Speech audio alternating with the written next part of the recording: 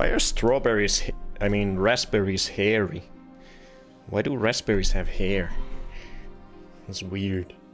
Howdy, partner. Why are they hairy? What's with the hair? Yeehaw! Do raspberries get cold so they gotta grow hair to stay warm? It's weird. Hey Turbo, hey Kaisan, hey Urban, hey Grace, hey Rick. Hello all. What is this? Welcome, welcome. Raspberries, yum. The raspberries hit puberty. Hey Rick Sam. Yeah, I guess they're just growing some stubble. Uh-huh. Some beard stubble all around. But yeah, we're gonna have a very chill, just chatting special Tomb Raider stream today. Ain't that right? We'll have some Moomin juice, some raspberries, and we'll have all the fun. We're gonna be ultra nerds and talk about Tomb Raider for 3 hours. Because that's what nerds do. They prefer not to shave. Growing those stubbles here. Smoking these raspberries here. Number 1 is easy. AOD.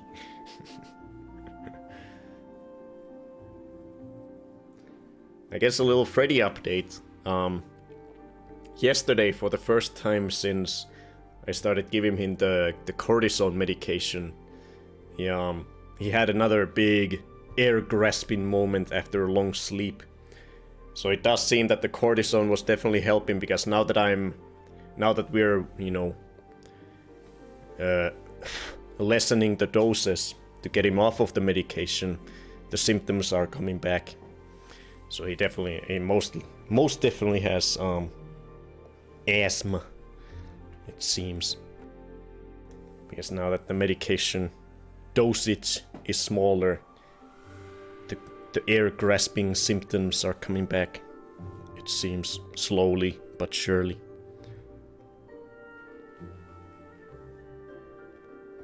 In the entertainment sense, AOD is in top 5.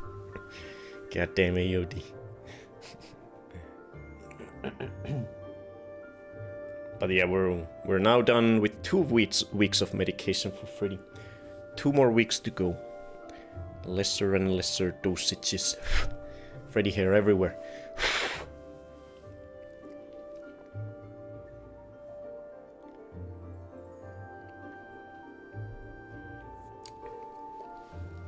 Yeah.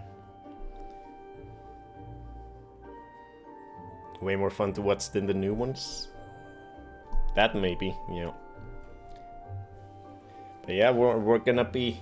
Oh god, I got all the games here. Is the medication expensive? No, it was like €6 for the entire 4-week thing. And I think there's gonna be a lot of left over, because you like it? Gave it the stamp of approval.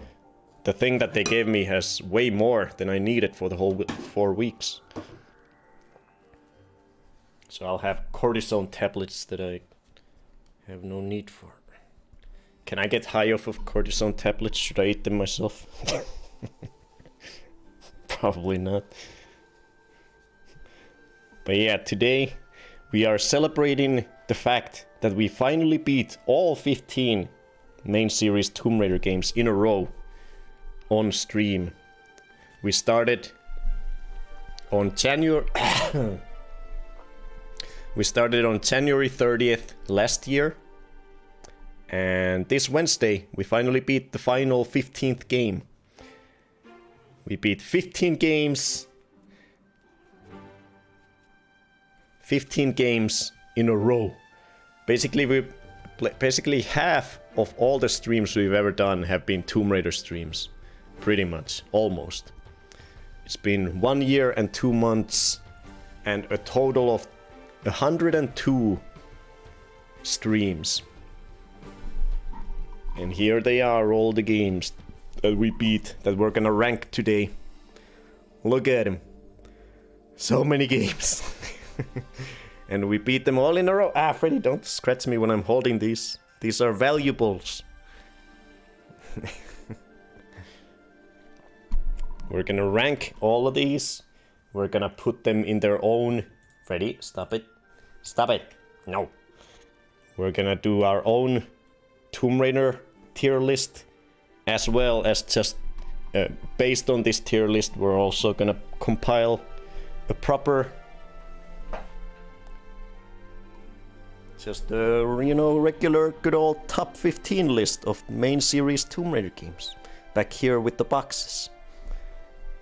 So that'll be our main objective today. Just looking back, reminiscing on all the games we beat, watching some clips that were made out of them, and just talking about them and putting them on the tier list and into the top 15 list. And just chill. A chill Friday stream with Moomin Juice. Hey Freedom Fallout. Is this a list of all Tomb Raider themes? It is not. It is just the ones that I liked. Just the themes that I liked. I listened to all 15 and I was like, I don't want all of these. Some of these suck. So I just put the themes that I liked into the compilation. I think there's only 6 of them. There's Tomb Raider 1, 2, and 3. Then there's Tomb Raider Legend, Tomb Raider Anniversary, and Tomb Raider Underworld. So 1, 2, 3, and all the second era games. Hey, Vivi! Chill Friday! Hey, what the hell? Freddy, you've got your chest hair is all matted together. Why? That is weird. Freddy, no, let me look. You're not gonna let me look. Why is your chest hair all clumped up? You're weird. You gotta wash your chest, my man. Don't touch my chest.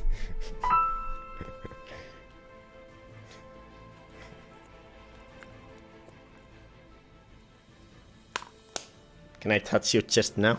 Don't shame me. Try bargaining.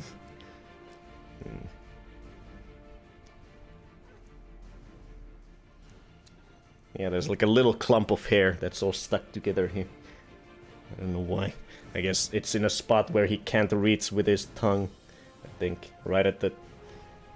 pretty low on his chest. Freddy, what have you been doing, baby boy?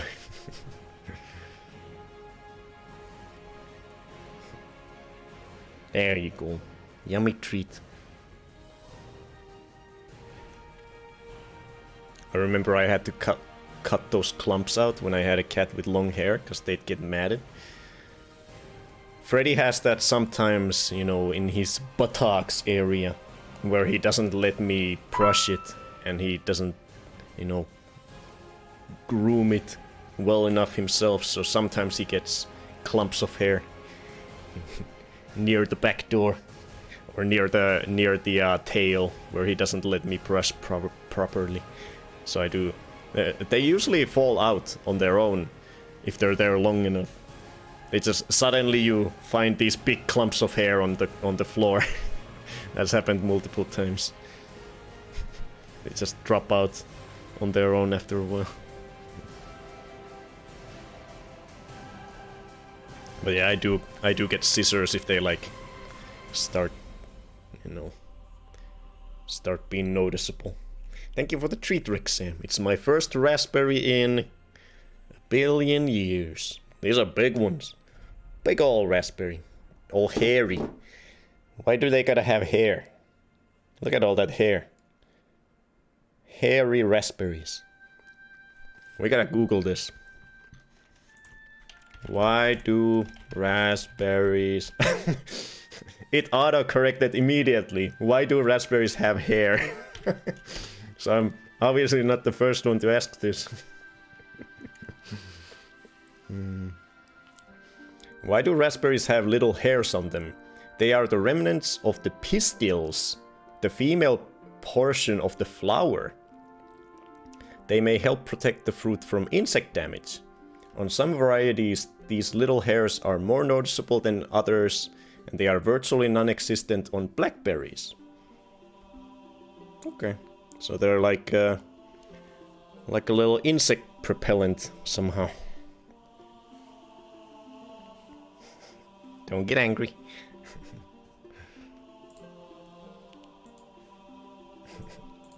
I love how Freddy tries to sniff the snapberry from all the way out there. You can sniff them. Do you like the smell? Ew, hairy berries. Disgusting. They're not even chicken. Chicken doesn't have hair. It's a metal head raspberry. I love raspberries and they're so good for you. Yeah, these were pretty expensive. I got this tiny little box for like €3.50 or something. Yeah, obviously because it's still winter. So they're definitely not in season. The hair is the worst part.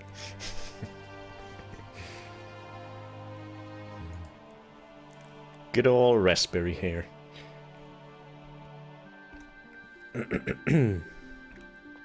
But yeah, we're gonna do our main goal at first is to do the tier list, aka the top 15 list of Tomb Raider main series games. And then we're gonna I'm just super curious. I've never, all this 1 year and 2 months, I've never gone out of my way to look what other people think of all these games. I've gotten some idea from, you know, throughout the year when we've played all these different games. The chat, of course, have been, you know, giving me hints of what kind of public opinion there is about some of these. But I've never gone and looked like what other people rank as their favorites out of the series or how they rank the games between each other. I'm super excited, super interested in that for whatever reason. So once we have our rank tier list ready and the top 15 list ready, I want to just randomly Google some top lists or Tomb Raider game rankings and just look at them for a bit, see what other people think of these games. I'm just very interested to see that. And after that, we're gonna do some Tomb Raider quizzes that I randomly found online to test if we can remember anything about these 15 games that we've just beaten. Do we have any Tomb Raider knowledge after beating every single game? I guess we'll find out. We'll test our knowledge. Tomb Raider knowledge. Hell yeah. Those are all the planned things we have. So just a chill little just chatting stream. Just hang out, talk about some Tomb Raiders.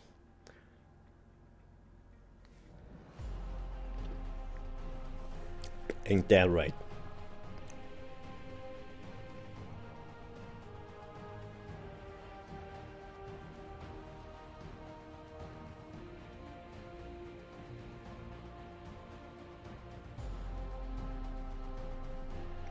That's right. I prefer to reduce them down and use them in cake batter, cake fillings.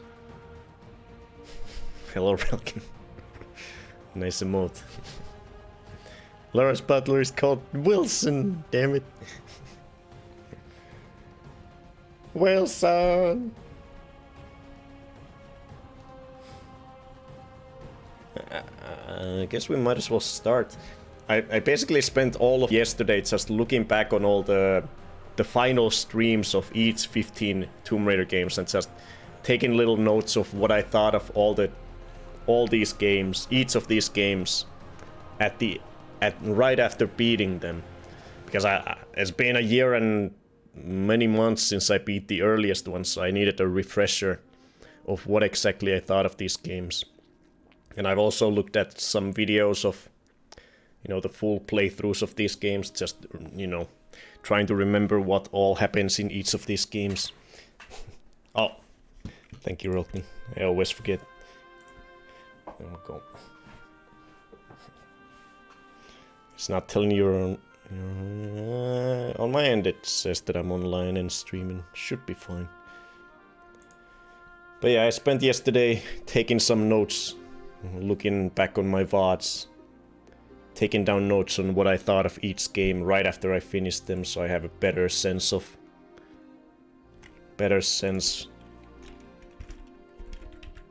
for how to rank them finally now in our definitive tier list over here.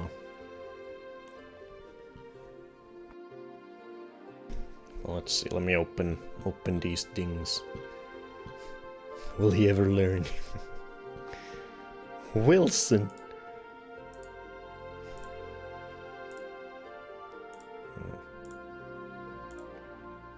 Open that and that. There we go. Oh yeah, and we'll of course while we're ranking them, we'll also I think I already said it. We're gonna watch some clips, whatever clips that were made out of each of the games. And we'll just reminisce and have fun times. What do you want, Freddy? What's interesting? Is it all the games on the table? Are they interesting? There's not a lot of space today. You're gonna sit between the raspberries and the Tomb Raider games? Okay. Congrats on beating Tomb Raider, bud. Thank you, Mr. Headache. It was a long journey, but we finally made it. It's gonna feel weird. Like I said, pretty much half of every stream that we've done for a year and 2 months have been Tomb Raider streams. I've never had to... For half of all streams, I've never had to think, what should we play, or what games should we start playing now? Because we've just been doing 15 Tomb Raider games back to back. Just pop on a Tomb Raider game and Bob's your uncle. Everything was always fine, but now we'll have to have all kinds of different games on the docket. We'll have to figure out what kinds of games we start playing now. We're gonna be blasting through all kinds of different games, not just Tomb Raider games. Great, more hair on those things. Yeah. Hell yeah. You beat 25 years of games in 14 months. Well, that doesn't really matter. Probably no one comes to any stream ever via Twitch. Or at least my stream. So it's fine. It's fine. Who cares about no Discord?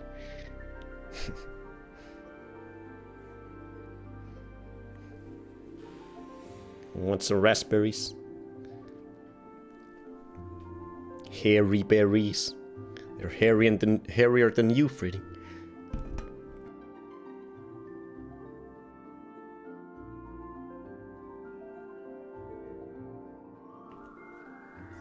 I must know. I think let's start with the first one. Let's see. What kind of notes did I make? I forget. What did I write down? So I think we're just gonna go from the first one all to the way to the final one, because that lets us, talk about the evolution of the series. Even though that's isn't gonna be a little anticlimactic, because we're gonna rate the best ones right away. So, because the early games are the best ones. And then we gotta talk about the worst ones afterwards. But that's how it goes with this series. I'm sleepy. Hey, Troll It. Hello, hello. Thank you very much. This is my co-host Freddy. He is cute, I agree. He can be a bit of a nightmare though. He's named after Freddy Krueger. Wake up, it's tomb time. What even made you try the first one? Well, it is because I had it when I was a kid. A troll. The first Tomb Raider game, I owned it as a kid. I think I first learned about the Tomb Raider series because I saw one of the parents of one of my friends play it back in the day. I'm pretty sure it was Tomb Raider 2 that they were playing. I remember going to my friend's house and I just saw their dad playing Tomb Raider and I was blown away by what it looked like. It looked incredible back in the day.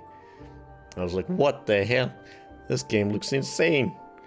And this adult is playing it. This game must be cool. So then I went and I found the first Tomb Raider game in the local game store when I had the chance to go there because it was far away. And we maybe went there once a year. I found the first Tomb Raider game and I bought it. Howdy, partner. And then I played it and I could never beat... Gave it the stamp of approval. Thank you for the follow. I could never beat the third level. I beat the first one, Howdy, partner. in the cave, the Tibetan cave with the bats and stuff. I beat the second level with the little underground town with the bear and wolves. But I could never beat the level that had the T-Rex in it. I always got stuck in that one. So, yeah, I don't know what it was about that. The first Tomb Raider game was one of the very few games that I just could never beat as a kid. I don't know what it. I guess maybe I just couldn't wrap my head around having to find an item and then use it in a completely different place and the whole gear puzzle. I'm guessing that's what prevented me from getting through it, the third level ever, because it has the gear puzzle with the T-Rex area and then the waterfall place. I think that must have been why I didn't get through it. But... So I was always super interested in what is the game like after those first 3 levels. All the way up until last year when we finally started playing it, I was always super... It was like one of my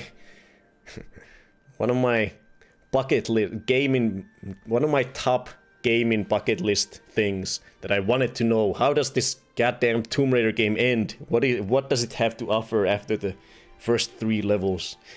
I just never... Yeah, that was like a big thing that I needed to know for my own sanity. Because I really liked the beginning of the game. And I was always interested in how it goes after the first levels. So that's how I got it to playing it last year. Oh, you like it. Gave it the stamp of approval. Let's see, what are you seeing? Hey, Akai Sopu. A troll from Sweden.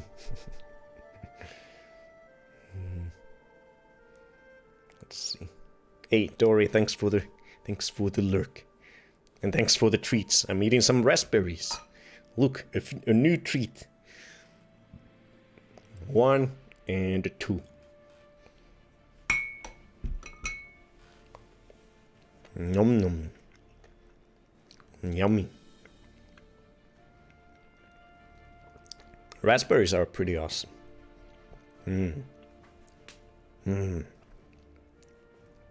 They sold it to you as a child? Well, I think all my games were bought by my parents. I just picked them out.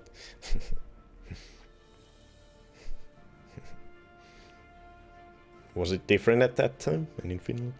I think my parents just bought them. Hey, Lay! I didn't notice, sorry. Thank you for the raid. Thank you very much. Hey, Cookie. Hey, Lay. Hey, Vigorlini. Let me give you a shout out. It'll pick a random clip from you. Let's hope it's not too embarrassing.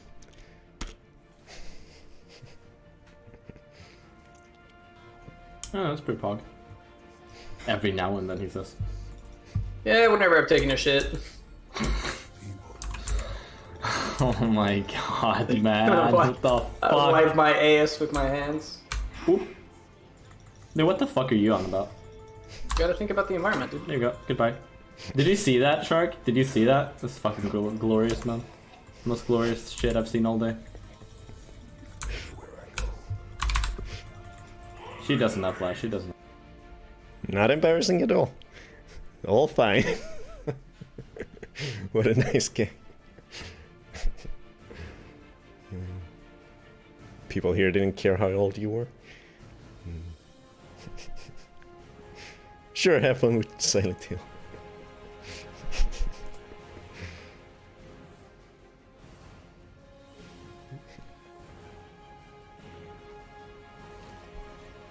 But yeah, that was sort of the origin of why I wanted to start the first, or you know, wanted to play the first Tomb Raider game on stream in the first place. I had it when I was a kid, but I could just never get anywhere in it. So I was always just super interested in what the rest of the game looks like. And yeah, last year, at the end of January, we finally started figuring it out. I started playing it. Let me bring up... I'll bring up... That's the old me, though. When I worked in a game store, I had way too much fun disappointing the little boys and trying to queue up and buy GTA. I'd call out to them in advance asking if they had ID, and they'd all have a little meltdown. How dare you, Hawk? So mean. My first Tomb Raider memory is immediately drawn in the first level of Tomb Raider 2.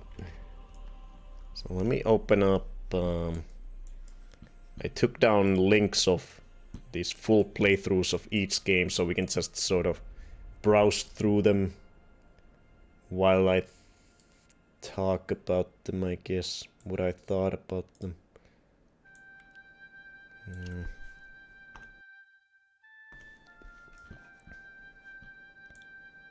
Let's see here.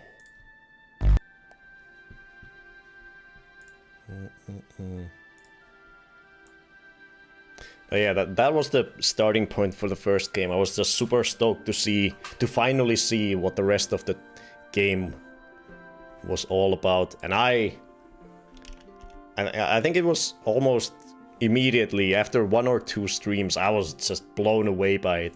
I was having way more fun with the first Tomb Raider than I ever thought I would have when I was playing it on stream.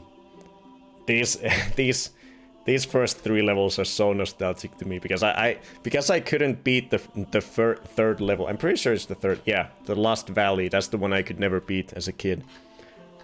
So I just kept playing the first 3 levels over and over again as a kid because I was having a lot of fun, but I just couldn't get further in the game. It was very frustrating. So these first 3 levels are super nostalgic to me. I love... Ah! Freddy, you fuck. Talking about Tomb Raider here. Why you gonna scratch me?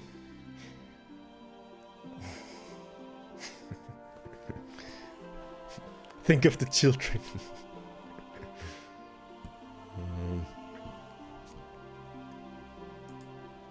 But yeah, it was only like 1 or 2 streams into the first Tomb Raider game on stream that I was immediately like, oh my god, I love this game and I want to play every single Tomb Raider game on stream. I mean, at first it was just that I want to play all the PS1 Tomb Raider games on stream.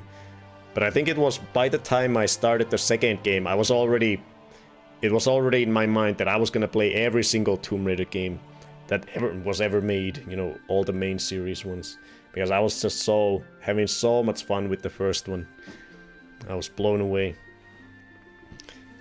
I think one of the main things I love about the first games, the first 5 games really, is just they're very challenging. The platforming is quite challenging.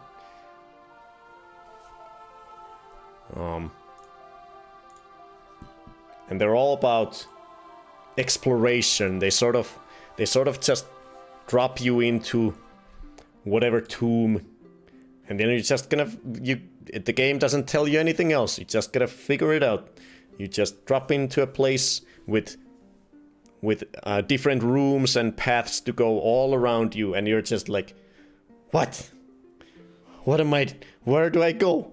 What do I do? You gotta look at every nook and cranny of every place to just figure out where are you supposed to go, what can you do, where can you jump, what ledges can you hang off of, where can you climb, where can you jump. That exploration is so much fun. That's one of my favorite things about the original PS1 Tomb Raider games.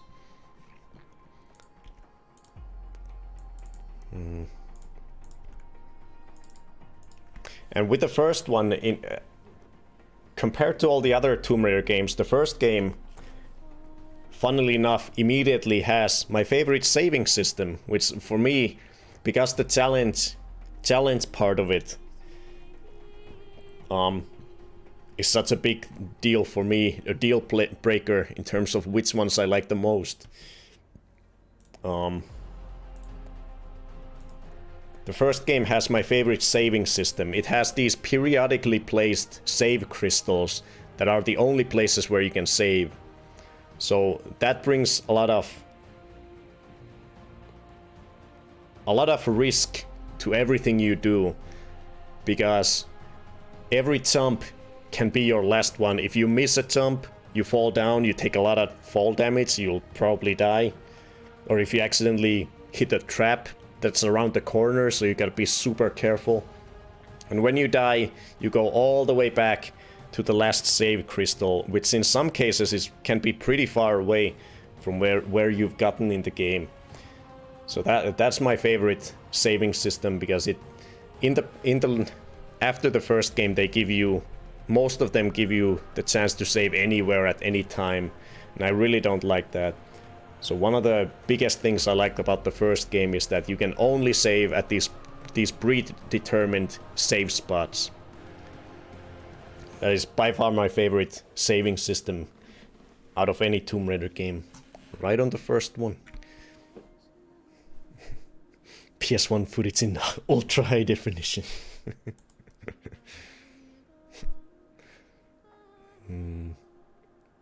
Yeah, they had gorillas.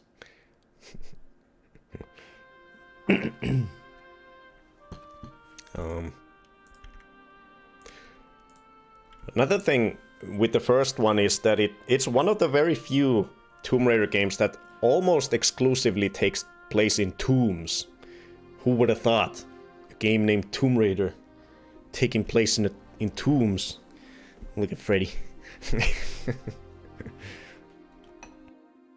But yeah, the sequels took you all over the world, in Italy, in residential areas, in random temples and monasteries and stuff.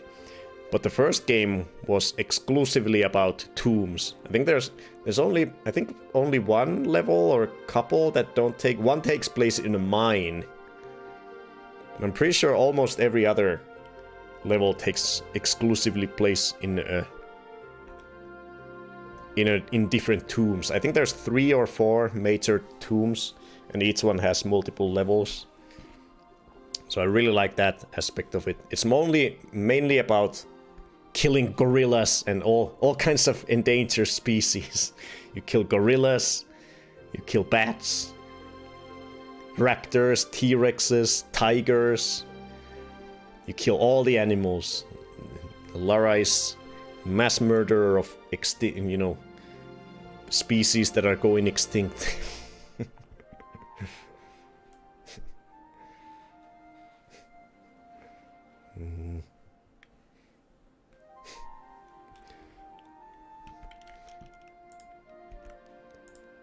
But yeah, for me, the most memorable parts of the first game are definitely the beginning, because I played them over and over and over. And a big highlight was, of course, I was very glad that I was able to at least get to the T-Rex as a kid, because that blew me away. When the first time I saw the T-Rex, that comes... Wait, I think it's over here. That freaking blew me away. I was like, what? I was terrified. I was like, oh, what the hell? I've never seen something so big and terrifying in a video game before. Just a huge-ass T-Rex comes at you from the just out of nowhere. From behind this mountain. It's craziness. It terrified the hell out of me.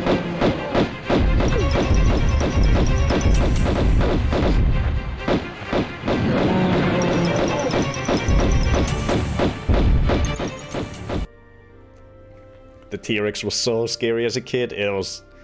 I was terrified. I don't think I don't know if I ever killed it as a kid. I feel like I always just, whenever it came, I just quickly tried to hide wherever it couldn't hit me, and then I just cowered in fear. It was terrifying.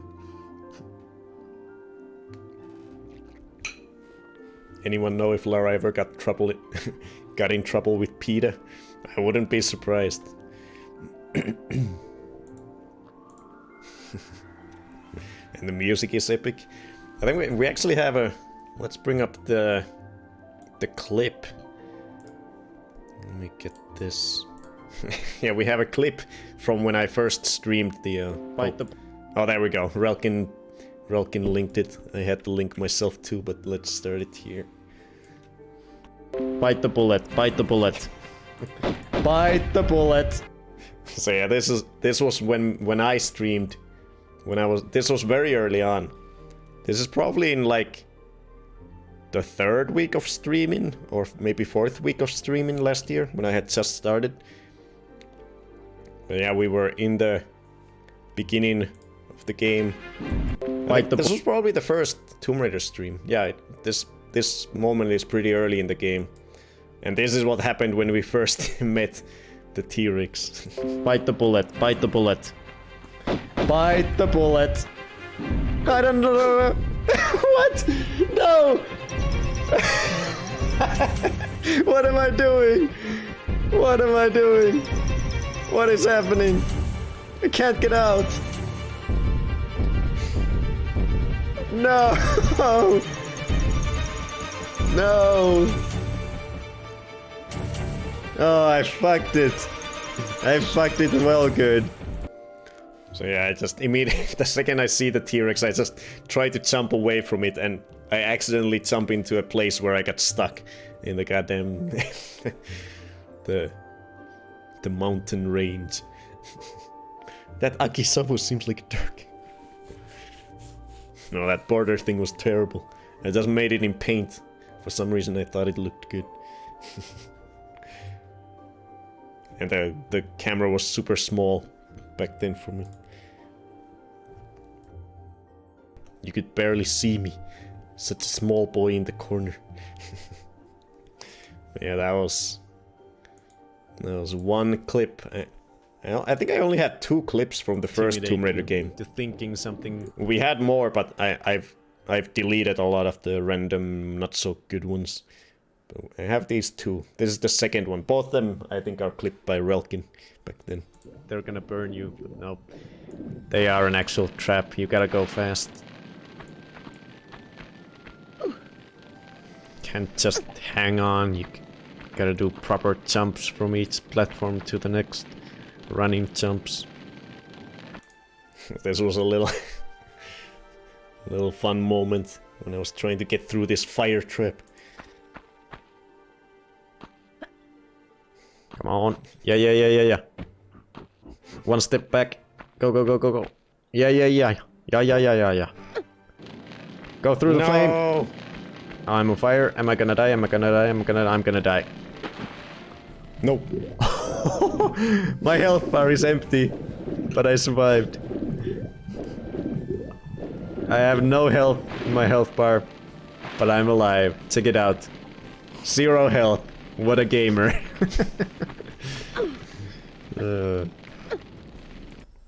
Pro gamer moment.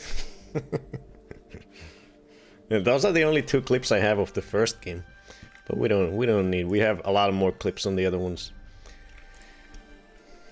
But yeah, this one took mainly took place in tombs, and this game didn't have almost any bad levels. I really liked all of them.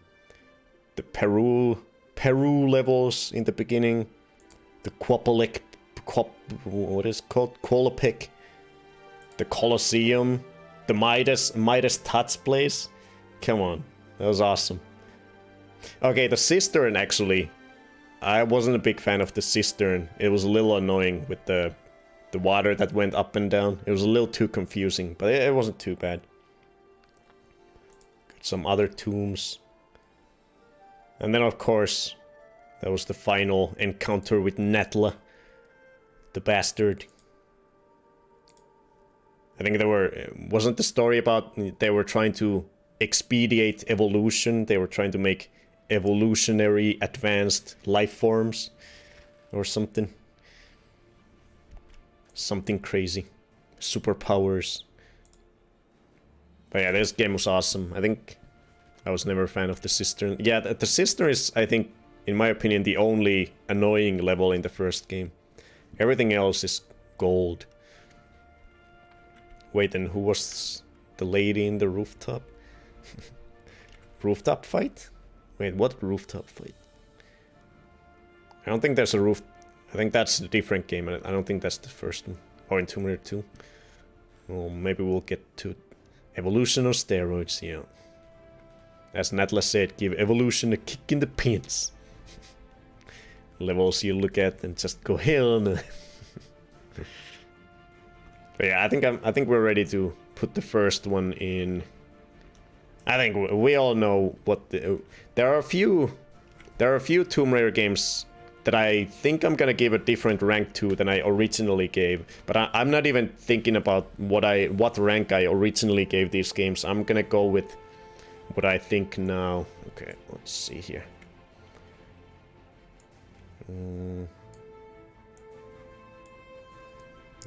Let's see. So this is an easy one. Obviously, the first Tomb Raider is an easy F tier, Freddy tier. Not F tier. Definitely not an F tier. It's an easy Freddy tier. Okay, what am I doing? Over there. Easy Freddy tier game, no question. It is the game that just blew me away and immediately made me want to play all the sequels, pretty much.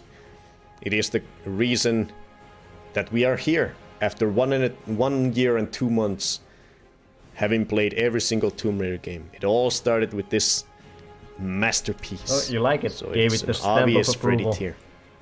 So let's put that there and move on to the second one.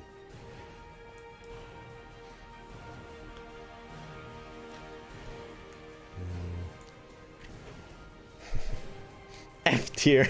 I thought he went full nuclear from the start. That's right, Tomb Raider fans. F you. Hey, Sheen UK TV. Hello, hello. Welcome, welcome. We're just celebrating the finishing of our adventure through every Tomb Raider game. And now we're ranking them all. Look at them. Oh god, don't drop them, Bone. Don't drop them. We played through all these games on stream in a row. And now we're just doing a little tier list of them. Okay, now we can... Let's see, is there anything interesting on the box? Wow, there's some small text. There's a lot of text on the back. This might be actually fun.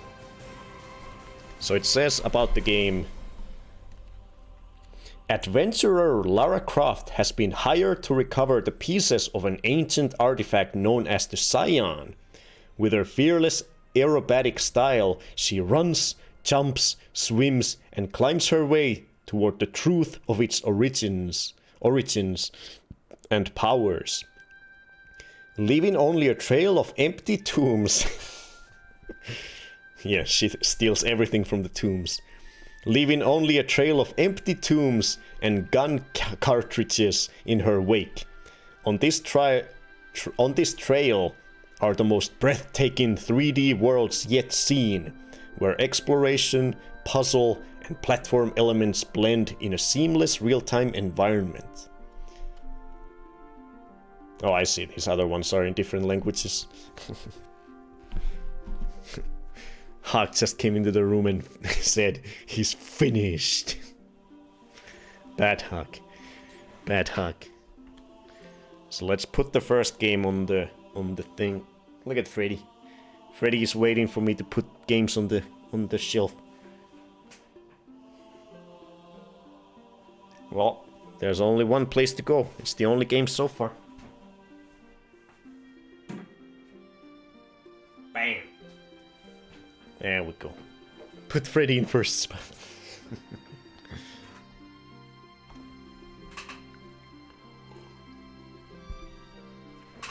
Epic shelf. It'll look very epic when all the games are on there. There we go. Let's move on. So that was the first game. It was incredible. There's very little bad about it. I have nothing to say bad about the first game. It is a masterpiece. I love it. And it gave birth to an incredible series.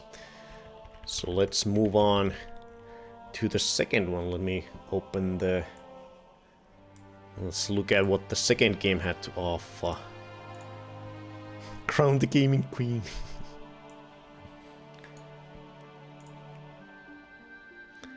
So this was the second one.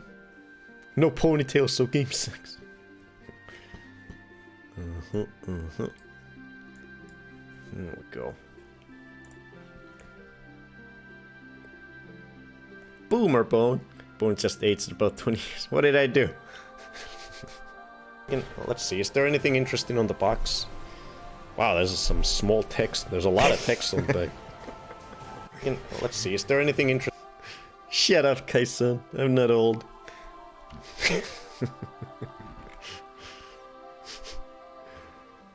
They could only dream of making a new Tomb Raider that feels as magical as the original. True that. But yeah, the first thing that hit me when I started playing the second game right away after we beat the first one was that they really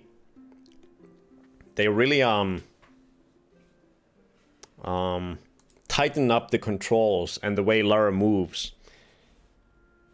Basically every little movement that she does was made a little tighter and faster. All the animations are a little faster. Everything happens more snappier. When you press the circle button to do the spin, the turning spin is a lot faster than in the first game, and I think just jumping in general is a little faster. Just every move you do, it feels a lot snappier. So it feels a little better to play in that aspect. Lara moves a little better. She felt a little sluggish and slightly delayed in the first game, but it wasn't bad. But in this one, it just feels a little snappier. And they introduced flares. You gotta love the flares.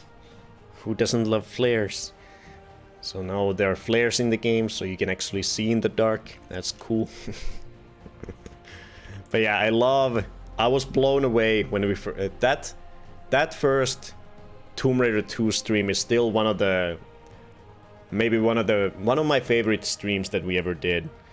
I don't know, it was so much fun starting that game. We had a lot of new people come in from the very first Tomb Raider 2 stream. We had Star Guardian come in. We had Franny come in, who was with us for most of the Tomb Raider journey, and some other people too. Some regulars come in from the first Tomb Raider 2 stream. And we had so much fun. This first level, the Great Wall in Tomb Raider 2 is incredible. It's like a gauntlet of deadly traps in a tomb. And I loved it. All these spike walls coming at you and everything tries to kill you. It's a super great way to start a Tomb Raider game. I loved this first level. Starts on the Great Wall of China with vultures and tigers, and then it ends with 2 T-Rexes. So yeah, the first level in Tomb Raider 2 is incredible. It was the perfect start to a sequel. Let's see, can we see the T-Rexes? I think that the T-Rexes are in a pretty dark spot, but here they are. He's shooting them from a hole. This level is the best. I for one love flares. Felt like that was the case for a lot of games in PS1 era. Crash 2. Yeah. When I first played this one, I was like, what the fuck is this? When all the spike walls were coming at me. Yeah, it felt like it was almost like a direct continuation to the first game, because the first game ended with all these crazy deadly tomb with spikes and stuff, and then the second game starts with that stuff. So it's like the second game starts where the first game ended with all those insane deadly traps and stuff. It was really cool way to start it. When was the first one that abandoned saving at specific points as well, right? Was this the one? Yeah, it was, Ace. And hello, Ace. Yeah, that is one of the only gripes I have with the second game, that they changed the saving system. Instead of the developers choosing preset points where you can only save at those points, you can now save anywhere at any time by just pausing the game and choosing save, and that's it. You can save anywhere, anytime. And for me, who is a glutton for punishment, I don't like that. I don't like that I can save anywhere. It takes away from the challenge. It takes away from the risk of death. It takes away, you no longer are that scared of death because you can just save at any. You can save before any hard part, and then just keep trying that hard part immediately a billion times in a row until you get it. So I really don't like being able to save anywhere.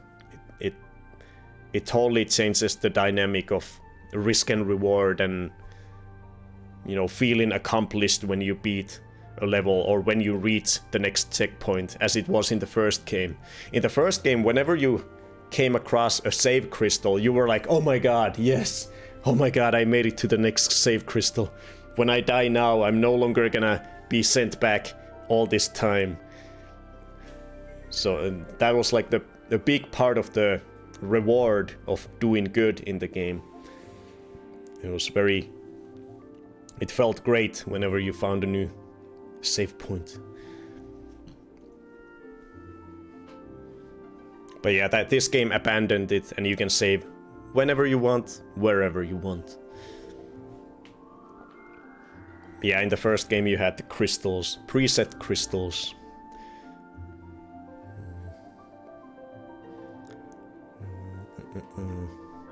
Lara ran off to the Great Wall because she was famous and wanted to get away from the creeps trying to see her nude. And the entire level was in the demo, and the demo was in a bunch of those Game Magazine demo discs or other demo compilations, especially in other Eidos products. Or the first level of Tomb Raider 2. Well, that's a great demo then, because that level is incredible. I feel like Bonefoot will love the ink system in Resident Evil. But yeah, that was one of the few things I didn't like about the second game. They made it a little easier by making you able to save anywhere. But other than that, I think Tomb Raider 2 is incredible. They tightened up the controls a bit, made it feel a little better to play. And the level design was really cool. I really liked, well, obviously the beginning. Really the only levels I wasn't a huge fan of were the Italy levels, right after the amazing first level. Venice, Bartoli's hideout, and Opera House, I wasn't a big fan, at least thematically. I don't know, I prefer tombs and other epic looking places. I didn't really care for the Italy levels. But after that, when you get into the friggin' enemy base, and then you go under the sea to raid a sunken ship that's upside down, I thought that was really cool. I really liked the Maria Doria ship that you had to raid underwater. I thought that was a really cool idea. I really liked that. And then it goes into Tibet, where you can ride the snowmobile. Of course I love that. I love snow. And the snowmobile was a lot of fun doing these crazy jumps. Although we had a moment where we left the snowmobile in a particular place, and then we backtracked on foot And then we no longer could get back to the snowmobile because we needed it to get back to where we were. So we soft-locked the game and we had to start the entire game over. I mean, the entire level over. That was the only time it ever happened in any Tomb Raider game. But yeah, that happened on Tomb Raider 2. We soft-locked ourselves out of completing one level once. So we had to start the entire level over. That was pretty interesting. Yeah, as long as you're smart with the checkpoint placements, it can be a big part of the sense of progression, better than achievements. I freaking love Tomb Raider 2, especially the sunken ship levels. Hell yeah. Best addition was the save anywhere feature. At the same time, it's very easy to mess it up by making them either too far apart or in unsafe areas. Best improvement was her in-game braid. Always worried Lara would get tetanus on the upside down boat level. Barefoot on rusty metal. Oof. Yeah. The snowmobile music. Let's hear it. Let's see, where is she going on the snowmobile?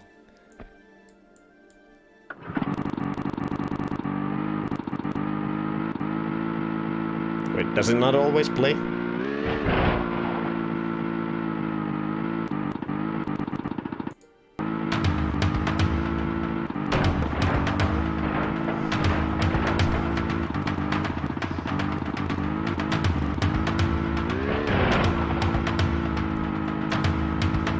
Is that the snowman? Wait. It plays early in the level? Okay.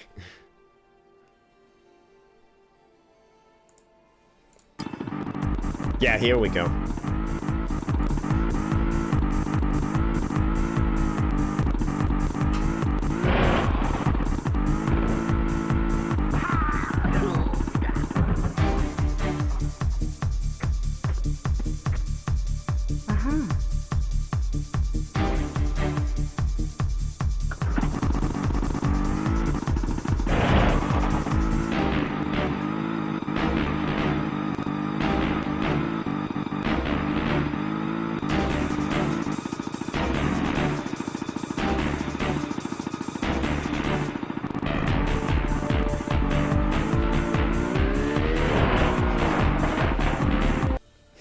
Yeah, that's a great theme.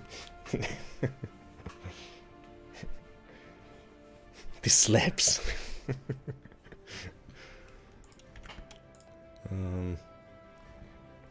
Yeah, the first level was incredible. Italy, not so much. Then I really like the underwater ship. Then the snow levels with the snowmobile in Tibet. Awesome. The monastery was a lot of fun. We had a really fun moment. Unfortunately, there's no clip of it, and I didn't look up a timestamp. So, but at one point in the in the monastery, I accidentally shot one of the monks, and then every monk attacked me. I thought that was a lot of fun. The fact that you could accidentally shoot the monks that are not aggressive towards you, and then they'll all attack you. It was a mayhem. I was shooting at an enemy, and then Lara automatically starts aiming at the monk, and then they all gang up on me. That was pretty funny. I loved that place. And then we have some more tombs. This place was... Wait, no, I don't think... Was this the place where I got those jump scares? I forget. No, I think that might have been in the first game. We have the Ice Palace. And some cool tombs at the end. And then finally we have... Oh, the floating islands. It was very weird, but I actually kind of like the floating islands place. It's very odd. And then the finale, the crazy dragon. Crazy ass dragon. Wait. Where's the dragon? Hey, Freddy.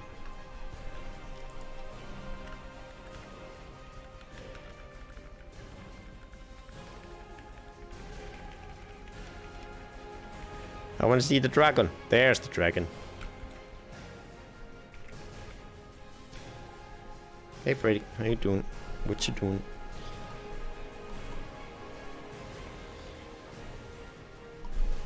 That was cool. The dragon was awesome. I was so amazed by the monks as a kid. This was also where Ralkin got his first jump scare. You wanna get on the cat tree? What do you want? Speaking of sound in these games, I like how they decided to not have constant music. For sure. Using music to enhance moments, like as a reward. I agree. That made it scarier. The first Tomb Raider games, well, pretty much. Yeah, I think all the PS1 Tomb Raider games, there's a very scary component to them. They're always very quiet, just ambient sounds, and then on top of the sound effects, and you just never know. Sometimes I think they purposefully make some enemies just suddenly run out of a corner right at you, and it's a scary game. I think most of the jump scares that we've ever had on stream were with the classic Tomb Raider games, because there's some crazy shit happens in these games that makes you, get startled. I really like that aspect of it. It's very well made. The lack of music, the ambient sounds, and then when you get to like an epic room or something, when you first enter into a really cool looking tomb or place, then it plays like a nice swelling epic music, and it's super cool. It makes for really nice memorable moments. But yeah, we had those things, we had the monks. But yeah, really the only things I didn't... Tomb Raider 2 was very much like the first game, except there were not a lot of tombs. They had all these levels in Italy, they had the sunken ship, they have the Tibet stuff. Not a lot of tombs. They had tombs in the beginning, and then tombs near the end with the temples and stuff. But they had a lot of non-tomb levels. I think I prefer the first game in that sense, thematically. I like that it was mostly just about tombs. But these non-tomb levels were still not bad. I just preferred, thematically, I prefer the tomb levels. But all the levels in Tomb Raider 2 were really well made. The level design was incredible in this one. Maybe even better than in the first one. But yeah, thematically I preferred the levels in the first game. And the other thing I didn't like that I already mentioned was the save system. Those were my only two gripes with the second game. Yeah, let's look at some of the clips. I think we had more clips for this one. Let's fire them away, and then I'll rank this one. I don't think I have too much more to say about it. Oh my god, we have let's see. Yeah, I have a couple of clips. Most of them by Relkin. Because Relkin was the clip maker back then. Sound. Ah. Oh, this music. Oh god. Oh yeah, the backstory to this clip is that we used to, back with the first Tomb Raider games, we periodically throughout every single stream pretty much, we kept doing this prediction, will Bonefoot die in the next 15 or 30 minutes or something?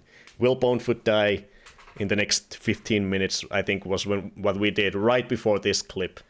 And then this sound. This happened.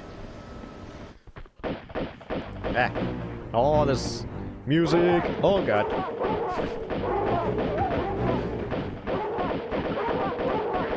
Oh! But yeah, this is the funny part about why this clip. I think why Relkin made this clip, the dog. Oh!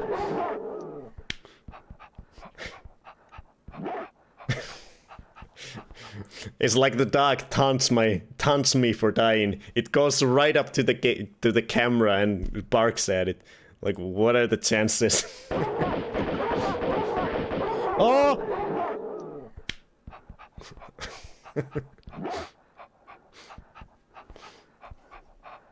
And then sits down. There's still prediction time left, Lays and I down. already died. No. And that's one of them. Let me fire these. clips one after the other. Oh god, okay. Woo! Almost killed myself. I think Relkin just like the whoo. Sounded like I'm an owl. Oh, what the hell? Dog said bitch. Oh god, okay. Woo! Woo! Almost killed myself. Oh god, okay. Woo! Almost killed myself.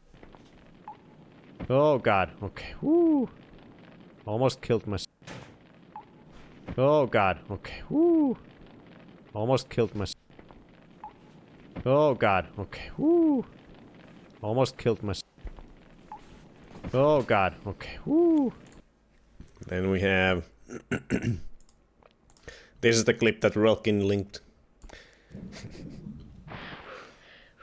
This game was scary. Okay. Bunch of places to jump up there. I think we'll check. No! God damn it. I was so... Bunch of places to... I was feeling so relaxed and at ease in this place, because this place was so... There was nothing at all in this level up until this point that was at all threatening. I was just peacefully going about this cave, just looking around. Okay, I can go over there, I can go over there. And then all of a sudden, two fucking whatever these things were just jump at me out of nowhere. Bunch of places to jump up there. I think we'll check. No! The freaking leopards or tigers or whatever these are. Freaking scared the shit out of me. Okay. Bunch of places to jump up there. I think we'll check. No! This is the longer version of it here. Bunch of places to jump up there. I think we'll check. Oh, okay. Holy fuck, man. I think that might be the biggest spook of any Tomb Raider game so far. God damn it. That shook me up. Good lord. Oh my god. That got me good. Bunch of... Yeah, that's probably the biggest scare out of any stream so far. In 1 year, in all of our streams so far, that is the biggest scare I've had, I think, with any game. Never gets old. God, the texture is so much nostalgia. Yeah, it looks it's awesome. The owl got into the stream. One of my favorite clips of all time. Let's see, we have a bunch of other ones. We have this one's called "What Are These Yetis Doing?" Where are you at? Are you coming from down there? That would be illegal. Don't do that. Is it Yeah, under I have me? the tiger clump too. What is going on? We'll watch that one.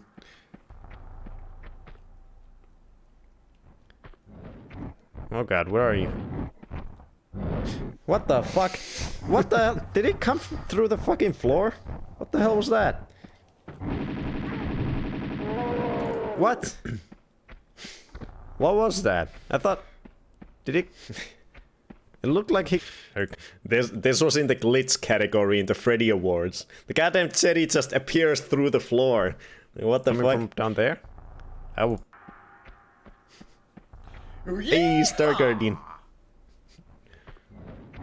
Oh god, where are you? What the fuck? What the hell? Did it come through the fucking floor? Goddamn Yeti coming through the floor. The Yetis are the scariest. The screams. Freddy Awards was everything to me. We'll do another one in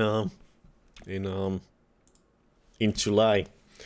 I loved the Freddy Awards. That was so much fun. I'm looking forward to doing more of them. Oh wait. Yeah. This one's from Relkin 2 and it's called Enraged Clipmaker Yells at Streamer / Screen. Yeah, they are free. Oh god. They're coming up. Shit.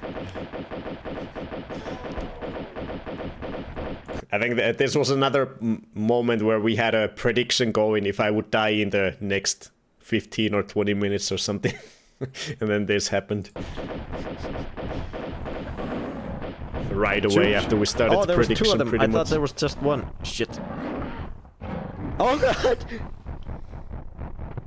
Oh fuck. Shit. Okay, there's the prediction. Oh god damn it. I thought there was some... fuck. The goddamn... The Yetis were stuck inside each other. It looked like there was just one Yeti here. But then they just... freaking multiply all of a sudden. Shit. Look at it when they jump up yeah, here. they are free. Oh god. They're coming up. Shit. Okay, maybe it doesn't look like it's just one. Maybe I was just thinking, but when I was in the moment, I thought there was just one Yeti.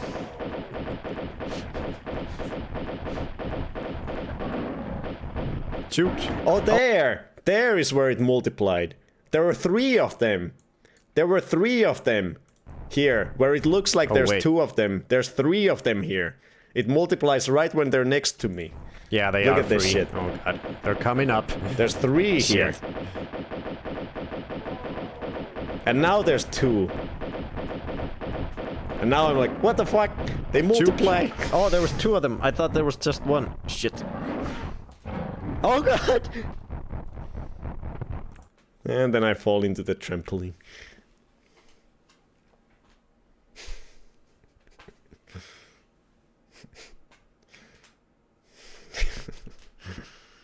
Then we have the tiger clip. This is a good one.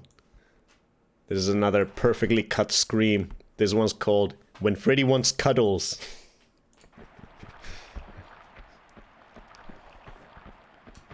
Oh! Oh! Oh! Oh! Oh! And this one was clipped by Nekorin. Finally, not a Rulkin clip.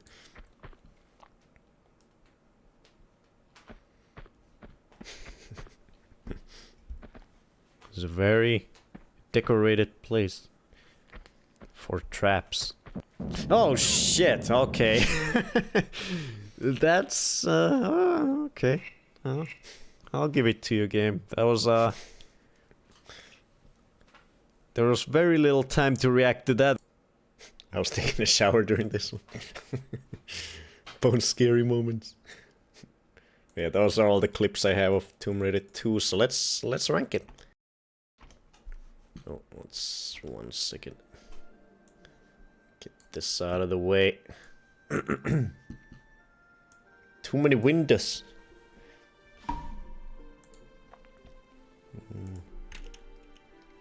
Oh yeah, I haven't talked about the mansions yet. The mansions are incredible in the first 3 Tomb Raider games. They basically are the tutorial levels. In the first game, it's a pretty rudimentary mansion. In the second game, they expanded it. You get to do the obstacle course outside and the heads maze and find some secrets. But yeah, I love... And in the second one, you... Okay, all the burps. Goddamn Moomin shoes. In the second game, you finally get to do the most classic Tomb Raider thing of all time, which is trap Winston in the freezer. You get to do that for the first time in Tomb Raider 2. So that's a classic moment. But yeah, overall, Tomb Raider 2, it feels a little better to play. It's a little tighter. The level design, I feel like it's a bit better in a lot of the levels, but thematically I do prefer the first one when it's all about tombs. In Tomb Raider 2 they went, you know, all over the place. They had a lot more human enemies. They have a lot more human locations, just towns and stuff. But still, Tomb Raider 2 was incredible. It is It is definitely a Freddy tier, but this is my eternal struggle. Which one is my favorite out of the first or the second game? Which one do I like best? The first Tomb Raider or the second Tomb Raider? The two gripes I had with Tomb Raider 2 compared to the first one is the saving system. I don't like being able to save everywhere at any time. It takes away from the challenge. I don't like it. I much prefer the save system in the first game. And the second gripe was that thematically I didn't like the levels as much as the first game. I like the tomb levels more than the human levels. The ship levels are a tomb. They can be sort of counted as tomb. And I love the underground ship levels. Those were really good.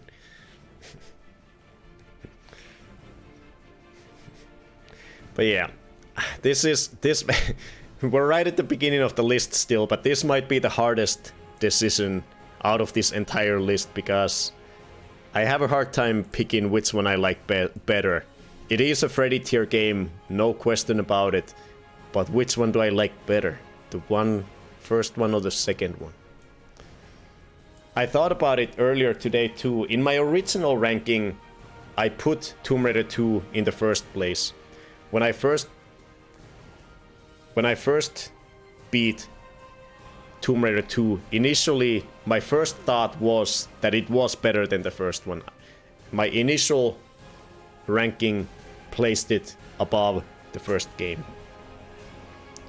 But now, as time has moved gone on, and I've thought about both of the games more, they're very equal. They're super, super equal. I have a hard time. One day, I think that the first game is better, and the second day, I think the second game is better. And it changes constantly. It's really hard to decide. Ace says, I personally think Tomb Raider 2. I will fight you. What was in your top 10? Which one do you love without any logic or analyzing? Or which would you replay first for pure fun, joy fun? If I went with those metrics, I would probably go with the first one. I agree so much. Tomb Raider and Tomb Raider 2 are so equal and both have things that are better than the other. Yeah, I've been thinking about it the last couple days leading up to... I knew that I was gonna make this ranking, so I was trying to rack my brain. Which one do I like better? Which one do I like better? And I think I have come to the decision that I think the first one just barely edges it out. Edges the second game out. I think the first game is a little bit better in my opinion, or I like it a little bit better. It is the first one in the series. It's the first one to do everything. And even though the second game plays a little snappier, the first game is not bad. It's not like when you play it, you feel like it, oh god, this feels so sluggish or slow. It's just that when you go from the first game to the second game, you feel like, oh, this feels a lot snappier and a little better to control, but you never feel like the first game is bad when you're actually playing it in terms of controls and responsiveness. But yeah, the first game is just so classic, and it's the one that for me has some personal I have some personal connection to it outside of just objectively thinking which game is better. I owned this game when I was a kid. I have a big connection to the first few levels because I could never get past them. At least the first few levels are super nostalgic to me. And I had no qualms about the first game whatsoever. And I had a few tiny qualms about the second game. And the fact that the first game has some personal connection to me. I feel like it just edges out the second game. But they are very equal games when you compare them to each other, for me. They are just tiny, a few decimals better, I feel like the first one is compared to the second one. So yeah, I'm gonna keep Tomb Raider 1 at number 1 spot. And we're gonna put the second game on the second spot.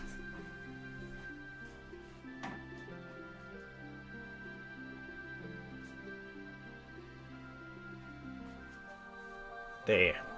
There are the first 2 games. Hell yeah. I look away and you do this, heathen. You gotta play them both again to decide. Yeah, the first one will stay at the top of the list. Then we'll jump to the third game. Now this is a bit of a controversial one. I looked back on the final stream of this one, and you guys, everyone who was in the chat back in the day when I beat this one was not very happy with my decision. You guys, I had been okay. Let me open up my list of things that I wanted to talk about this one because it's pretty funny. This one was interesting. Tomb Raider 3. So yeah, in Tomb Raider 3... Oh god, okay. Moomin Juice. I'm having fun.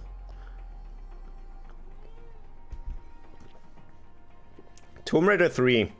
They once again changed the save system. It's a little bit better than Tomb Raider 2, but it's not the same as the first one, so it's not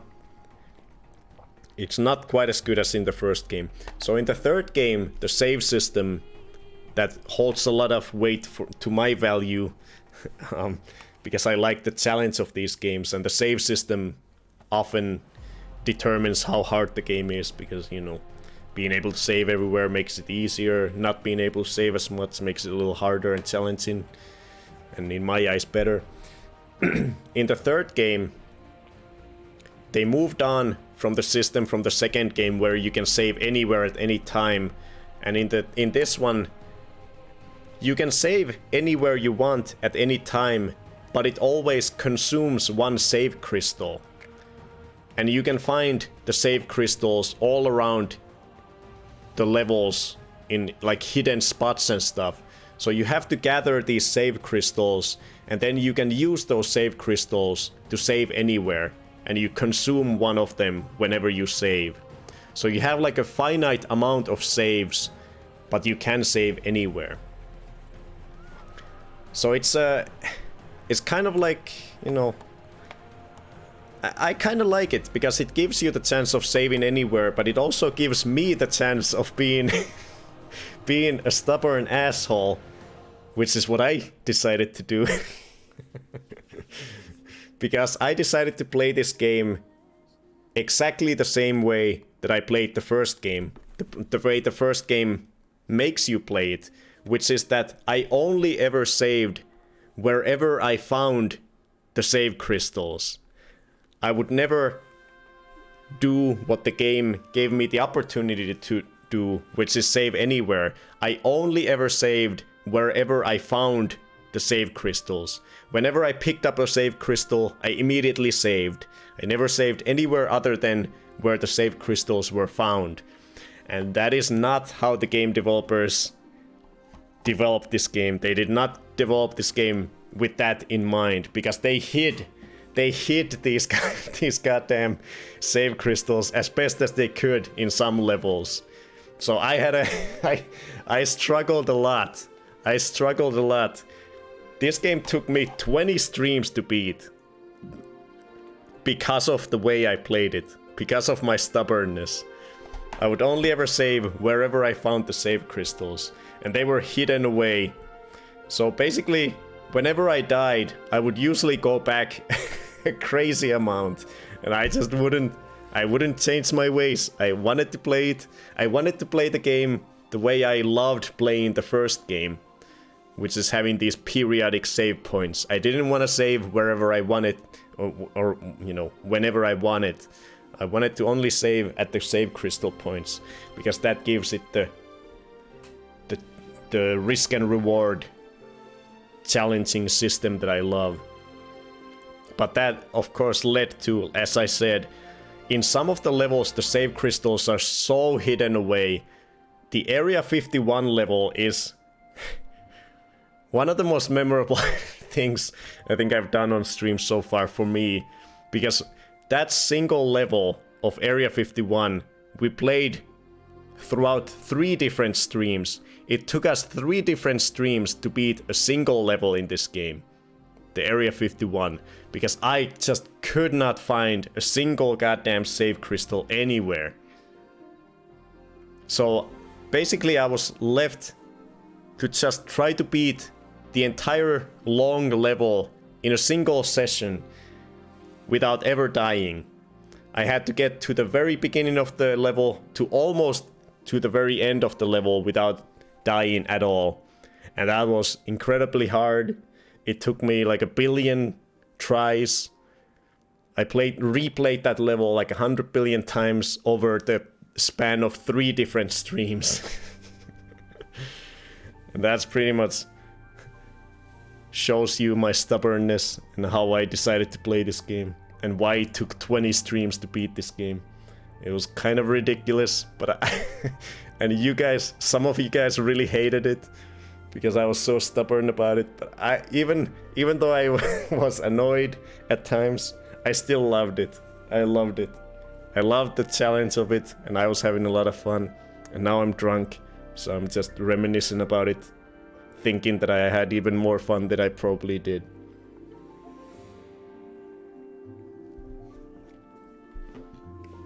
Let's see, what do you see? Tomb Raider 2. Oh, did you miss the ranking, Kaisum?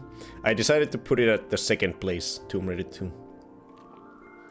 Tomb Raider 3 was too hard and I didn't like the locations that much, apart from London. No, you didn't like London, Grace. That's blasphemy. Unfortunately, Bone found less than half of those crystals. I didn't like the lighting in Tomb Raider 3. Kind of cubic environment? Interesting. You hit the nail on the head there. India was the worst level set in any of the classic games, in my opinion. It was a pain watching you play in Antarctica. Oh yeah, with the minecart level and stuff. Oh my god, that was a painful part too. Ready? Ow. Tomb Raider 3. Ow! Felt like a debut. And in a way it was, since the team for Tomb Raider 3 wasn't new. Debut custom level. Like so much in the game. Felt experimental and unrefined to me. Lots of cool things and also crusty and difficult. Yes, Queen, drink that, whatever it is. Ow! Tomb Raider 1 is first, as it should be. It's Moomin P. Ow. Like the first jungle levels were very cool, but some parts were so confusing. Just go what am I looking for? Freddy, don't destroy my Final Fantasy shirt. Let's see, what did I write down? But yeah, because it took me 20 streams to beat this game, this is one of my most memorable streams. Not memorable streams, memorable Tomb Raider games. For a lot of the games, I can't off the top of my head think of every single level that the game has, but with Tomb Raider 3 I can, because it took me so long to beat this game that I remember it the most. I remember every single level pretty much, and what happens in them for the most part, because I played them so much. Yeah, I had that insane self-imposed rule, which for me was fun. And Freddy just dropped the camera. But for the viewers probably wasn't as fun. Okay, let me bring up the thing. Let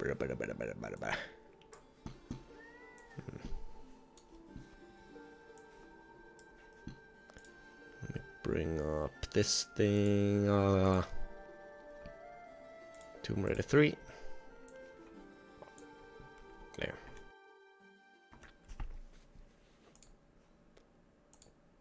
But yeah, it starts in the jungle. I thought the jungle was fun. He's ruining your new shirt. Do all your shirts have bubbles on that shoulder from Freddy Claus? A lot of them, all the ones that are less quality shirts have. But the better quality shirts, you can't really tell. So where are you going to put Tomb Raider Angel Darkness? And why is it still last, please? We'll see. But I like the jungle level. I thought those were fun. They look really cool. I enjoyed them. But yeah, London. London is the big, bad, terrible part of Tomb Raider 3. It is the first time in the Tomb Raider series where something just... Oh my god. So bad. Tomb Raider 3 is where they took their first misstep in the entire game, in my opinion. The London levels are just utter crap. Just utter crap. How many streams? Or if you're asking how many streams it took us to play Tomb Raider 3, it was 20. But yeah, the London levels in Tomb Raider 3 are just bad. They're terrible. Terrible, terrible, terrible. They're just a pain in the ass. They're so dark. I don't know. I didn't look that up. I don't know how many streams it took us to beat London. But yeah, the London levels are so dark, so boring, so confusing. It's just... I remember in the one... especially the second and third London level, the metro station and the one where you have to go underwater, they're so dark and so confusing. I remember I ran out of flares in the underwater one, and I was having like existential dread because I was like, how am I gonna see in this level? I ran out of flares, and now I have no idea where to go. It is so goddamn dark. I can't see anything. I'm so confused about this level. I have no clue where I'm supposed to go. It was so painful. It was the most painful... Almost the most painful thing in all of the classic Tomb Raiders. Everything is just pitch dark. I ran out of flares. I have no idea where I'm supposed to go. And everything is just super confusing. So yeah, London was the first huge misstep of the entire series. And it came in the third game. It was just terrible. These three levels, Thames Wharf, Eldwick, and Lutz Gate, they're just terrible, terrible, terrible games. I mean levels. But other than that, if you took away London out of Tomb Raider 3, I kind of love it. I kind of love it. Nevada is one of my favorite locations out of any Tomb Raider game. I liked the desert part, the first level. I liked where you go into the Area 51 itself. And then Area 51 level is one of my favorite levels out of any Tomb Raider game. Probably because I played it throughout 3 different streams, but it is super memorable. And I just love it. It's super fun. You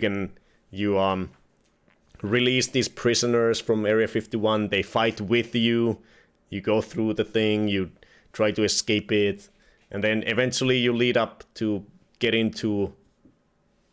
shoot the huge rocket into space or whatever happens at the end. And it was a lot of fun. And I loved it.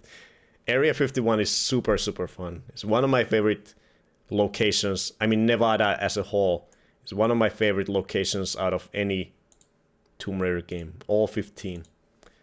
I love the Nevada levels. So much fun. And then the South Pacific Islands, they look kind of cool. I like the crash site. You got to fight another T-Rex. And a bunch of... And then at the end you got to shoot raptors with a goddamn cannon. And you got to blow them up. That was super fun. Antarctica was cool. It was pretty painful. But I love snow. And then they had the whole minecart section, which was pretty painful. It was really hard. Without saving. It was super, super hard. Oh god, the minecart. Yeah, that is very memorable because of how hard it was. The goddamn minecart levels. Oh my god. It was so... the minecarts were so janky and you could die so easily with them. It was terrible when you couldn't save anywhere you wanted.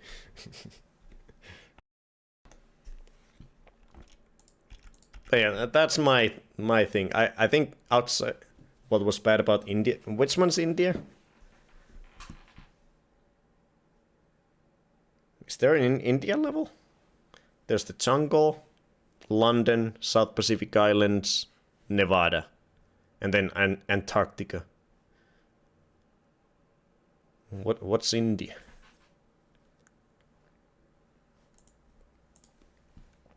Hey, where's my background music? There. Tomb Raider 3 looks amazing, man. Nevada, South Pacific, and Antarctica were so good, but India and London destroyed it. India was the first three. Oh, I liked them. I liked the first three levels. You got the monkey stuff and all the greenery and bright things. I liked the first three levels. I thought they were fine.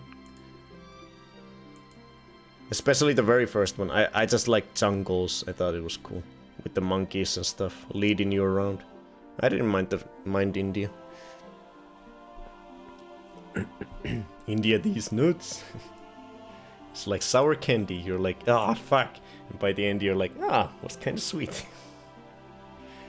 And you had one extra save crystal, but refused to use it before diving into the freezing water, so you had to do almost half the level over again.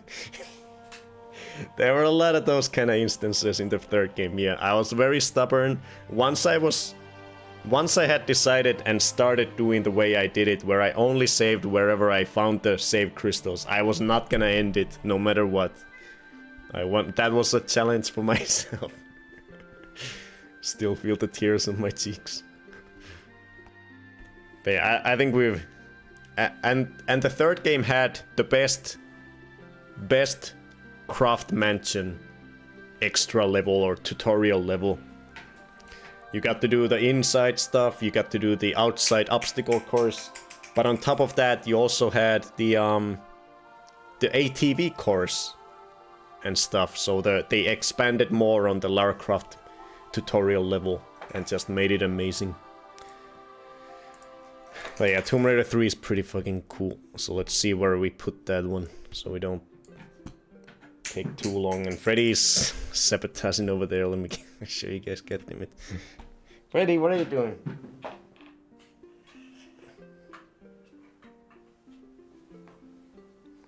He's taking all the balls off of the speedrun thing.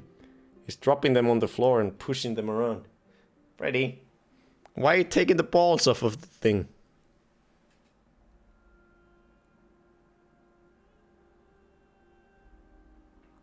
I wish I'd been here for more of these. 20 more minutes free. This game also had a bunch of times where the frames were low. Okay, so let's see here.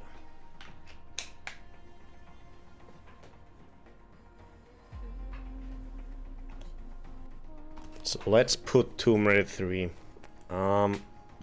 Yeah. Yeah, it was pretty funny when I look back on the... What the hell am I showing now? Oh, here we go. Tier list.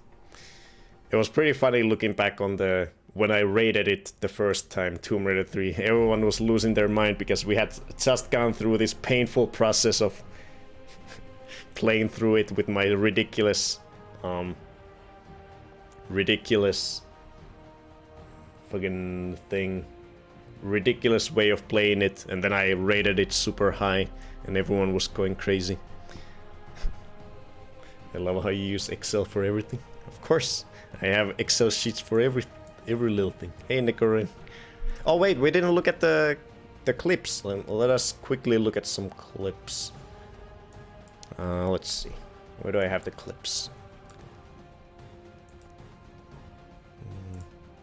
What clips were made in the third one? Oh, there's quite a lot. Let's try to get through them pretty fast, yeah. Yeah, we had some fun times. What is this one? Good. Freddy. Oh, there's... Don't get mad. I see you getting pissed off. You can't go on the table. How many times do I have to tell you? This one doesn't really have anything to do with the game, it's just Freddy being angry. Don't be mad. Nobody likes a mad cat. Okay. Good. Freddy. Beep beep beep. Beep beep beep. Beep beep headphones beep. Oh yeah. I think I was losing my mind with this one. I think my headphones were running out of battery and they were doing the beeping thing. They were constantly reminding me that the batteries were going out. And also on top of that, the level itself was having these goddamn squeaky noises all the time, and I was just losing my mind. The game was squeaking and my headphones were beeping, and it was annoying me the hell out of me. Beep beep beep. And this is what it ended resulted in. Beep beep beep. Beep beep beep. Beep beep headphones beep. Beep beep beep. Beep beep beep.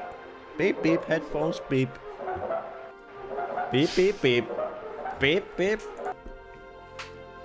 Good memories of Freddy not being allowed on the table. Lots of Tomb Raider 3 clips, some of the highest viewed. Headache is asking, have you played Hitman yet? I have not. I played one of them back in the day, but I haven't played almost any of them. Sounds like torture. Then we have Tomb Raider 3 has killed London. It's the name of the clip. So let's get that freaking artifacts and get the hell out of London. Let's get out of London! I don't like London anymore. I'm never going to London in real life. Tomb Raider 3 has killed London for me. So let's get... Self-explanatory. London was shit. Thing. Oh yeah. It's been a while since we've been given a vehicle to ride.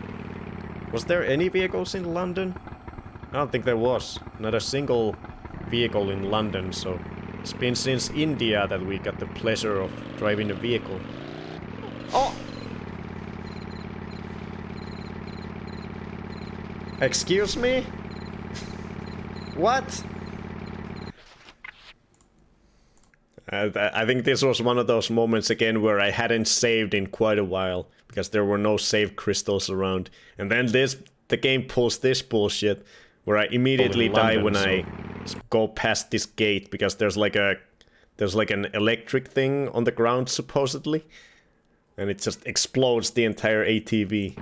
Was there any vehicles in London? I don't think there was. Not a single vehicle in London, so it's been since India that we got the pleasure of driving a vehicle. Oh!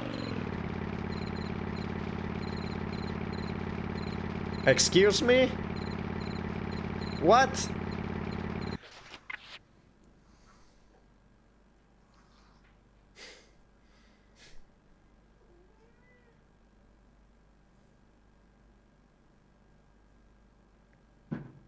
Thing. Oh yeah.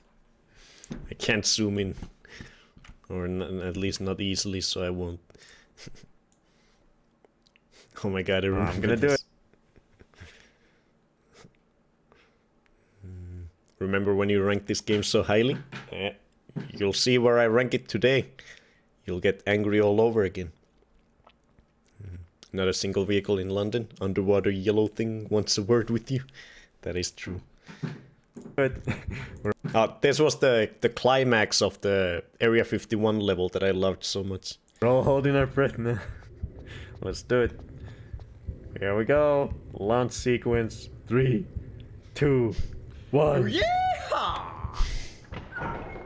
With the well-placed yeehaw. Sequence. 3, 2, 1. Oh, it opened. Yeah. Am I safe? I think I'm safe. Oh, fuck. What do I do? What do I do? Am I Oh, I'm good. Oh, I'm gonna do it. We're all holding our breath now. And the T-Rex encounter. Yeah!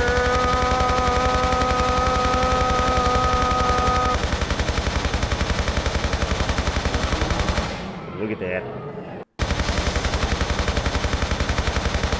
Yeah!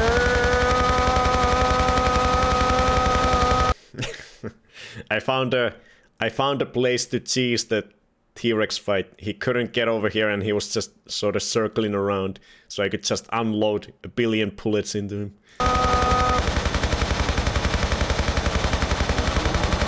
Look at that. And yeah, it constantly recommends myself to me when I look at my own clips on stream. It's silly. Then we have... Reading chat is dangerous.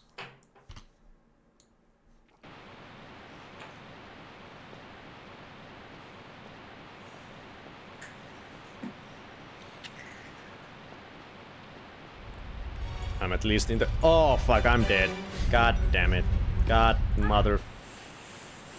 Oh. Be electrified. Oh.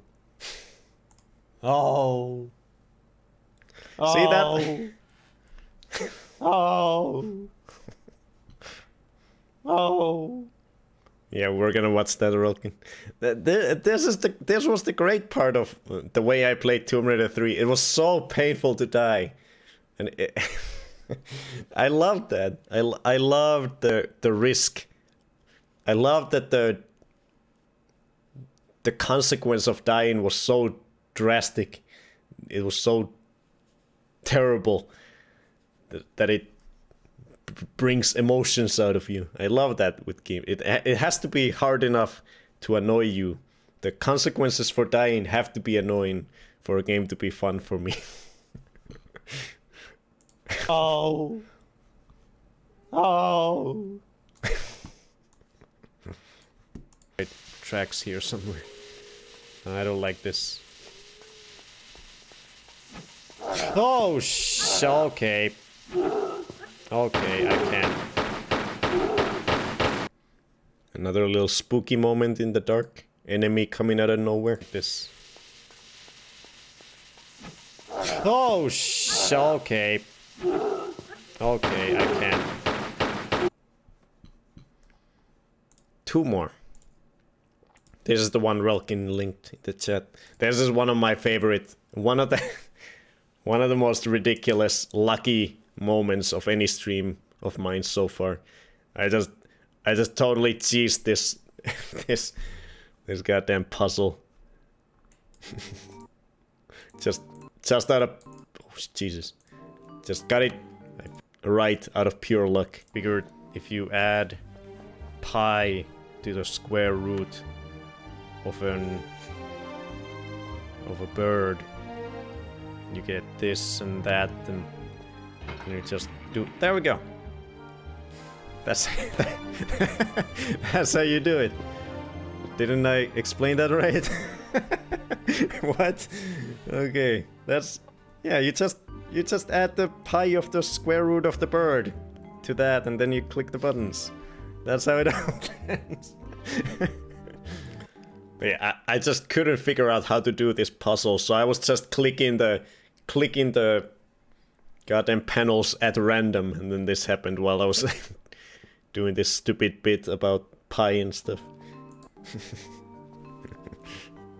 I figured if you add pi to the square root of a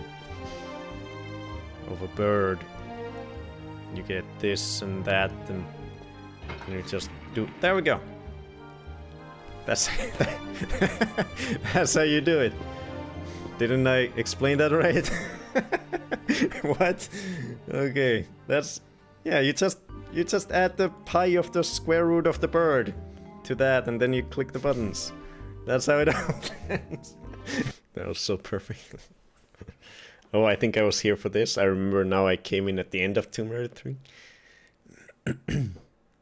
So is it late and you're tired in this clip? It might have been at the near the end of the clip, I forget. Because your tired nonsense is becoming recognizable. Was that clip of me scaring Bone with his new Bone Yell redeem in Tomb Raider 2 or 3? It was probably in 2. I didn't include it in my list, little list here. It felt like it didn't really have much to do with the game, so I took it out. Oh my god, is it gonna... Why am I taking out a flare? Why am I... Oh yeah. This one... With Tomb Raider 3, I had this annoyance that in Tomb Raider 2, I think you had to do like a button combination, like L1 plus like L2 or something, brought out a flare. But in Tomb Raider 2, it was just like L2 or whatever. So I kept accidentally taking out flares at all times during Tomb Raider 3. I think we, at many times throughout Tomb Raider 3, we did predictions asking if I was gonna accidentally take out a flare in the next 30 minutes or something. Because it's just constantly happened, because in the button layout was changed from Tomb Raider 2 to 3 of how you took out a flare. So I just constantly kept taking out flares out of, you know, just by accident. That's why this reaction happened. Oh my god, is it gonna... Why am I taking out a flare? Why am I taking out a flare? Oh my god, is it gonna... Why am I taking out a flare? Why am I taking out a flare? Oh my god, is it gonna... Why am I taking out a flare? Those are all the Tomb Raider 3 clips. So let's rate it. Tomb Raider 2 was a single button. I'm pretty sure it was a combo in Tomb Raider 2, and in 3 it was a single button. Because that was the reason I kept accidentally taking out flares in the third one. Remember when we could redeem piano playing? But then I stopped practicing piano, and now I no longer know how to play it. So I took the redeem out.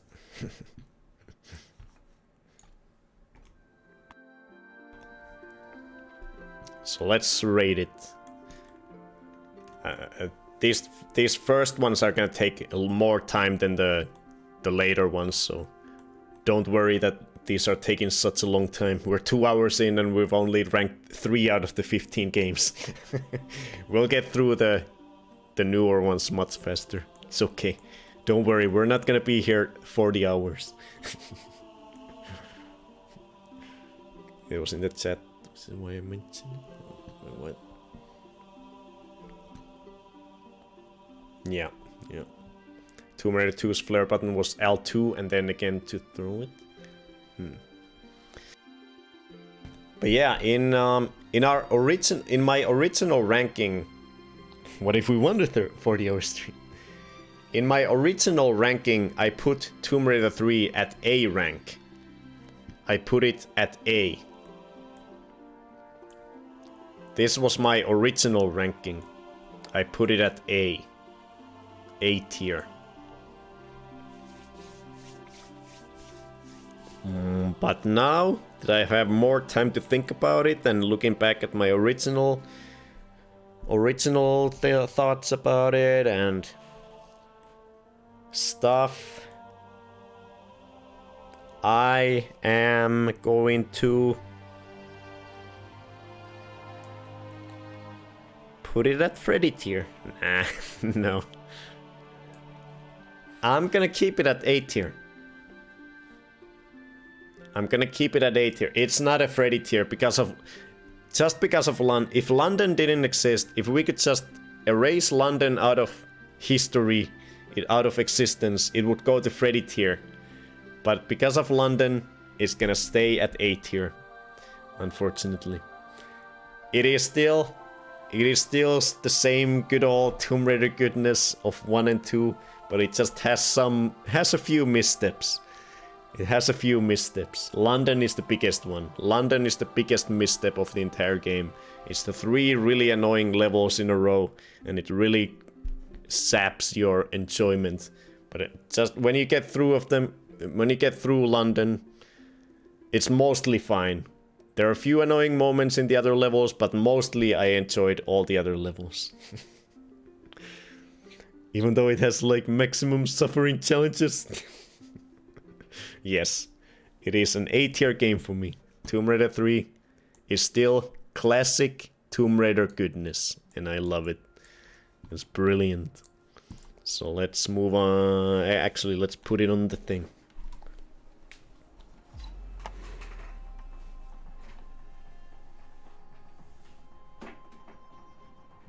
There.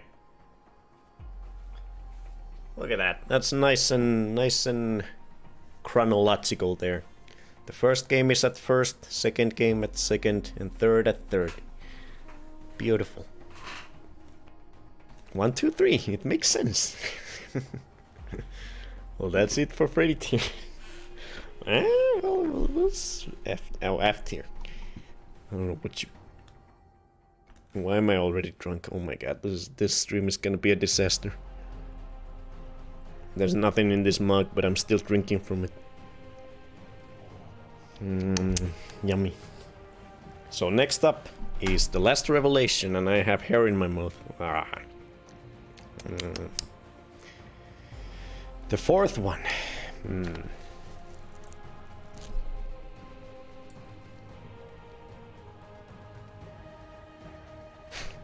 Imagine your drunkenness level at 38 hours. Let me bring up my things. Excellent. A special stream with bone drinking. What could go wrong? Too many windows. I don't have enough. I need more. I need more monitors. Hey, Freddy. Oh, it is almost your supper time. Just a few more minutes, Freddy. It's okay. So let's bring up Tomb Raider 4.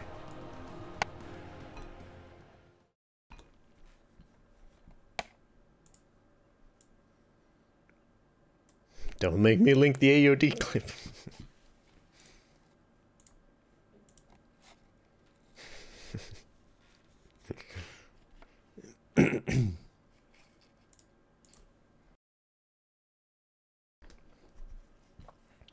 So, not enough monitor. So Tomb Raider 4. This is where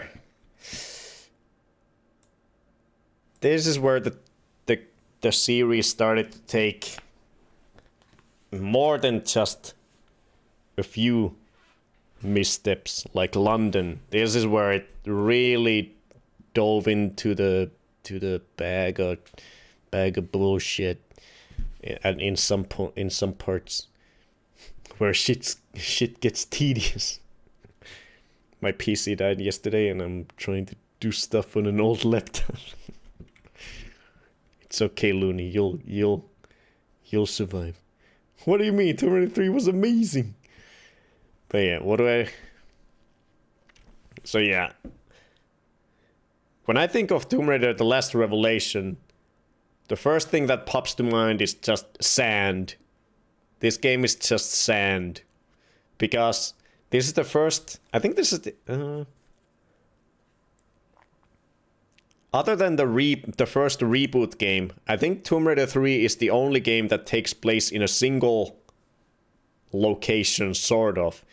The entire game takes place in Egypt, which actually is not really a bad thing. Even though it takes all of the game takes place in Egypt, it's not actually bad. It has enough variety. It has a bunch of tombs, which is of course awesome. I love that. It has the jeep levels above ground, above the tombs. You get to ride a jeep around. That's great. We don't have any music. And then it also had this awesome train level. So yeah, it throws some different stuff in there, so it doesn't feel repetitive, even though everything is about sand. All the sand. This isn't Egypt. Is the first level not Egypt? It is. It's inside a pyramid. It's gotta be Egypt, right? At least Tomb Raider 4 had tombs. Cambodia. Well, fucking Cambodia and Egypt it is then. Fuck, shit. I don't know. What even is in Egypt? Is it a country? Is it a continent? Who knows? Okay. They had tombs, they had jeeps. But yeah, Tomb Raider... Oh yeah, what was that tutorial all about? What are you talking about? The tutorial is one of my favorite parts of Tomb Raider 4, actually. Yeah, as Kaisan said, Tomb Raider 4 started out amazing and then went to shit. That is sort of my opinion as well, because Tomb Raider 4, it started with this tutorial with young Lara and Von Croy that I really liked. One of my favorite moments that came out of Tomb Raider 4. Let's see if we can find it. I think it's right here. Freddy, can you not? This was one of my favorite moments that Freddy, you're laying on top of the keyboard.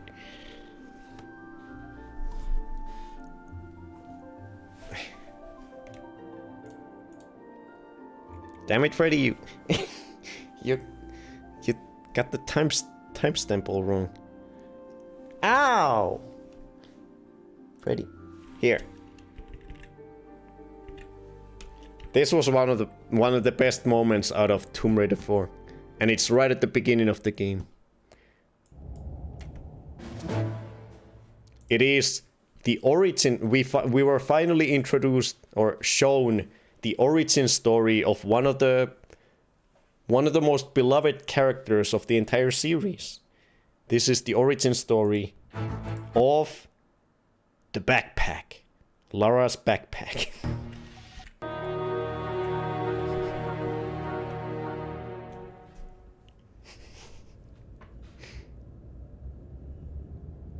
She finds it in this tomb on a random skeleton.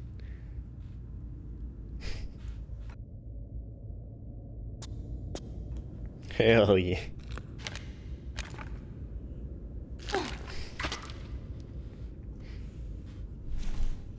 It is food o'clock. Nice. Thus begins her fetish of stealing from the dead.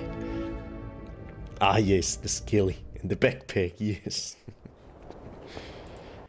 Ah yes, the ancient Mesoamerican backpacks of legend. So yeah, I really liked this game. Okay, let's give Freddy his supper, then we'll dive into the fourth game. You've waited long enough. Freddy, haluatko ruokaa?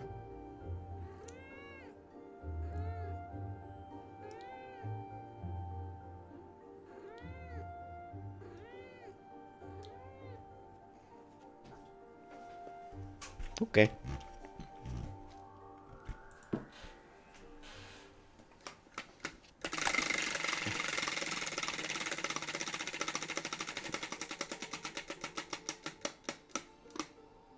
Green? What is that? Oh, it's the labyrinth. I think that's a yes. Damn, cat only understand food language. Okay, so the labyrinth it is.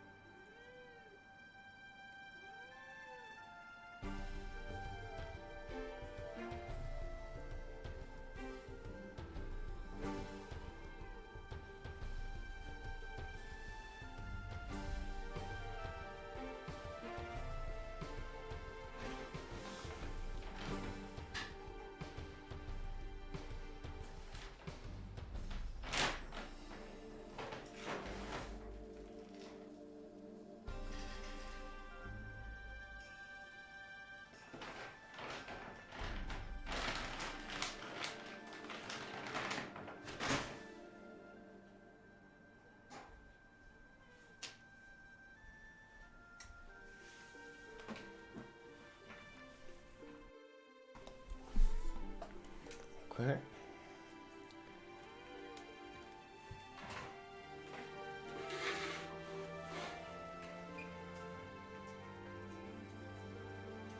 Are you ready, Freddy boy? So, let's see.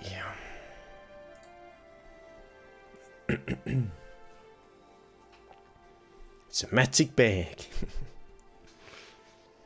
Wait, so she didn't have anything when she went into that place? Because the last thing you want when going into a jungle is a heavy backpack full of useless things like food, water, and shelter, right? Yep. She had nothing. She found her backpack during the adventure. So the time to beat, we're gonna put 5 kibbles in this labyrinth. And Freddy's current world record with this speedrun is 44 seconds.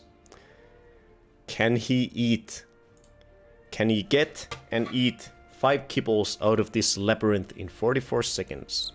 I'll give you 1 minute to put in your predictions if you want to gamble your Freddy coins.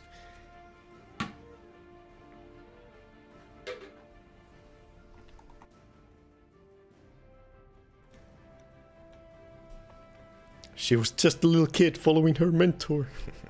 Go Spidey. Oh god.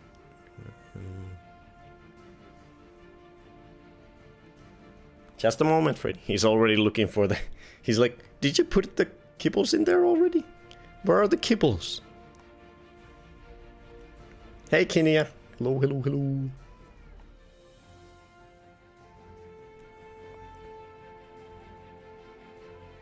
Just 20 more minutes, Freddy. Then I'll put the kibbles in there. She never learns though, never packs enough medkits and ammo. Did I miss a lot? No. We're just ranking through the games. We're only 3 games into it.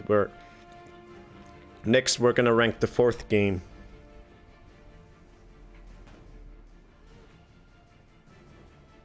We're filling out this top 15 list and making a new tier list also.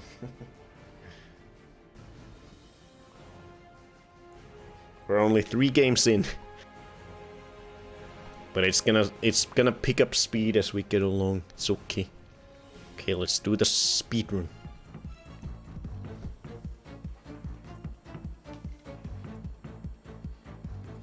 Here we go, Freddy. 5 kibbles.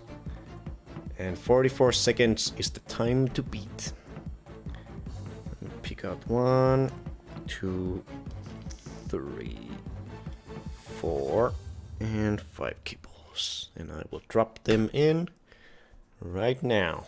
Do your best, Spidey.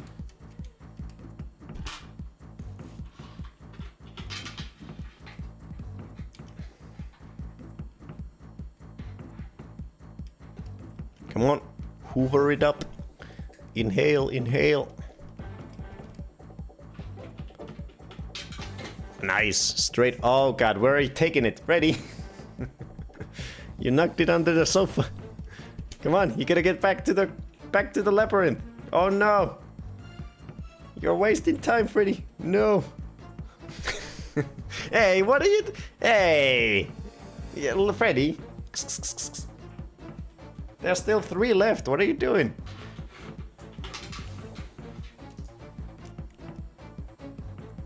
Terrible form.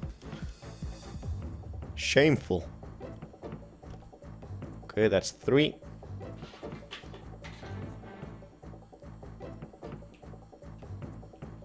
There's number 4. Oh, he's still eating it. He's got 1 more. 1 more on the top row. Top ladder. Can he find it? Oh, he's not... Oh, there we go. He noticed it. And there he goes. No record on the first try. We'll give him 1 more try.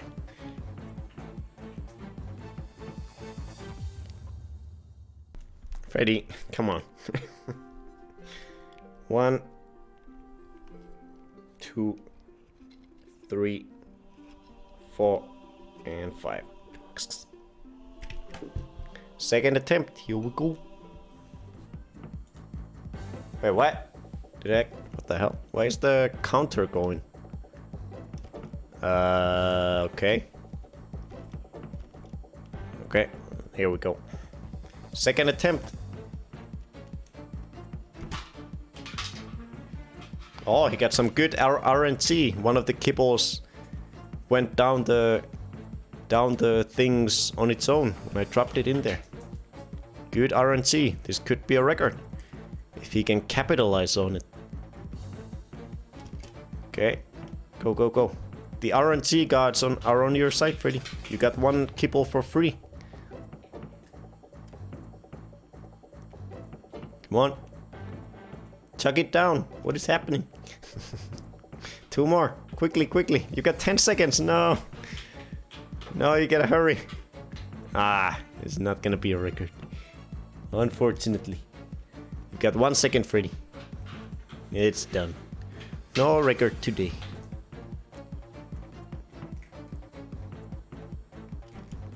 No. Less than 10 seconds away. So it was an okay time, but no records today.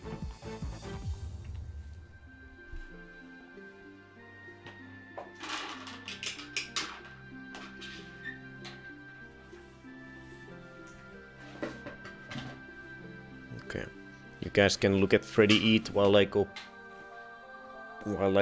pee out all the alcohol. Be right back.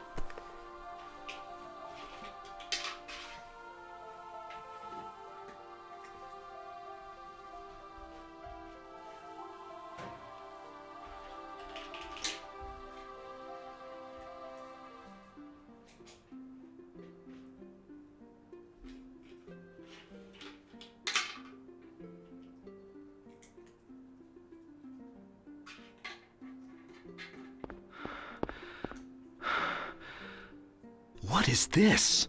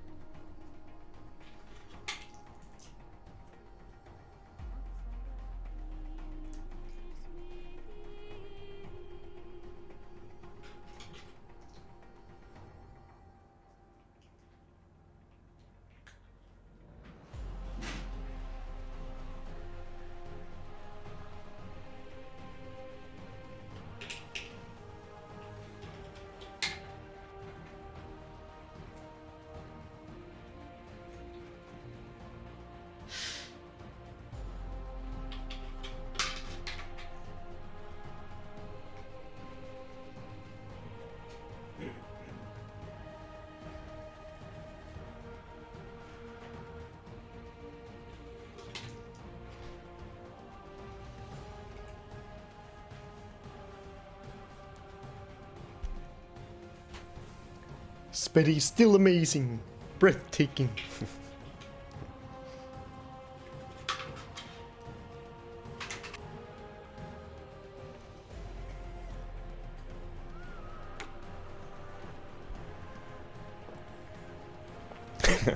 I've never I've never seen anyone drink alcohol out of a mug.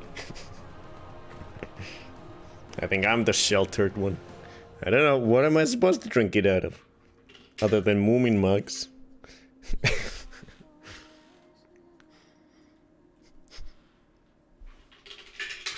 Okay, so Tomb Raider 4.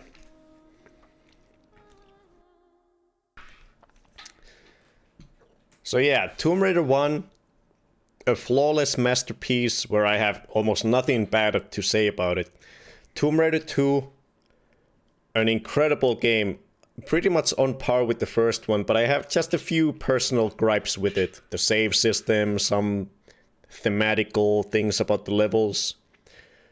The third game, still some quality shit, but it has London levels, so it's a bit of a step down from the first two.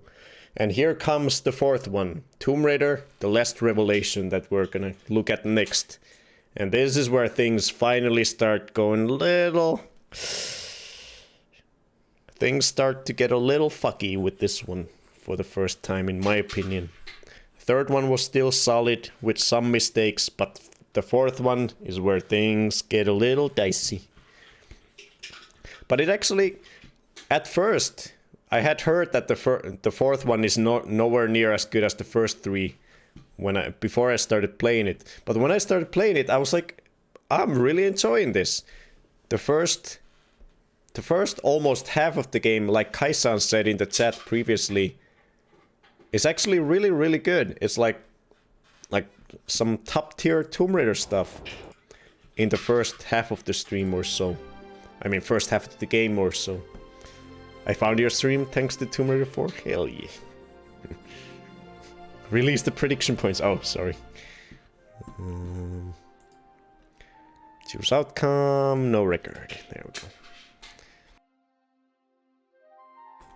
But yeah, the first half of the game, I really liked the tutorial level with young Lara going through this place and getting the origin story of the backpack.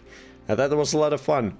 And after this tutorial level that I thought was great, also, just, you know, I feel like the game, for the first time I noticed like a nice jump in graphical fidelity as well. Going from 3 to 4. I thought the game really suddenly just looked a lot better even though it's still on the same console and everything, but they were able to do something to make it a little nicer looking.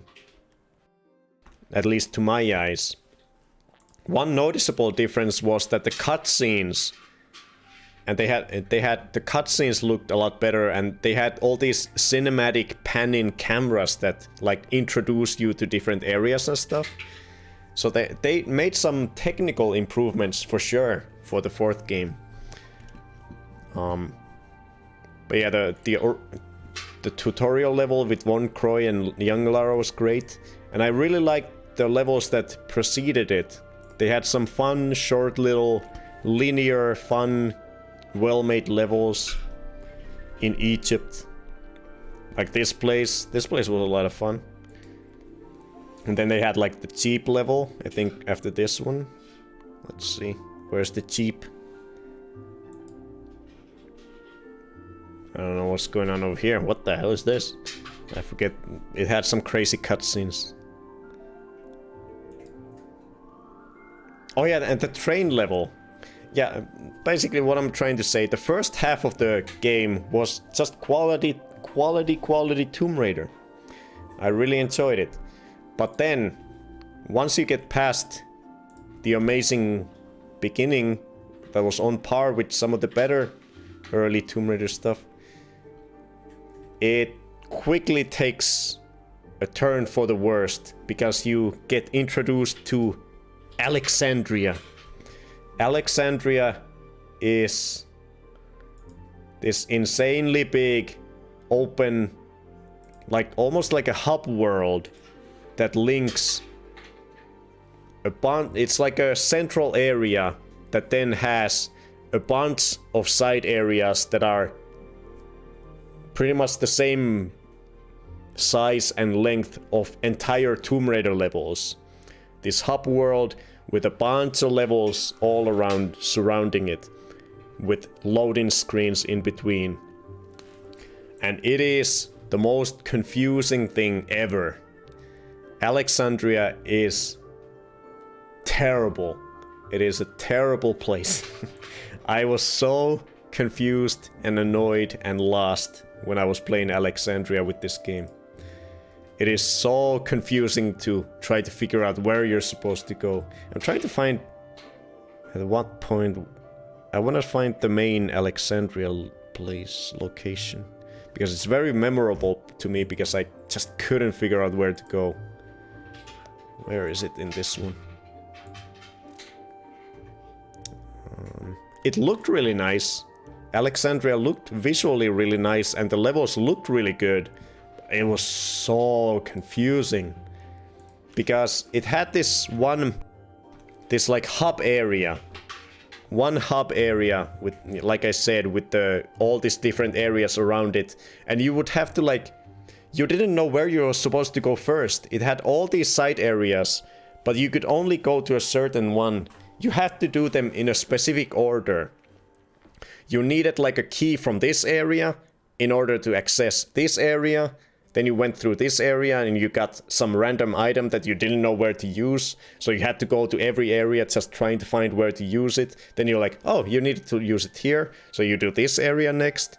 Then you find another item that you can then, you have no idea where to use that item. So you once again have to replay every single level just to figure out where to use that key or whatever item you got.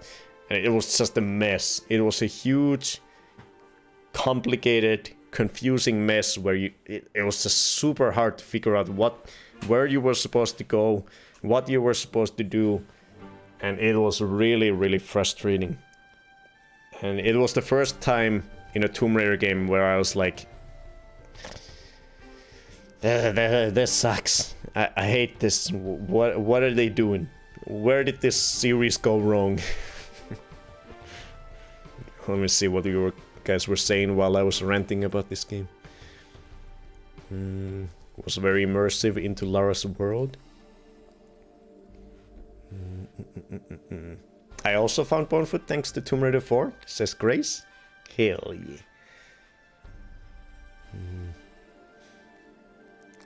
Let's see. Oh no, I'm having PTSD. I remember these streams. Horse fight. Oh god, the horse fight. It wasn't 4 hours. What are you talking about? Maybe 1 hour. He getting frustrated just thinking about it. But yeah, the Alexandria hub level and all the areas around it was such a bad design choice. It was incredibly confusing. It was, to my brain, it was pretty much impossible to figure out where to go. I was just randomly going around, just hoping for the best that I could find wherever I was supposed to go, because it was so confusing. And that just killed the game for me. The first half, with the linear levels, the train level, that was really cool. The tutorial level that was really cool. And the jeep level above ground was really fun. And then Alexandria came and messed everything up. It was so annoying. I'm around that area of Tomb Raider 4 now and I am fed up. It's hard to keep track. Yeah. Alexandria was just so convoluted and confusing. I remember having a hard time with the huge hub levels, even with a guide and a map. It was bad. It was really, really bad. So yeah, the thing that really bogged down the fourth game was the overly large levels and the just complicated and confusing level design in Alexandria. And also they reverted back to the saving system that they had in the second game. You could once again save anywhere you wanted at any time. Which I don't like. Some people like it. I personally don't like it because I think it takes away from the challenge. So they brought that save system back into the fourth game, which is a big minus for me personally. And then after all that complication and confusion, they had a really, really weird and bad ending. Spoilers, they killed Lara Croft in a very sudden and odd way. I think let's watch it because it's just weird. It sort of comes out of nowhere and it feels weird. It just feels weird, the ending. It's just super sudden. You're escaping this pyramid. You found some artifact in a pyramid and now it's starting to crumble all around you. So you play through this level where you're escaping the crumbling pyramid, trying to get out of it. You get to the exit, you see the sun come out. Von Croy comes at the entrance and he's like, oh, let me help you, let me get you out of there. And then Lara just stops, says something, and the pyramid crumbles down on her. And it's very sudden and odd and weird, with no emotion, and it just plays out really weird. It's just not how you expect the main character, iconic Lara Croft, to die. It's just very unceremonious, weird ending to a classic character. Let's see where it is. It was so strange. Here it is. Let's see.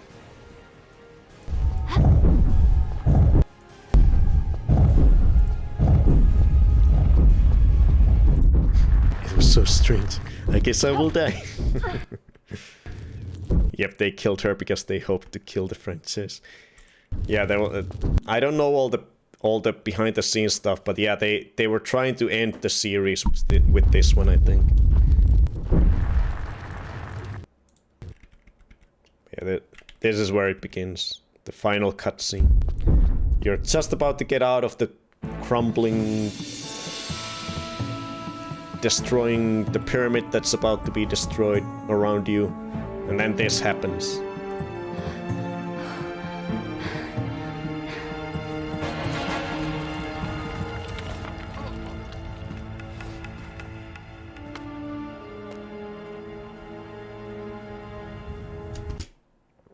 But yeah, Von Croy, this character, he was like the mentor of Lara Croft when she was young.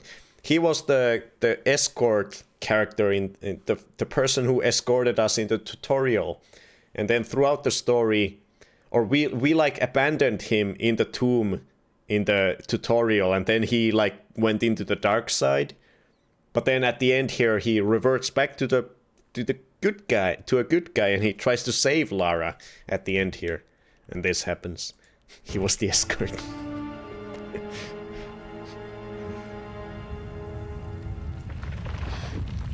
Quickly, girl, before it collapses around you. You back, Werner? No more set? No time. Your hand, Lara. Give me your hand. Wait, what does she say? You back, Werner? No more set? No, it collapses around you. You back, Werner? What is? I can't make out what she says. You're back? Oh. Yeah, I got the no more set part. I was like, you're back? Is that what she says at first? You back, Werner? You back, Werner? Okay, yeah, that's what he said. You're back, Werner, no more set. Let's see. Apparently one of the big bosses threw an absolute fit when they learned they'd killed her. Internet hate groups stole him and the creator got sad. It's a heartbreaking... Wait, what? When I played this through a few years ago, I accidentally saved right at the end just before I died, so I never completely finished it. Hey, DJ Palmer. I remember they showed this ending on a Tomb Raider program in British TV.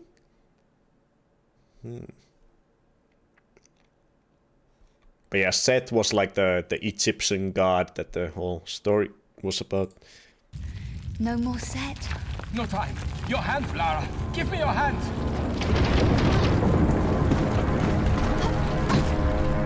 Take my hand.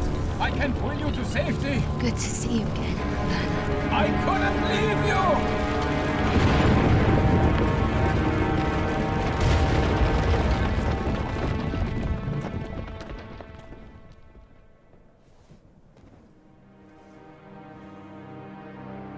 And Lara Croft is dead.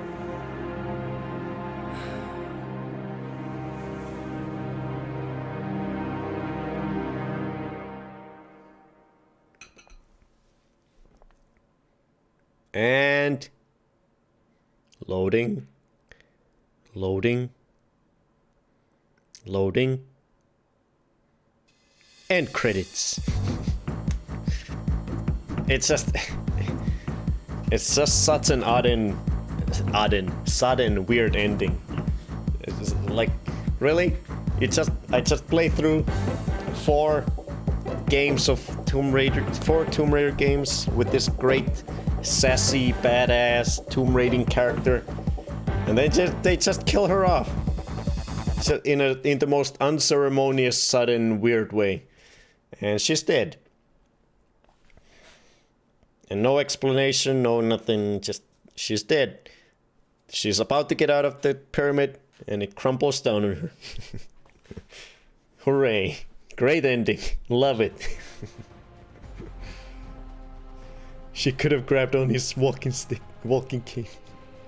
I couldn't leave you. Leaves. Werner is like, oh shit, this dig is gonna be expensive. Take my cane. The song is great though. Yeah, they play the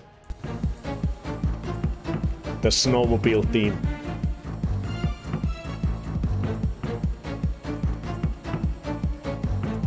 Oh wait, is this the... No, this I think this is actually the ATV jam. Yeah, this is the ATV jam. No, not the snowmobile. That was in Tomb Raider 2. This is the ATV jam that we're gonna watch a clip of in just a second. But yeah, just a really sudden and weird ending. The snowmobile in Egypt? Don't mind me. I've had too much Moomin juice. The creators had enough of large crap. But yeah, overall, just Tomb Raider: The Last Revelation, this fourth game. It's like the first half is really good, really solid Tomb Raider game, and then the second half is just blah, just bad. It's a very mixed bag, mixed bag of a Tomb Raider game. It does some things very well, and some things very bad. The very confusing Alexandria level is its doom. It's just terrible, terribly designed levels and a weird ending. But yeah, let's watch some clips and then we'll rate it. So what clips do we have for this one? We have some... This one gave us some good clips though. Let's see them. First up we have a classic. One of the most memorable moments out of all the Tomb Raider games. We got... the ATV jam. It is stuck.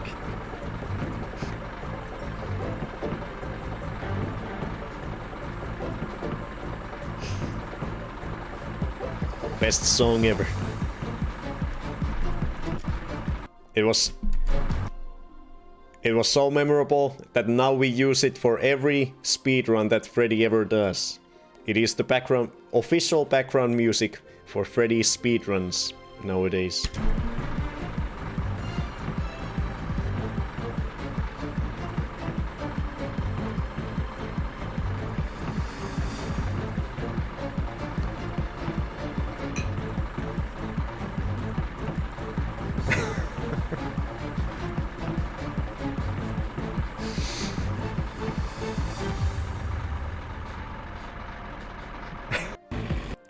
So that's definitely a big highlight that came out of this bit of a mess of a game.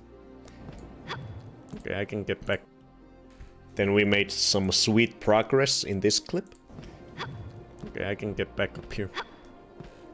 And I can go get the crossbow ammo again. And we're making progress once more. Sweet progress. Okay, I can get back up here. And I can go get the crossbow ammo again. And we're making progress once more.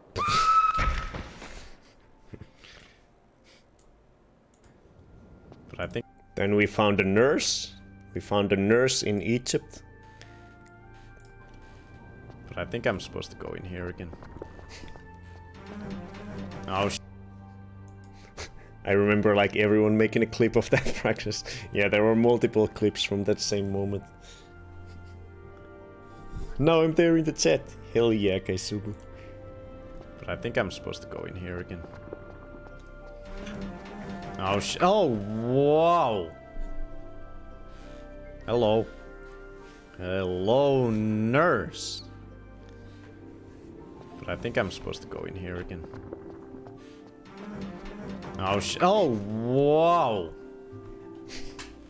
Hello. Hello, nurse.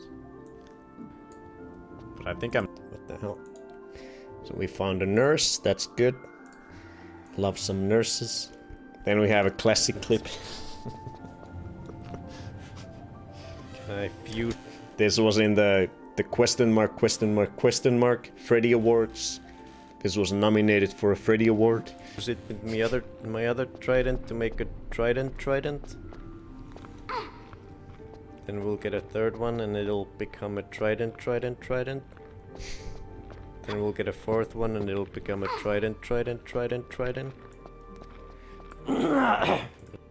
This was actually... this was made by you, Akai Sobo. It's your clip. And we'll get a fifth one, it'll become a trident.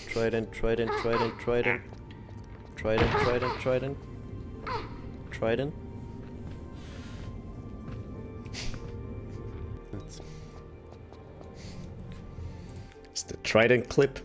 And then we have one more. And this is made by you as well, Akai Sobu.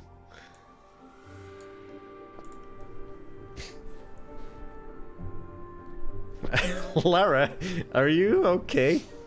Did the... Probably the most iconic glitch out of all the Tomb Raider games that we came across. I think so. I like this one probably the best out of all the glitches. Guys, shoot you. That I can at least think of off the top of my head. Lara's arm just went limp. All of a sudden, out of nowhere. Arm? What? Let's see this. Oh, look at this acrobatic shit. How does she do that? Wow, look at that strength and balance. Oh my god.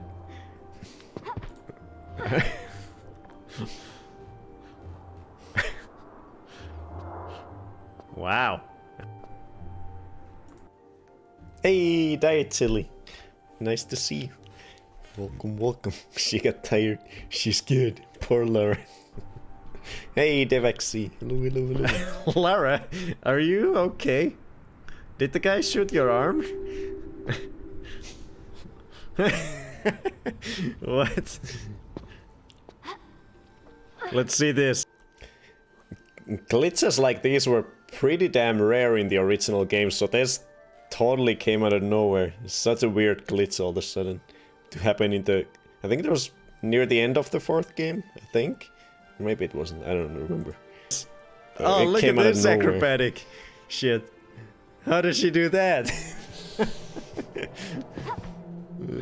Wow, look at that strength and balance. Oh my god. So those are the clips for the fourth game. So let's rank it. Let's see where this very mixed bag goes on the tier list. Nah. So yeah, like I said, this game does some... The first half of the game is really solid, and then it just... It takes a big dump after the first half, approximately. It's a really, really mixed bag. It has some really good parts to it, and some really, really annoying bad parts to it.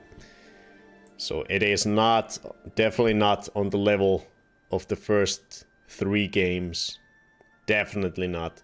My original ranking for this game was B. But the more I think about it, I don't know if it even deserves that. Because for me, A is, for me, in my mind, A is like pretty much the highest rank. A is like a near perfect, just almost everything about it is great. It's just the fun times. Freddy tier is basically A tier, except with something that just puts it over the edge for me. That it's just for me, it's like the best game ever. I love it. It's the best. I love it. It's the brain can't come up with new words. It's the best. I love it. It's just amazing. But A, and there's very little difference between Freddy tier and A tier. There's just something extra about the Freddy tier that brings it from A to Freddy tier. And B tier is still like really, really solid game. Like almost nothing wrong with it. It's just super solid. So I don't know if this was where I originally put Last Revelation, but I don't think it even deserves a B. Because the bad parts of it are really, really bad. Really, really bad. But this was my original ranking. But I feel like in my final ranking, I think I'm gonna drop it all the way down to C. Because Alexandria is unforgivably bad. I did not have fun at all. The second half of the game is really just a huge struggle to get through. I hated it.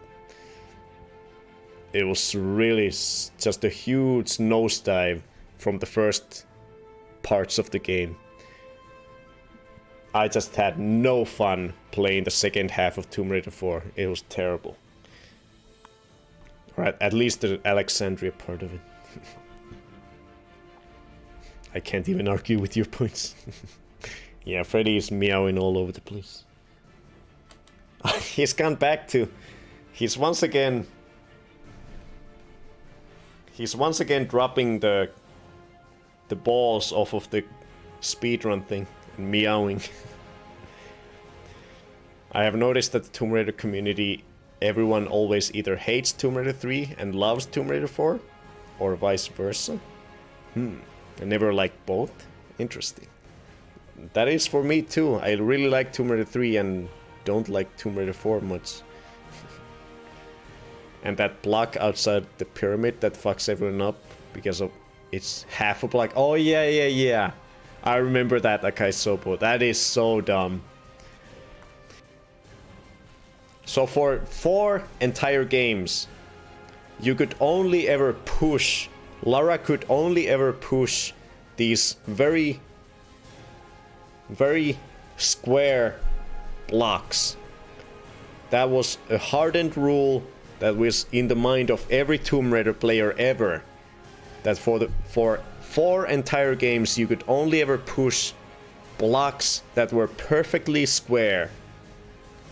And then, just out of nowhere, at the end of Tomb Raider 4, in this pyramid level, all of a sudden you can push this block that is half a square.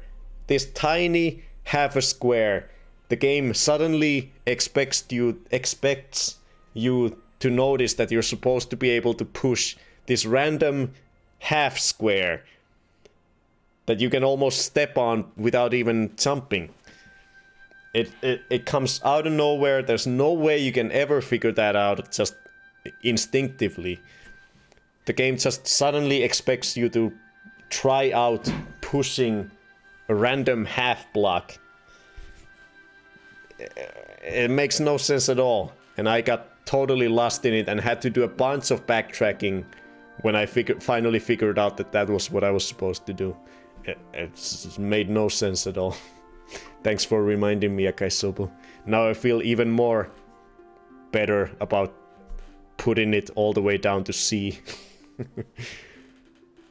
You deserve it, Last Revelation. What the hell was that half block that I was supposed to block? I mean, push. What is that bullshit? I hate you, you stupid game. Go away. You deserve a C. Suck these nuts. Sorry, I'm a little Moomin two-step. I'm a little delirious, sorry.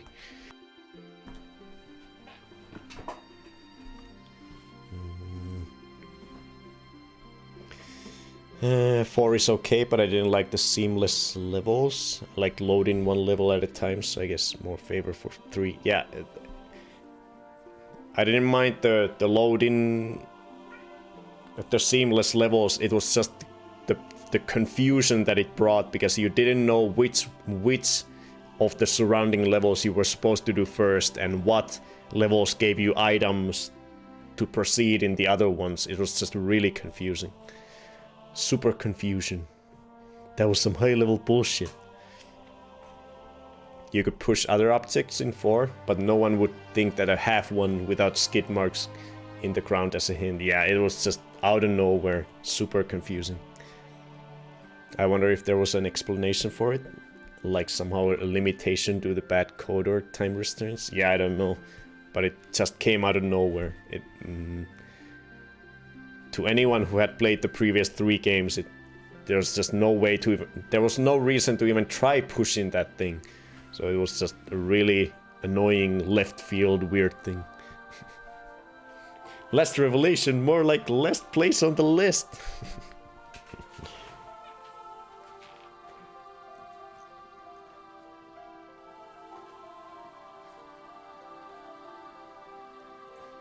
So here we go. Let's put the 4th one on the list of the top 15 Tomb Raider games.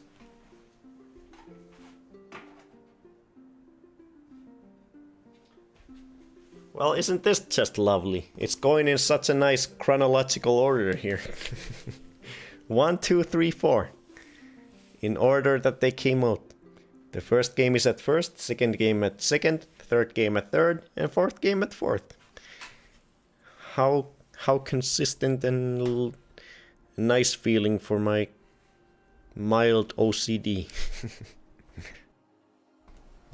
Hey, Freddy. Remember the combining items thing? What was that one part you had trouble with? Gas canister? Oh yeah, they pulled that stuff too. I forget. Ah, a nice downward spiral. Okay, so let me bring up my notes for the second one. Next up is the 5th game and the final PS1 game, Tomb Raider Chronicles. So Lara Croft is dead. They killed her off in the 4th game. Now what? How are they gonna make another game? Wasn't the back behind the scenes story that the publishers or whoever wanted to almost forced them to make another game, even though the developers didn't want to? And this is the result. Hooray! Who wouldn't want to play that? That's a great starting point for a game. Developers that don't want to make another game being forced to make another one. That can't turn out bad, can't it? It's gonna be amazing. So what did I write down? And let me bring up the thing and the thing. Here.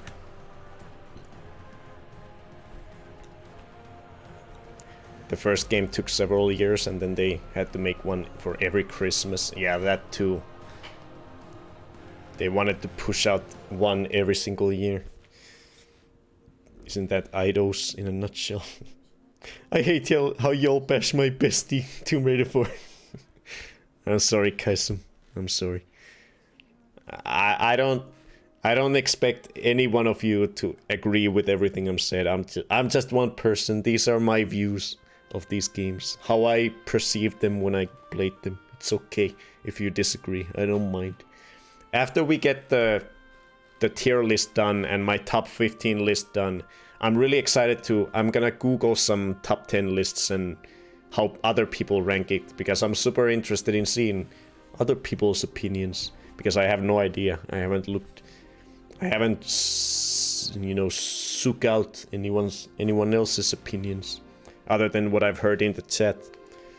So I'm looking forward to looking at other people's opinions a little bit in terms of how they rank the series after I got my solid list down. If y'all gonna best Tomb Raider 5, I will rate. I remember when Tomb Raider 5 was my bestie. It still is, Kenya, deep in your heart. You're gonna hate my opinion then, Kaisum, because Tomb Raider 5 is a mess. Whereas Tomb Raider 4 still had an amazing first half of the game, Tomb Raider 5, aka Tomb Raider Chronicles. Did you just say Sook? Isn't that the whatever version of Seek? I don't know. Whatever. Sorry, Chenko. Hello, Chenko. Welcome. Salt. Okay, that makes more sense. Seek, Sook, teach, taught, English, Finnish. It's fine. I hadn't finished Tomb Raider 4 when I got Tomb Raider Chronicles and played it. I was so shocked to see a funeral. Oh damn, yeah, that would have been weird. I love the first level, Tomb Raider 5. That's actually interesting because I do like it.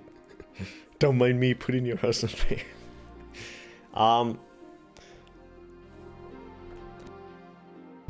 So yeah, in terms of nostalgia, Tomb Raider 5 is actually the second one on the list for me after the first game, because Tomb Raider 1 and Tomb Raider 5 were the games that I owned as a kid. I never owned 2, 3, or 4, but I owned the first game and I owned Chronicles.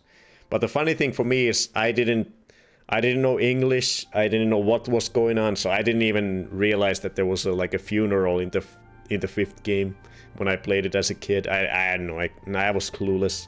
I didn't know English, I didn't know what was going on in the cutscenes. I had no idea what happened. But yeah, in the fifth game, when I played it as a kid, I didn't get even as far as in the first game. In the first game, I got 3 levels in. I think, let's see. In the fifth game as a kid, where did I get? Let's see. I got 2. Did I get to the markets? Yeah, this is the level that I could never beat. The second level. I got 2 levels in. I couldn't beat the second level as a kid. So this is as far as I got as a kid in this game. So yeah, this was another game that I was really excited to play because I had it as a kid, but I could never get anywhere in it because I was so bad for some reason as a kid. I could never get anywhere in this game. Wait, Colosseum. Maybe I got to the Colosseum? Let's see, what does it look like? No, I didn't. I only got to the Trajan's Market.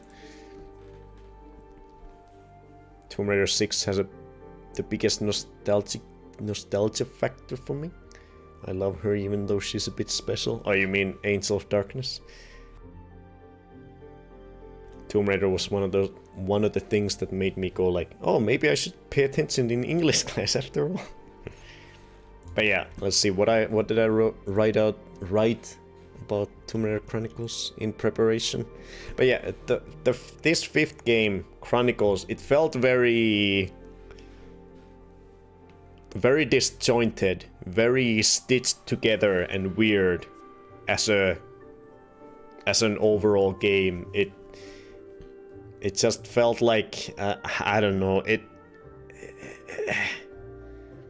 it was the shortest out of all the PS1 games. It was by far the shortest game out of all of them. And apparently they rushed it out. I think Rockin said something in the chat about it.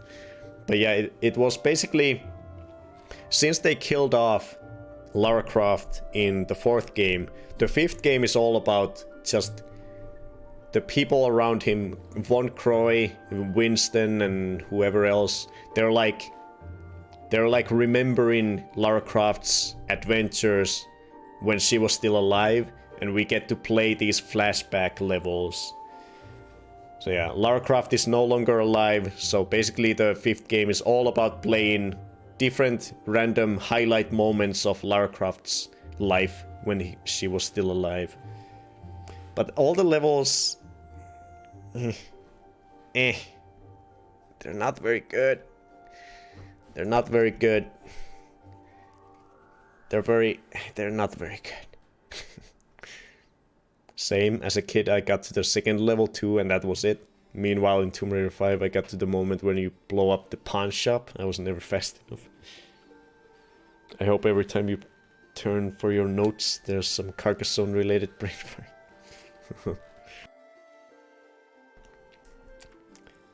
But yeah, this is not... I don't like it. I think the only good thing about Tomb Raider 5 for me is the cutscenes. That is the only redeeming quality. I think the levels are really just not good. The level design is just not good, and the levels are just not that fun to play. This was actually not too bad. The sinking submarine and the Russian enemy, his voice acting was kind of fun. And that actually leads me to the only redeeming quality that I have for written down for the 5th game is the cutscenes. I think the cutscenes are hilarious. The cutscenes are incredible. Let me find the one that's really funny near the end of, the beginning of the game. With the dragon boss. Or the dragon head statue things. Let's see, where is it? Here. This cutscene. The cutscene and the voice acting in it is amazing. And that is by far the highlight of this game. All the cutscenes are really funny.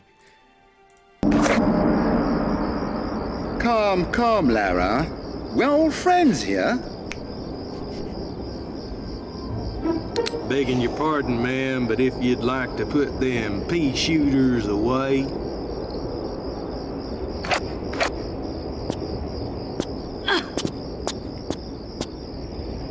Now, the second stone, if you please, Miss Croft. Come get it. It's a little too late in the evening for these games. Larson, search her, if you please. I don't think this is the good one. Larson! Enough! Enough! My patience is exhausted with this childish nonsense. The stone, Miss Croft. If you put this into that gate, Pierre, you're going to get a lot more than you bargained for. Trust me. I'll put it in then. That would be one of the stupidest moves you've made. And that's saying something. I think you'll appreciate.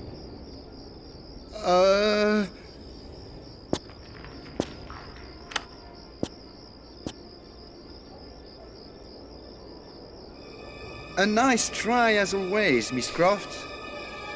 Wait for it.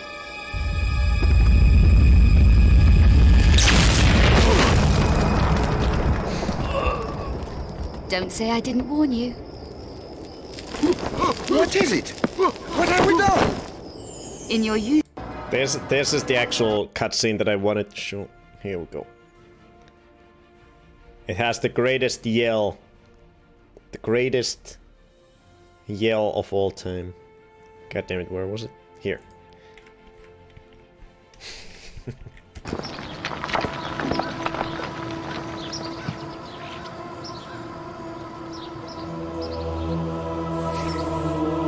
Larson, behind you. Behind you! You dumbass, but I ain't falling for that again. No, really. Behind you. Behind you! Behind you!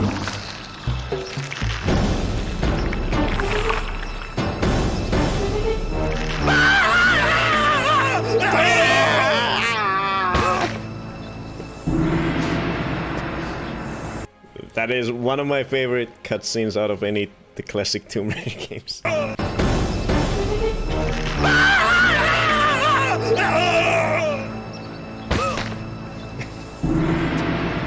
Sorry, Freddy. Behind you. Falling for that again. No, really. Behind you! Behind you! Oh! Behind you. Behind you! Behind you!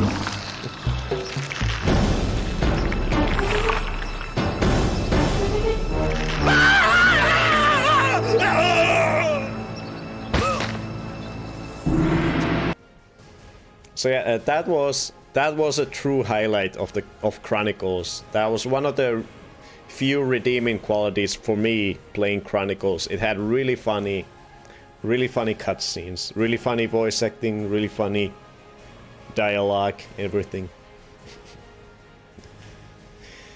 Let's see. What about Ireland? I loved it. Which one was Ireland again?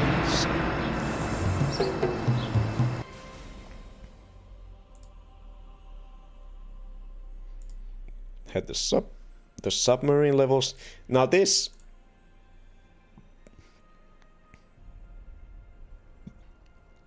Yeah, I was just about to mention that, Urban. That was... I really liked... Thematically, the horror levels in Tomb Raider Chronicles, this level blew me away, you know. I thought, oh my god, this is gonna be like my... When I played it, when I got to this level for the first time when playing Tomb Raider Chronicles, I was like, oh my god, this is gonna be my favorite level out of any Tomb Raider game ever. When I got to this point, let's see. I think it's here.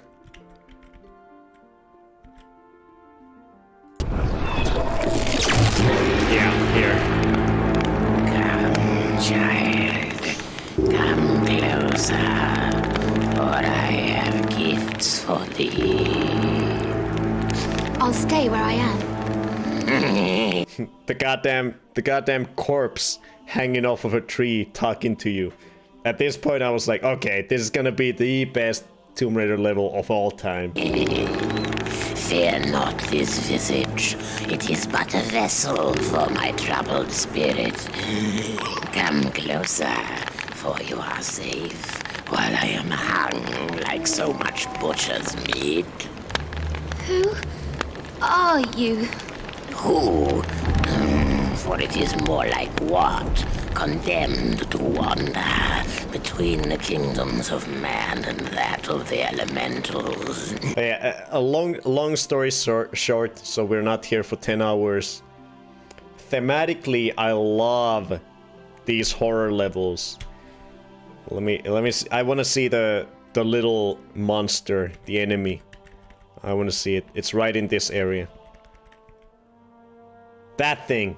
That I love that enemy. It's like a small version of that enemy in what's that horror game? God damn it. No, not. It's sort of like the Silent Hill, but I was thinking of the crap. Amnesia. Amnesia. I was thinking of the Amnesia, the enemy with the huge mouth open, but with that sort of the mouth closed. This tiny creature.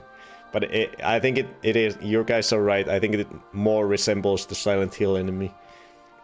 But I hadn't, when I played this, I hadn't yet played Silent Hill fully yet. So the thing that it reminded me of was like a small version of the Amnesia monster. This tiny little thing that slowly follows you. I loved it. It's amazing. You can't really... It's such a pixelated video that you can barely make it out here. But this tiny white creature with claws. I loved it. It was amazing. But yeah, as I was about to say, thematically, I love these horror levels. Thematically, they might be one of my favorite Tomb Raider levels. But gameplay-wise, I didn't like playing these levels. I thought it is the highest quality.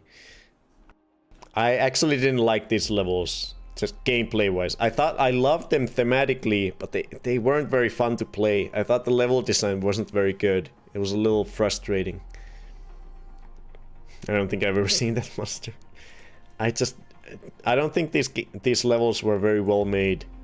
I didn't have fun playing. I was like, oh my god. Like I said, I was like, oh my god. When that cutscene happened, and I realized that it was gonna be a whole, like, horror-themed level, I was like, oh my god, this is gonna be so up my alley. I'm gonna love this so much.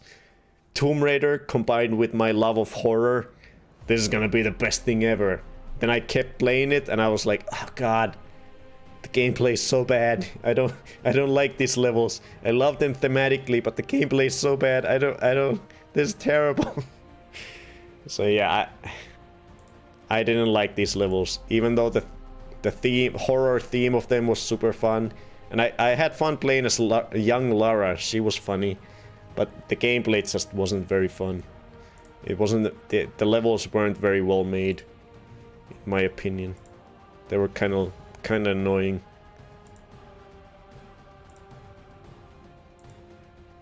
Now this part was like, I didn't mind this part.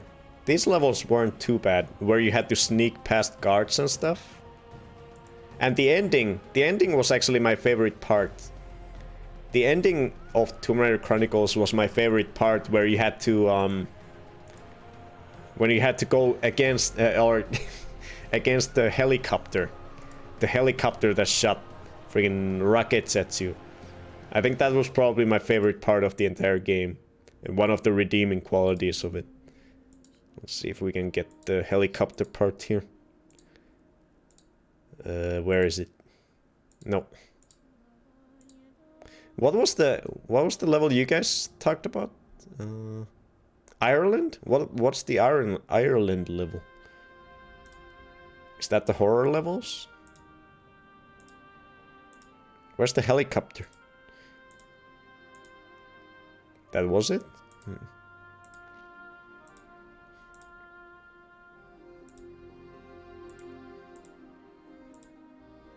Ah, where's the helicopter? Oh, is it in the escape with the iris?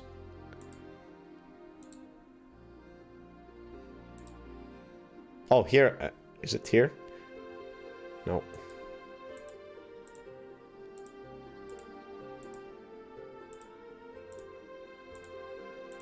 No, it's gotta be the red alert. Should be here. It was so glitched on PC, I was losing my mind. How many games are left in the rank? We're only in the PS1 games still, Miles, but we're gonna pick up speed as we go to the newer ones. I don't have as much to say about the newer ones, so we're gonna pick up speed for sure. We've only put in 4 games so far, and we're about to rank the 5th one.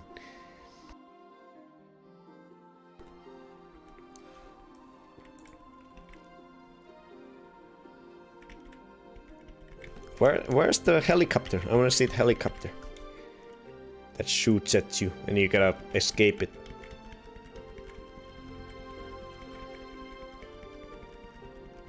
Because that was... I actually really enjoyed that part. It was cool. It's gotta be here somewhere. Unless I'm making it up.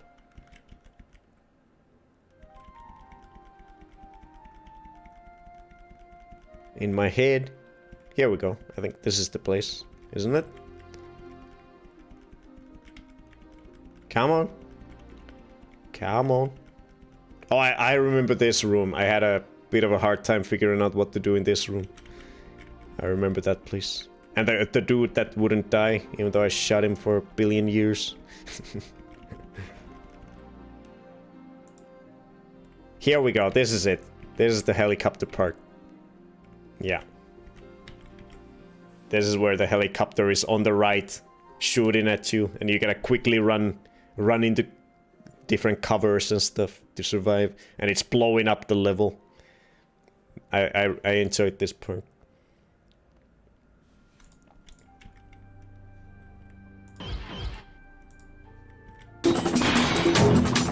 You had to you had to crouch behind the counter so that the helicopter wouldn't see you.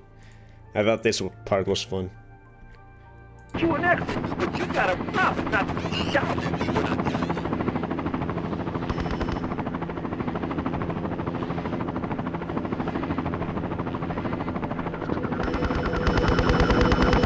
Now run!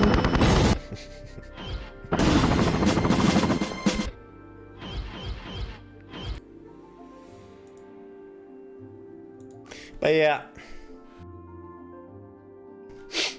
Outside of that, yeah, I just didn't, you know, what are you'll see. Wonder if they'll all end up in chronological order.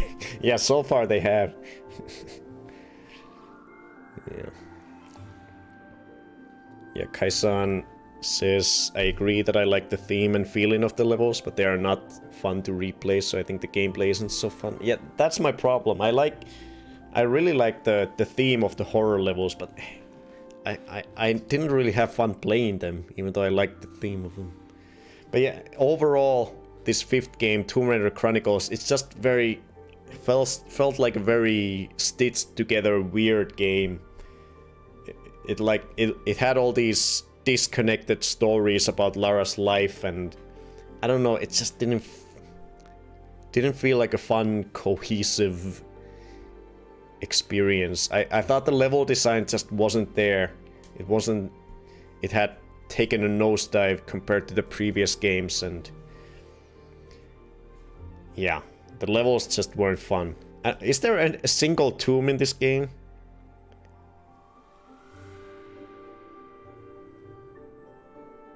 There's not a single tomb in this game, so fuck this game. Who cares about Tomb Raider Chronicles? There's not a single tomb. It's a series called Tomb Raider. There's not a single tomb, and this game is horrible. I'm sorry. I'm sorry to Kaisum and Kinia and everyone who likes it. I don't like this game. I don't like Chronicles. I thought it was pretty bad. And I'm drunk. I'm sorry. But yeah, the only saving grace that held, you know, made me have fun playing it still was the fact that it was on PS1. It was a PS1 Tomb Raider. It played like the classic games. The level design just wasn't fun. But the one saving grace for me was the funny cutscenes. I like the cutscenes. Every cutscene that happened in the game pretty much, I was enjoying myself. So I was just holding my breath from one cutscene to another because I wasn't liking the levels themselves much. I was just going from one cutscene to another to have some fun. Tomb Raider 3 doesn't have any tombs either, though. Same goes for Tomb Raider. That's not right. Tomb Raider 2 has a tomb in the... sort of a tomb in the very beginning with all the deadly traps in the very first level at the Great Wall, inside the Great Wall. And then at the end, it has the Temple of Zion, which is very much like a tomb, or feels like a tomb. So technically, it might not have things that would, in the real world, be considered as tombs, but it has levels that feel like tombs with deadly traps and stuff.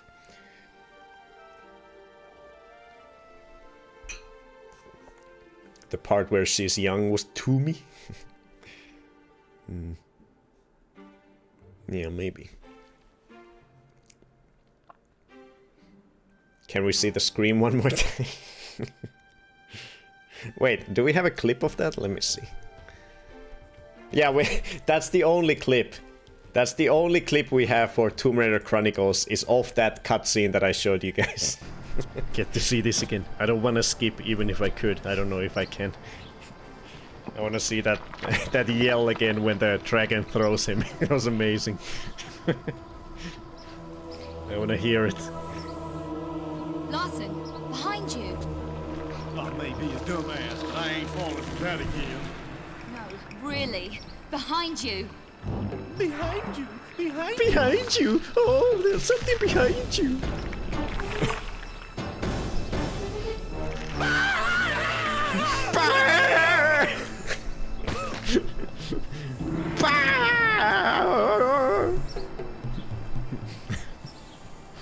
It was amazing. Yeah, that's the highlight for me in this game. Sort of a tomb is not a tomb if it doesn't have a sarcophagus. If someone dies at home and lays there for a week, it doesn't make a tomb though. Yeah. No, yeah. It doesn't matter. No sarcophagus.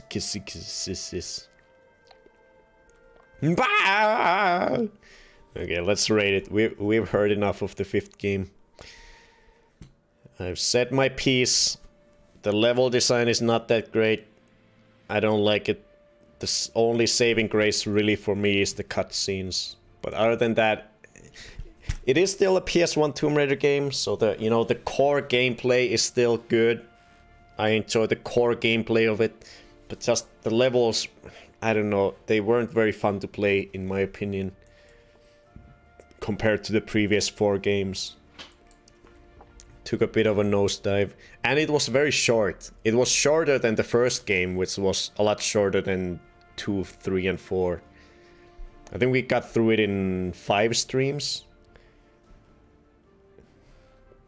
And you can compare that to Tomb Raider 3 that took 20 streams. It's just, yeah, it's very meh, like Grace says.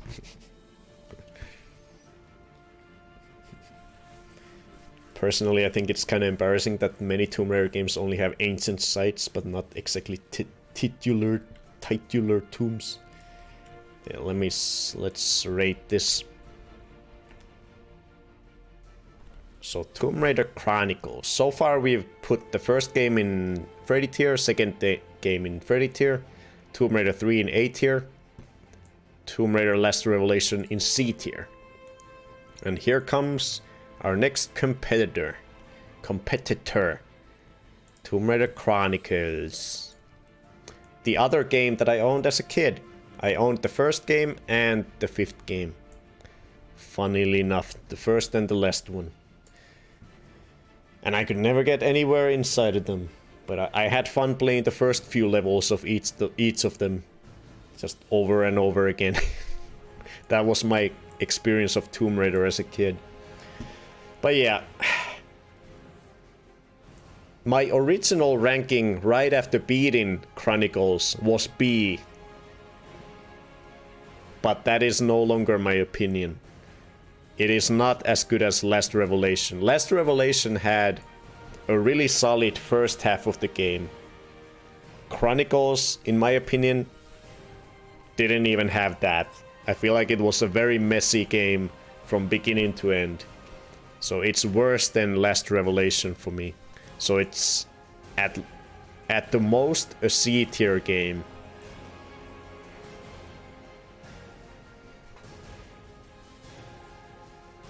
But is it even a C tier game?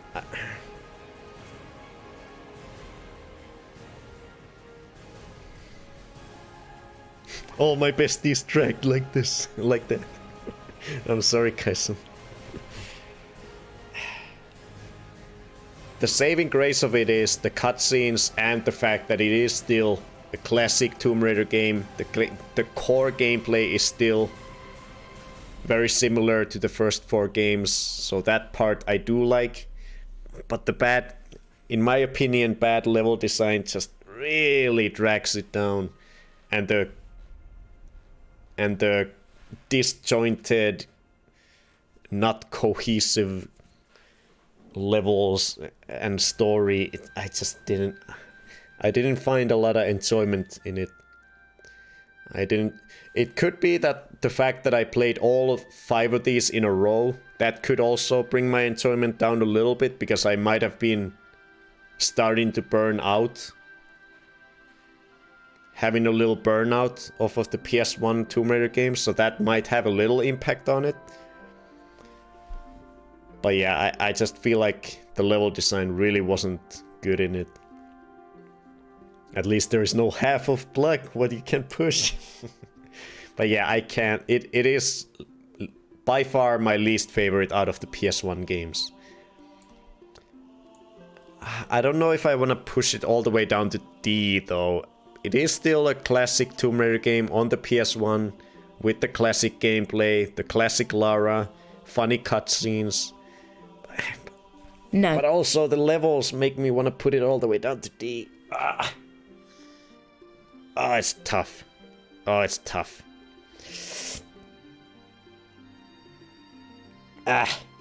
What do I do? What do I do? Oh god. It's kind of funny that I'm thinking of putting it in D when my original ranking was B. Oh, how the mighty have fallen. But of course Tomb Raider 6 will be Freddy tier. These nuts tier. Break rules on the line between C and D.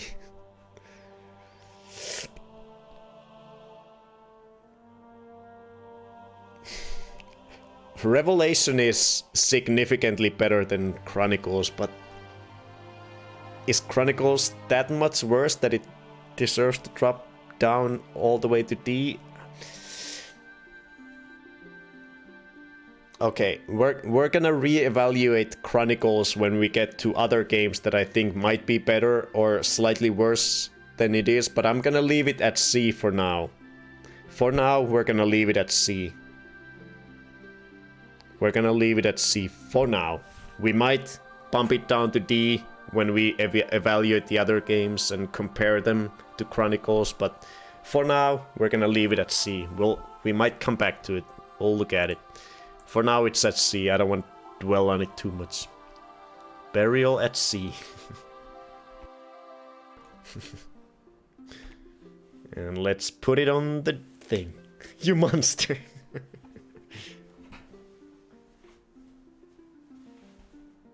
Meow.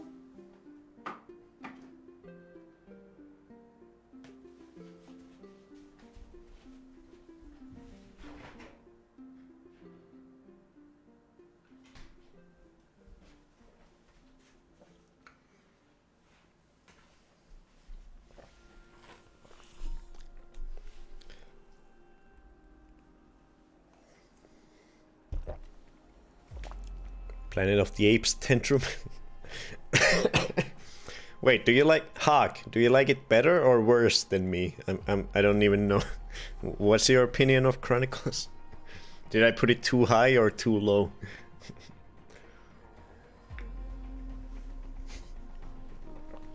Knock it back, boy.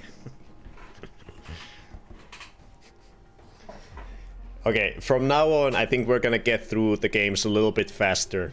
I'm not gonna have quite as much to say about all the rest of them, I don't think. We'll see. It might take us 15 hours to do this list. We'll see where this goes. Chronicles should be below Revelation. It is. It is. It is below Revelation. Revelation is at high C. Tomb Raiders is behind it.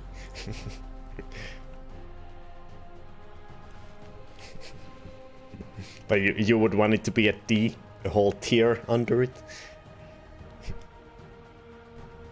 That's fine. I don't mind that.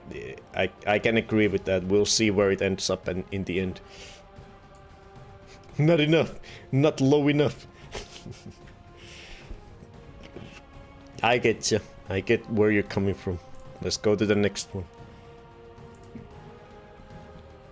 So, now we're gonna quickly fire through the Game Boy games. I feel like a lot of games, I mean a lot of people, a lot of Tomb Raider fans probably don't even have opinions on these three.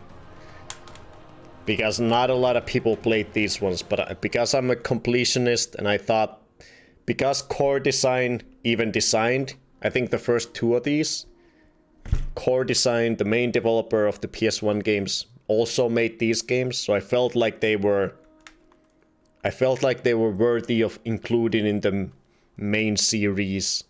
So I played all the Game Boy games as well. So we're gonna rank these ones as well. I'm not gonna take too much time. We don't have almost any clips for them either. We don't have a single clip for the first one. So let's fire through these a little bit faster, so we can get to the second era that people probably care about a lot more.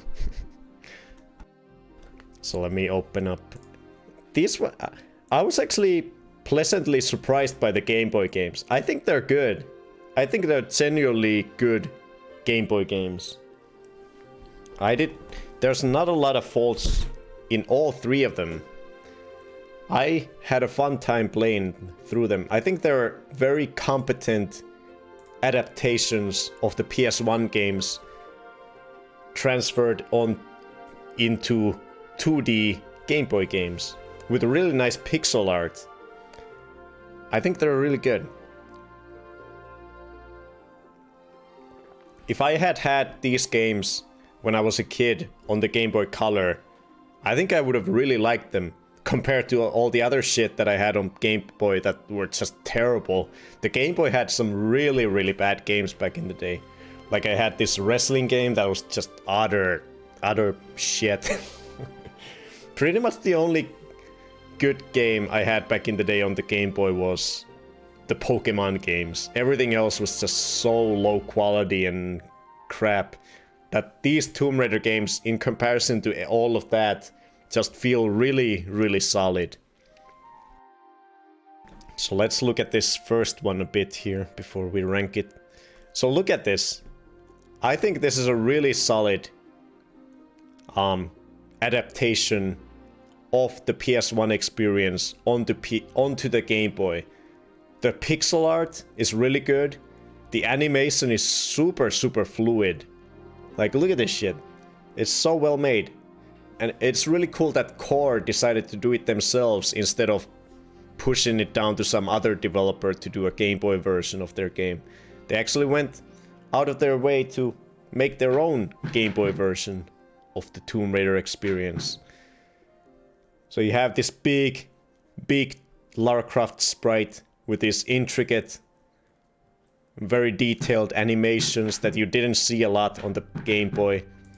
And it's just a really well-made adaptation. You shoot bats, you go around, you find levers, you open doors, you shoot things, and it's just it feels like a rudimentary condensed version of the gameplay formula of the original games. It's just really fun. I enjoyed these ones. Let's see what I wrote about the first one. But yeah, it's a simple but effective 2D adaptation of the PS1 games. It's got a really nice, detailed Lara sprite with nice animations.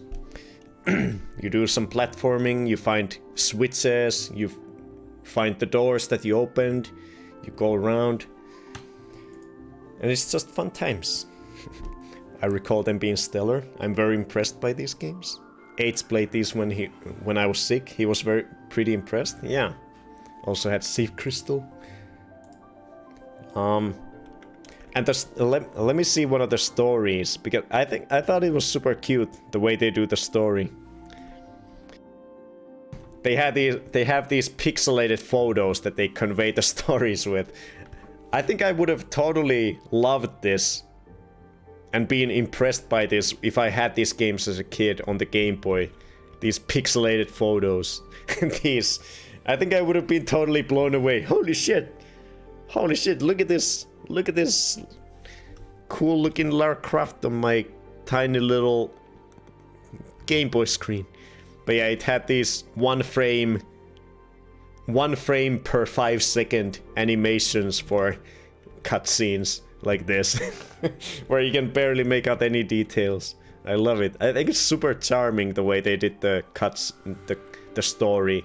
They had these text and then those cutscene, the friggin' photos to represent what was happening in the story, and then it put into the game, and then another slideshow cutscene to another level.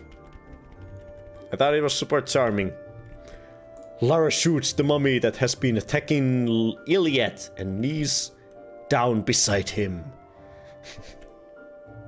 It's too late for me, Lara. I've lost too much blood. I'm dying. I thought it was super cute and charming the way they did the story. Lara, did you touch the temple altar? But yeah, it was just a very nicely adapted Tomb Raider 1, I mean, original classic Tomb Raider experience brought into the Game Boy. But the bad things about this first Game Boy game were that it was a bit... When you had played the first game, you had pretty much experienced the entire game, or what the game had to offer. The first game, all the way to the last game, it was pretty monotone. There was not a lot of variety. From the beginning to end, you were shooting bats, finding switches, opening doors, and trying to figure out where those doors were, and just going forward. Pretty much the only thing that changed was the look of the background and all the platforms you jump on. It was not a lot of variety throughout the first game. And also the levels got increasingly a little bit confusing. When you basically go around the level and there are a bunch of doors that are closed.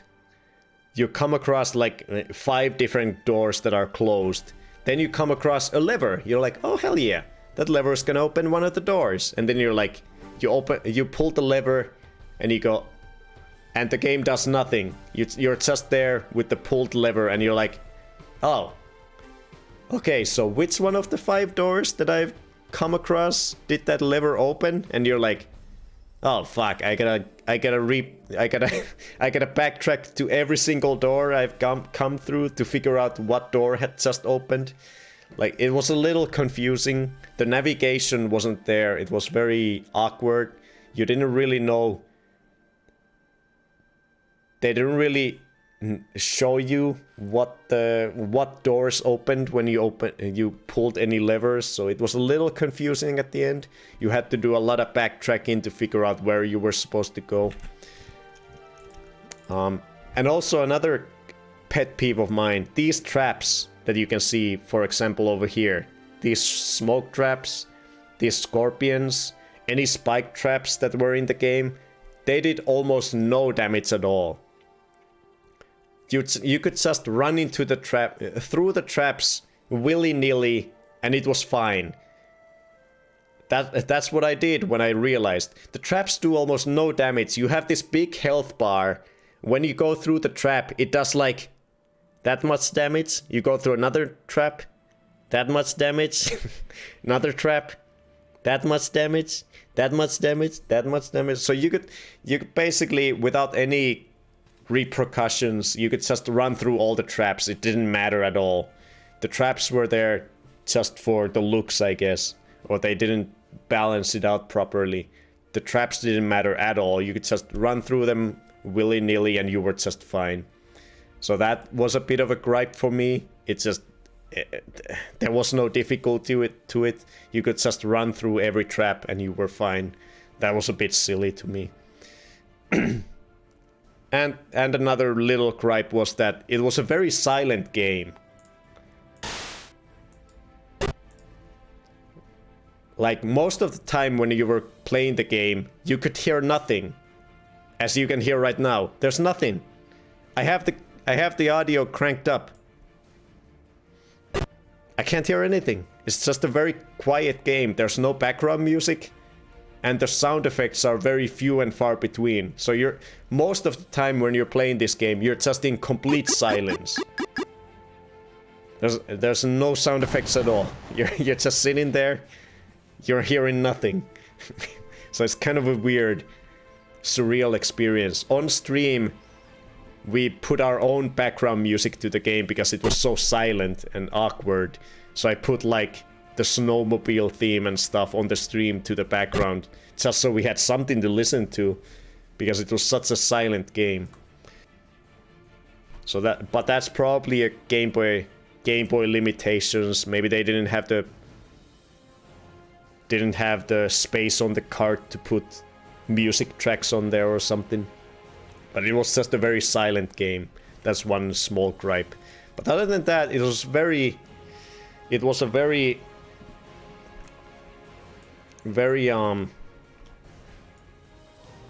good adaptation of the PS1 Tomb Raider experience onto a 2D Game Boy game, and I enjoyed it. Very nice, big sprites, nice animation, a decent adaptation of the gameplay of searching for levers and shooting enemies and doing platforming. I enjoyed it. You want to play a clunkier, harder version of these? Try Indiana Jones in Game Boy. It is bad. So let's put this first one in the ranking. There's not. I don't know if this. I think this game. I think the official logo for this game is just the same as the first game, maybe a little different. So I just made my own logo and wrote Game Boy Color on it, and it looks terrible, but we'll put it on the thing. So the first Game Boy game, a very competent, decent adaptation of the PS1 experience. My original ranking for this game when I first beat it initially was a C. I put it at C back in the day. Last year when I for the first time beat it. Now? I think I'm probably gonna keep it at C. Because there's not a lot of bad things about it. It's a little confusing. The navigation is a little confusing, but other than that, it's a very solid and competent adaptation of the PS1 experience into a 2D game on a tiny little Game Boy screen that I think I would have been really happy about if I had owned this game back in the day. So I think it's actually a pretty good game. And C is just above average, a decent game. So C it is, but I don't think I'm gonna... Even with the flaws of Chronicles and Last Revelation, I think they still have, the PS1 experience is still one step above the Game Boy games, even with the solid adaptation that they did. So I'm gonna put the Game Boy game just barely below the not so good PS1 Tomb Raider games. Hello, bot. Here, have a ban. Congratulations. Indie really hasn't been treated well in gaming outside of PNCs. I want to travel back in time and tell my parents to give Kid Kai a Game Boy for Christmas. Was it Sims 1 or 2 that had that awesome bluegrass country song on the map? I think we listened to that too. Probably the second one, yeah. Probably the second one. But yeah, we're gonna put the first Game Boy game here. Right below the less good PS1 Tomb Raider games. And then we'll jump into the Curse of the Sword, the sequel to the PS1 game. Let me bring up my notes. Yeah, as I said, we had no clips for the first Game Boy game. No one made clips. No one cared. No one cared about little old Game Boy Color. Nothing interesting happened, so no clips were made with the first Game Boy game. So let's go the Curse of the Sword.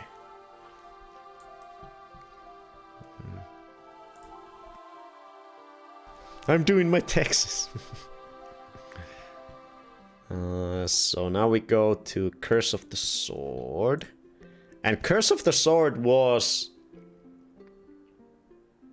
Oh, let me bring up the gameplay so you can see what it looks like. Curse of the Sword. It was very much like the first Game Boy game, except... Oh god. Except it... I still have to do my taxes. Procrastinations for the win. I actually have to do my taxes too. For the first time ever, I gotta do my Twitch taxes this month. Before this month ends. I've never had to do taxes manually, but now that I'm making extra income from Twitch subs and bits, I actually have to do some manual tax things. It's not all automatic like until now. But yeah, that's beside the point. So Curse of the Sword is basically the same, very similar to the first Game Boy game, except it improved upon a lot of aspects. It's like the first game, but just better. So the first thing they improved upon, I mentioned the traps in the first game. The traps did very negligible.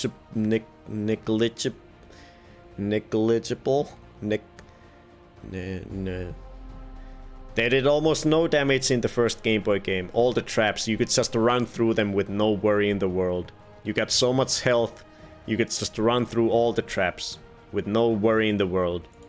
But in Curse of the Sword, I think they realized what they had done with the negligible.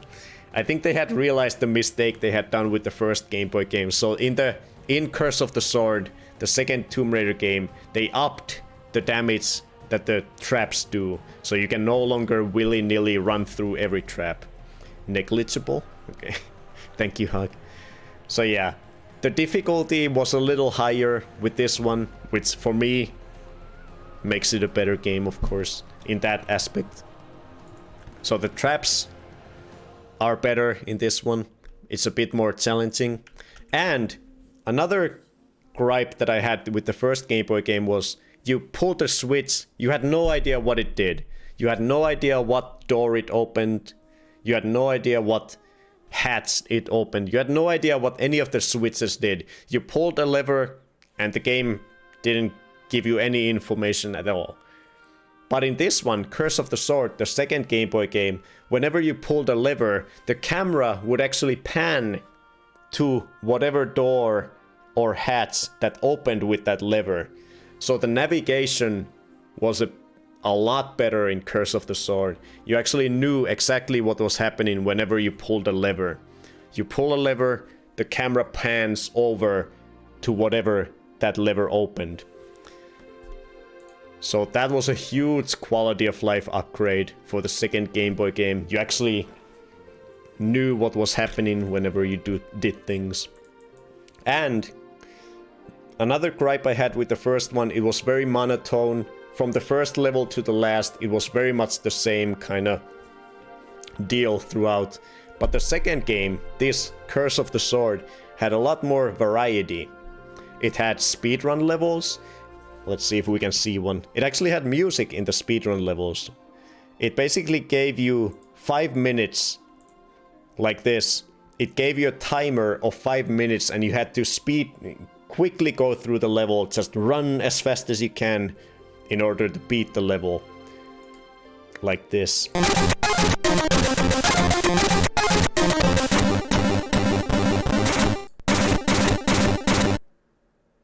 You gotta love the Game Boy music.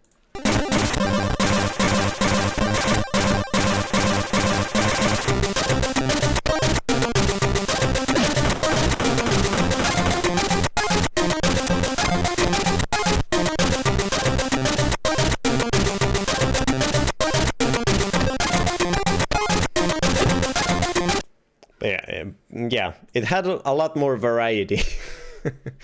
Curse of the Sword had a lot of more variety. It had speedruns, and it also had boss fights, which were almost non-existent in the first Game Boy game. I think the first Game Boy game had one single boss at the very end of the game, and you could just shoot it and it didn't do anything, so you could barely constitute it as a boss fight. But Curse of the Sword had boss fights all throughout the game. At least like 3 or 4 or 5 times, I think. Like this. You had these random boss fights. Some dude hanging off of a helicopter and you had to shoot at him while he threw grenades and stuff. So it had speedrun levels where you had to quickly run through them. It had boss battles. It even had some vehicles. It had like a submarine level over here. So yeah, basically, the point is, Curse of the Sword had a bit more variety compared to the first Game Boy game. The first Game Boy game was very similar from beginning to end, whereas Curse of the Sword added some more different things to it. Speedrun levels, boss battles, vehicles, stuff. Other than that, it's very similar to the first Game Boy game. It's just a very polished, more well-made version of the first Game Boy game. And it basically makes the first Game Boy game obsolete. If someone wants to experience a Game Boy Tomb Raider, there is zero reason to go with the first Game Boy game. You can just immediately jump to Curse of the Sword. The stories have nothing to do with each other, and the stories are nothing interesting, but the cutscenes are kind of charming with the still frames and text blocks. But yeah, the Curse of the Sword basically does everything better than the first Game Boy Tomb Raider game. It's just a polished, more well-made version with a lot more variety and quality of life upgrades to the navigation. So in every single aspect, Curse of the Sword is just a better version of the first Tomb Raider game. And it is fun. So let's put it on the list. Let's jump it in here. Always with the helicopters. Oh gosh, now I'm confused and it's my first language. Oh wait, what? They did an infinitesimal amount of damage. Negligent vegetables. So, Curse of the Sword is basically like the first Game Boy game, except they just improved upon everything. It's just a much better game. So the first Game Boy game will go down a bit, but still, it's a little hard to compare the. It's still a little hard to compare the Game Boy games with the PS1 games. I don't know. It's tough because there's little to fault with these Game Boy games, but still, they're just Game Boy games. They're a lot more simplistic.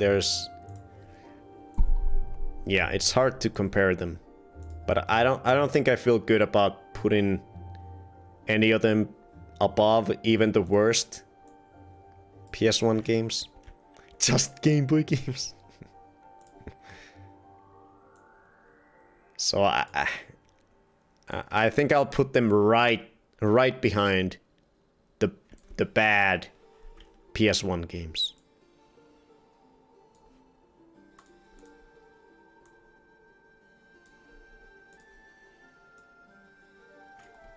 There.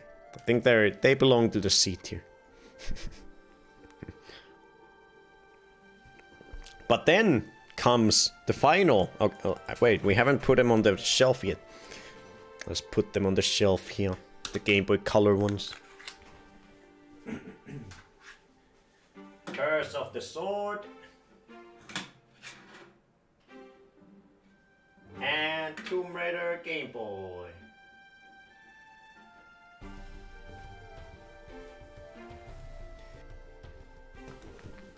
So now we finally broke the streak of them just going on the list chronologically.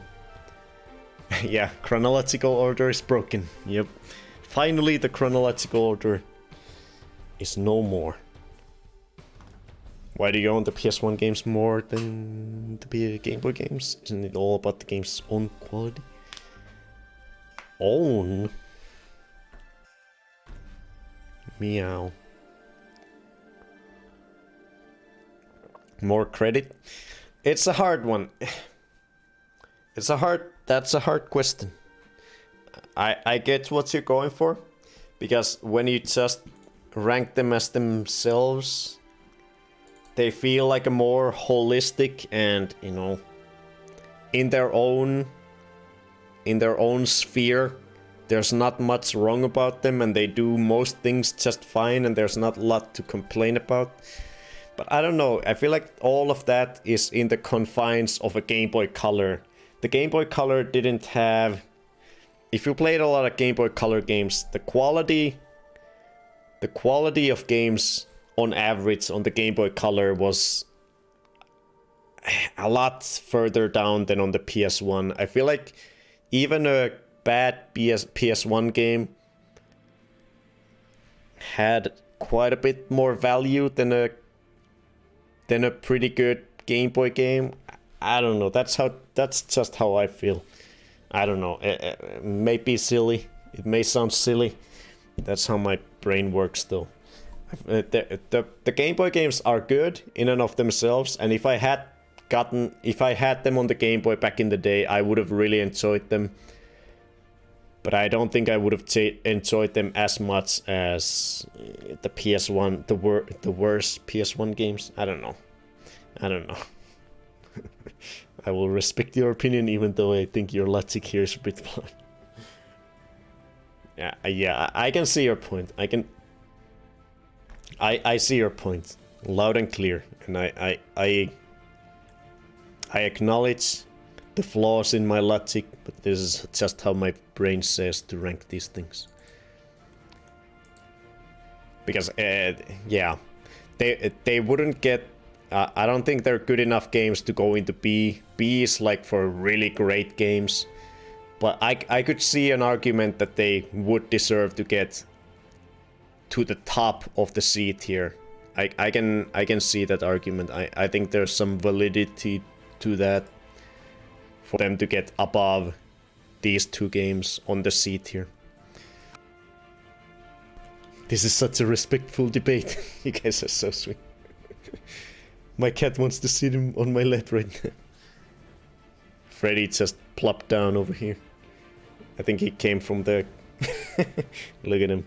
Just plopped down right behind me. I think he was sleeping in the bathroom or something. What is the worst game on the PS1 you have played, Bone? I please don't say the game I might... Medieval! It's Medieval's terrible. No. There are worse games on the PS1 than Medieval, but I don't know. That's a hard question to answer. That's a hard one to answer. I don't buy games that are that bad. But I'm sure I played some terrible ones when I was a kid, but I can't tell.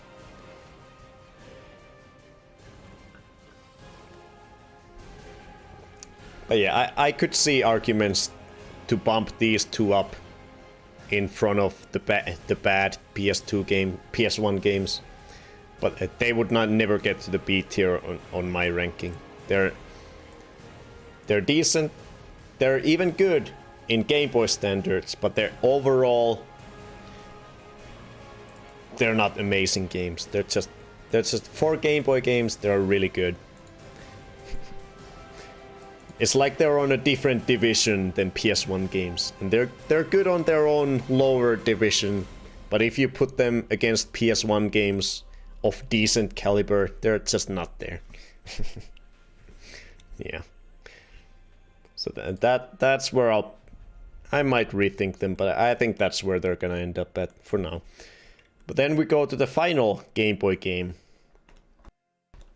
And this takes a jump from the Game Boy Color onto the Game Boy Advance. So it must be more advanced, right? Well, it kinda is. It is called Tomb Raider Prophecy. Let me bring up some gameplay of it so you guys can see what it's all about.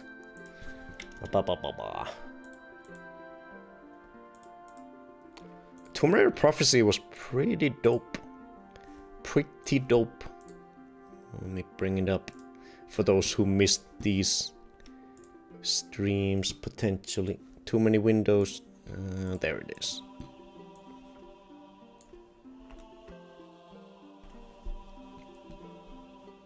There.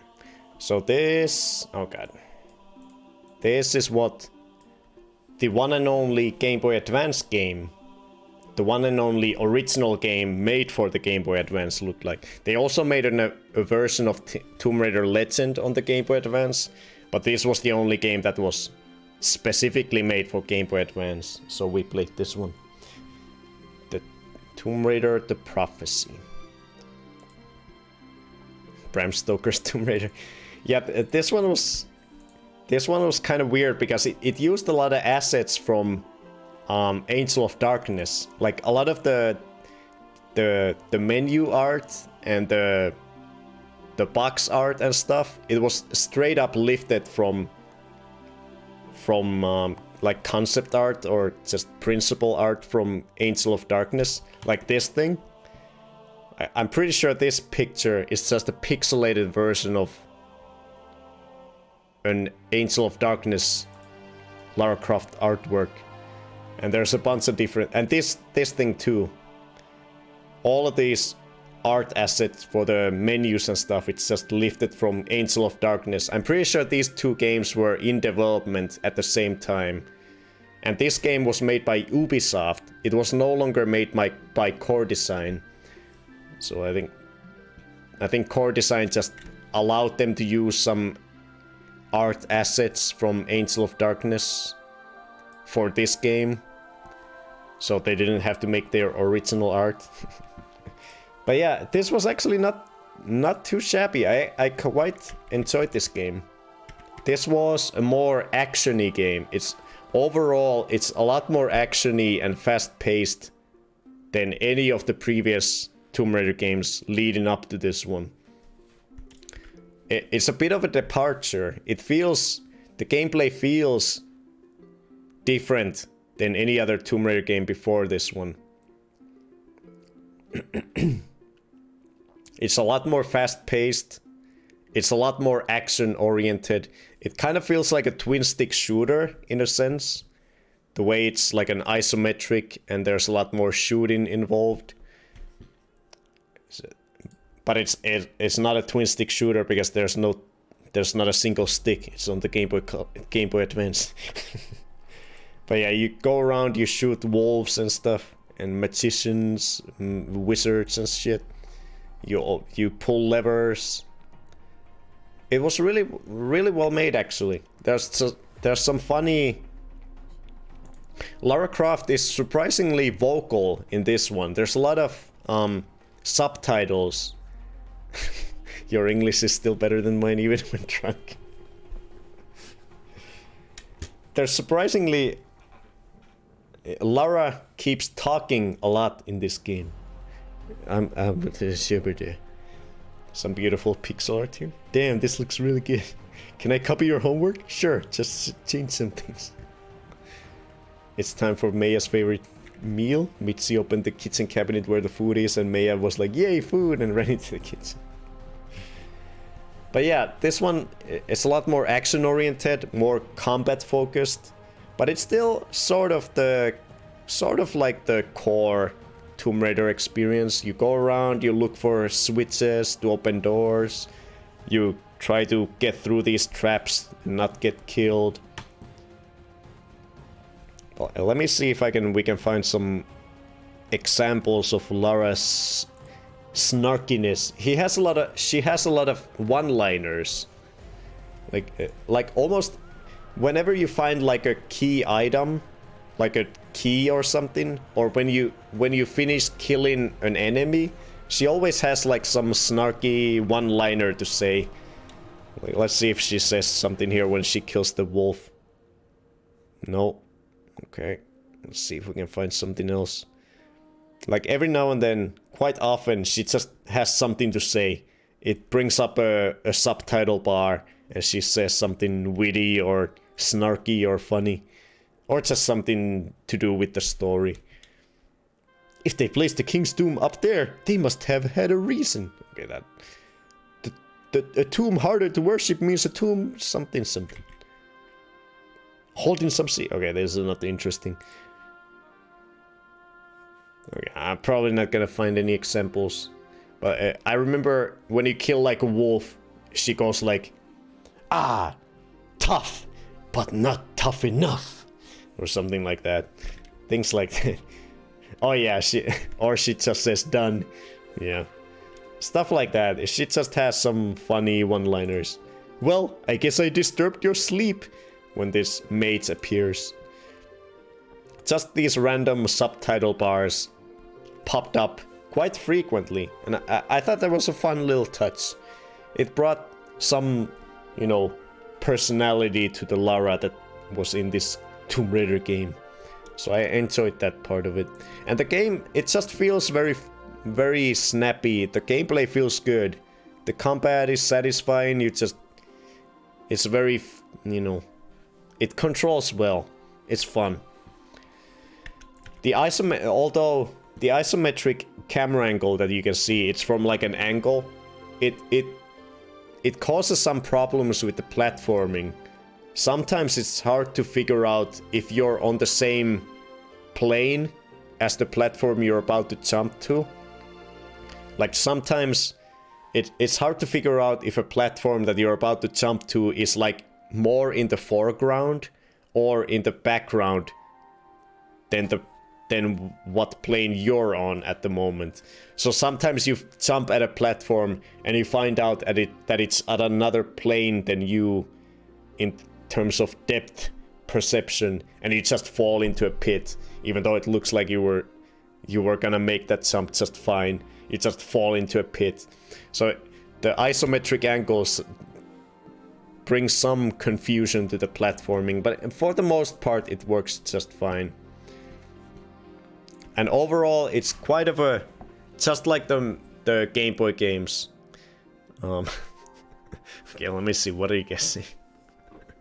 I'm too drunk, I'm just rambling here. Ape's environment art is really fantastic too. As a cross-stitcher, it's easy to get excited over little squares together.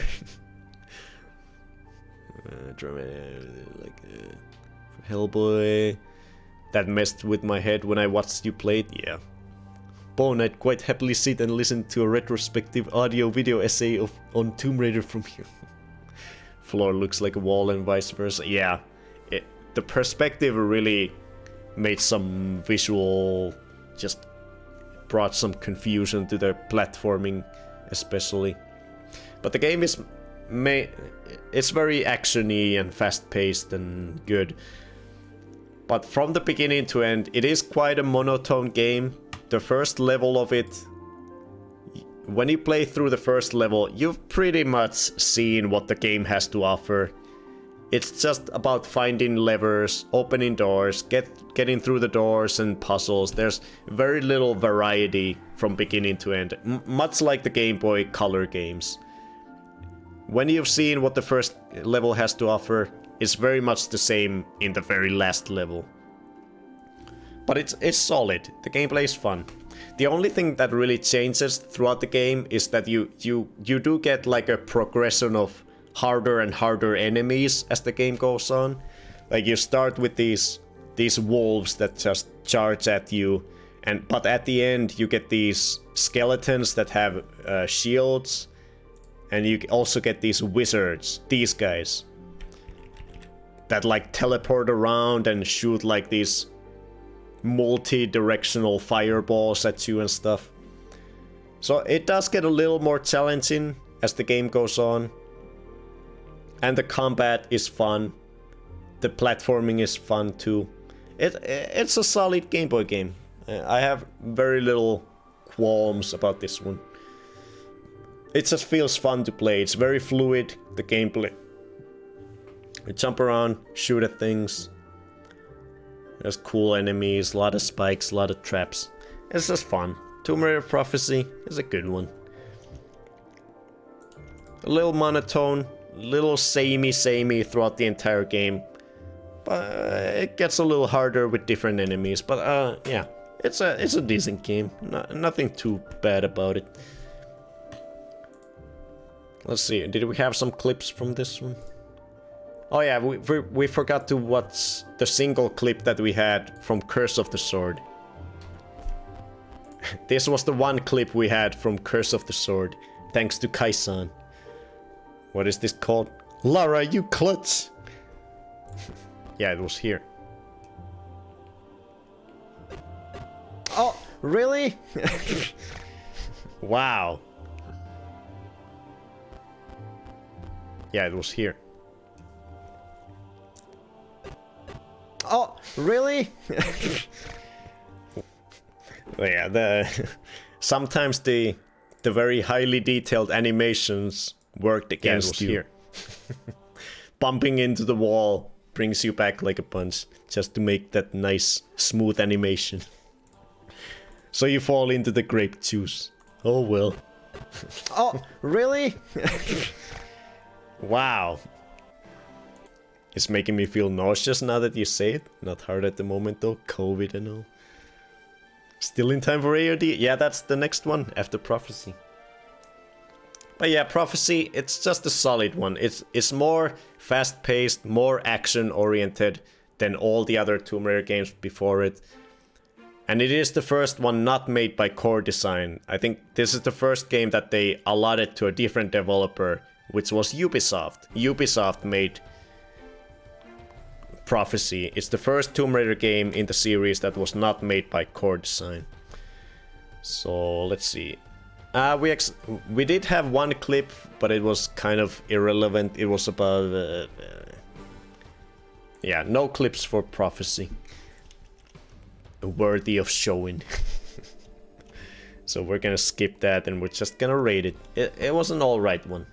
Let's rate it so we can get to Angel of Darkness and the other ones. Here we go.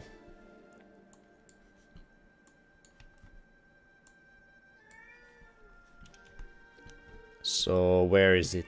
Where are you at? There you are. Prophecy. Freddy's crying very loudly. So Prophecy, this is a hard one. This is another one that I struggled with because it is fun, it is very solid. I had a lot of fun playing through it, but I have a hard time deciding if I liked the very solid, fluid, action-oriented, more fast-paced The Prophecy, or if I liked the Game Boy Color Curse of the Sword that was more faithful to the original Tomb Raider model with very intricate, detailed animation and just more meticulous, slow-paced gameplay of finding switches and stuff. I have a hard time figuring out if I like Curse of the Sword or The Prophecy better. That's a battle in my mind. What do you call two monkeys who share an Amazon account? Primates? Thank you, Samuel. I love your joke. It's a good one. Welcome, welcome. Oh look, the other games are already in the right place. But yeah, this is a tough one. In the end, I thought about it today and yesterday and leading up to this. If I like Prophecy more than the more meticulous, more faithful Curse of the Sword. I think I like Curse of the Sword a little bit more. I like the original model of meticulous exploration, highly detailed animations, just a very detailed Lara Croft. Prophecy makes it a lot more fast-paced. It has a lot less focus on the visual aspect of it, of making it really nicely animated and making Lara a very distinguished, nice video game character. I feel like Curse of the Sword is more of what I consider Tomb Raider. Prophecy was more like, it feels like more of a side game that is more just action focused. It's like when you have a JRPG. You have a classic JRPG that's focused on a story with a great combat system, and then they make a side game that's just about the gameplay with a shitty story. AKA Grandia 1, 2, and 3, and then the side game Grandia Extreme. It's kind of like that deal, where it's still Tomb Raider, but it's sort of like a side game that doesn't quite play by the rules of the other Tomb Raider games, other mainline games. It just takes its own route, and even though it's fun, it's not really, it doesn't feel as Tomb Raider-y. It feels like just a sort of a generic action game. So I do like Curse of the Sword a little bit more. But I think I do want to put it above the first Game Boy game, because it's a little quite flawed. And this one did, the things it did well. So I think I'm gonna bump it right in between. I'm gonna leave Curse of the Sword as my favorite Game Boy Tomb Raider game. Prophecy as second, and then the first Game Boy Color game as my least favorite Game Boy game. I think that's a good... I like that arrangement. I'm happy with that one. There.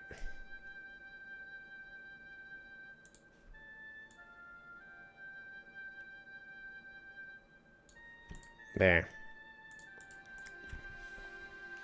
Another one? Give me all every joke you have. Thank you, please.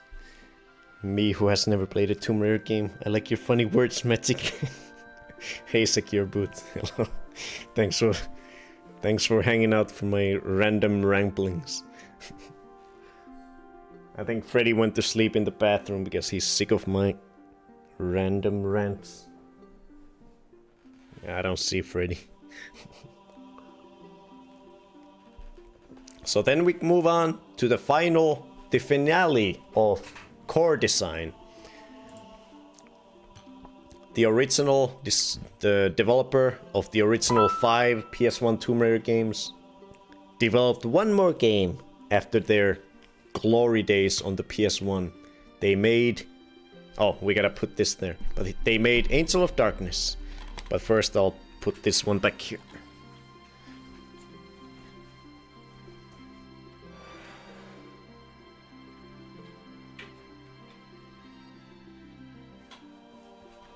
There we go.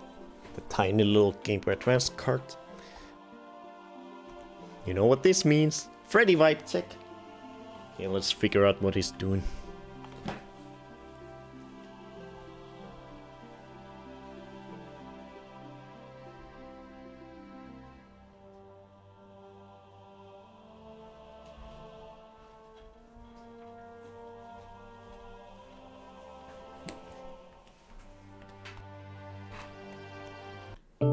Yeah, he's in the bathroom, sleeping, or at least trying to sleep.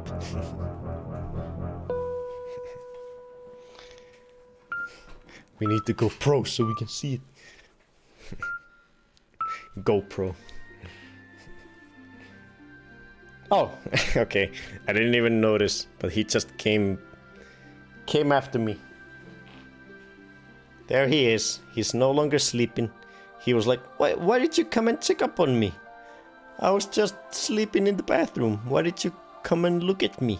Oh, I'm not doing anything. Do you have something for me?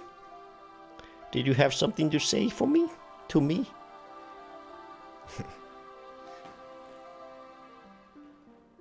So now he's just chilling. But yeah, next one is the backside of Angel of Darkness. Let's see what I have to say about this one. Now this is where things get a little... This is where the banana gets... This is where the grapes... This is where the blueberries get sour. This is where the bananas get all mushy and brown.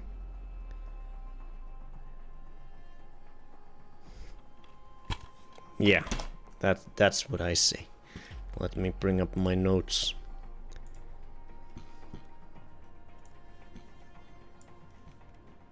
Hey, Freddy.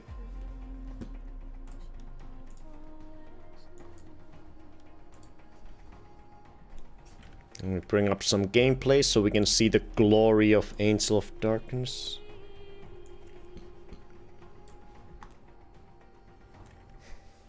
A little fucky.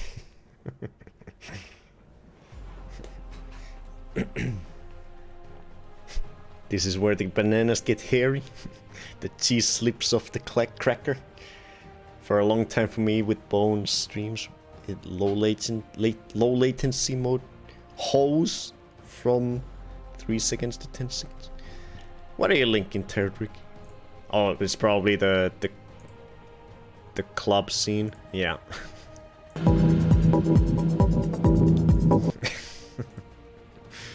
Please, best game. So the there. This is finally. So on the console, the main console scene, we're finally moving off from the PS1 to another new PS1. No. Another one home console. We're moving on to the PS2. And here we go.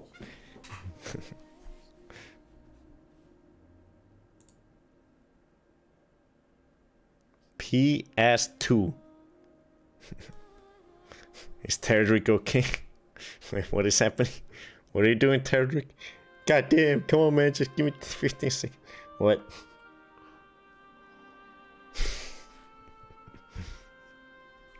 Okay, what notes do I have of Angel of Darkness? So, Angel of Darkness... I give it to you, it's for sure the funniest game of them all. What is this? Angel of Darkness it is clearly the dark horse in the entire series. I think it's fair to say that most people did not like it. I think that's fair. I think even people who like it will agree with that statement. I think most people who played Angel of Darkness did not like it. And I'm sorry to say to the fans of Angel of Darkness, I am part of the majority of people who did not like Angel of Darkness. And here is why. The number one issue: controls. No thank you. The controls, very janky, very unintuitive, not fun, not good, bad, negative, not good. The opposite of good. The controls are not very janky, not good. It ruins everything, it's not good. The beginning of the game, this part that you're seeing right now, and especially the part where you get into the town and you start talking to the NPCs. I am never playing this game again. I am never replaying this game again. It is so painfully annoying. This whole part where you're running around in the town area, talking to different NPCs, looking for quests or something. It is the most boring part of the entire Tomb Raider series. It is unbearably boring. There's nothing redeeming to it. It is terrible. I'm sorry. I can't. This was the first game. This was the first game where I was like, okay, the game has jumped the shark. I am no longer having fun. I am feeling some burnout. This game is rough, and I don't know if I want to continue. That is how bad the beginning of this game was. I want to see if I can find a good example of one of my biggest pet peeves with this game. Because one of the most annoying things to me, I am an aficionado of bad voice acting. I love when classic old games on PS1, PS2, early consoles that finally had voice acting. I loved when games had bad voice acting. I'm all about it. I'm a fly in a jar of honey. I love bad voice acting. That didn't make any sense. I love bad voice acting. I love it. And this game had some, but it is totally ruined by my biggest pet peeve of this entire game, which is they totally messed up the dialogue cutscenes. They have zero pacing to it. When someone says something like, okay, hello, my name is Lara, and the next, I'm a fly in a jar of honey. Lara says, hi, my name is Lara. And then the other guy says, hi, I'm a boy. Instead of it going like, hey, I'm Lara, how are you doing? Oh, hey, Lara, I'm doing good, how are you? Instead of that, it goes, hey, I'm Lara, hey, I'm good boy, but how are you doing? Hey, my name is Lara, I have 2 pistols, I run around, hey, I'm a boy. Hello, hello, hello. Ah! Hello. Basically what I'm trying to say, there was no pacing, there was 0 pause between any voice line. So someone says something and the second their voice line ends, the other person immediately begins their voice line. So there's 0 pacing in the cutscene. Thanks for this fine theater performance. It was so annoying to me. It was the biggest pet peeve of this game. I love bad voice acting. I love voice acting in early... when voice acting was still sort of new in games. But this game totally ruined it for me because there was 0 pacing in the dialogue scenes. Let me see if I can... I want to find a good example of it because it was so annoying to me. I couldn't enjoy the cutscenes at all because the pacing was so bad. The voice lines just cut from one to the other with 0 time in between them, so it was just annoying to listen to. Let's see if this one has it. Nice watch. What?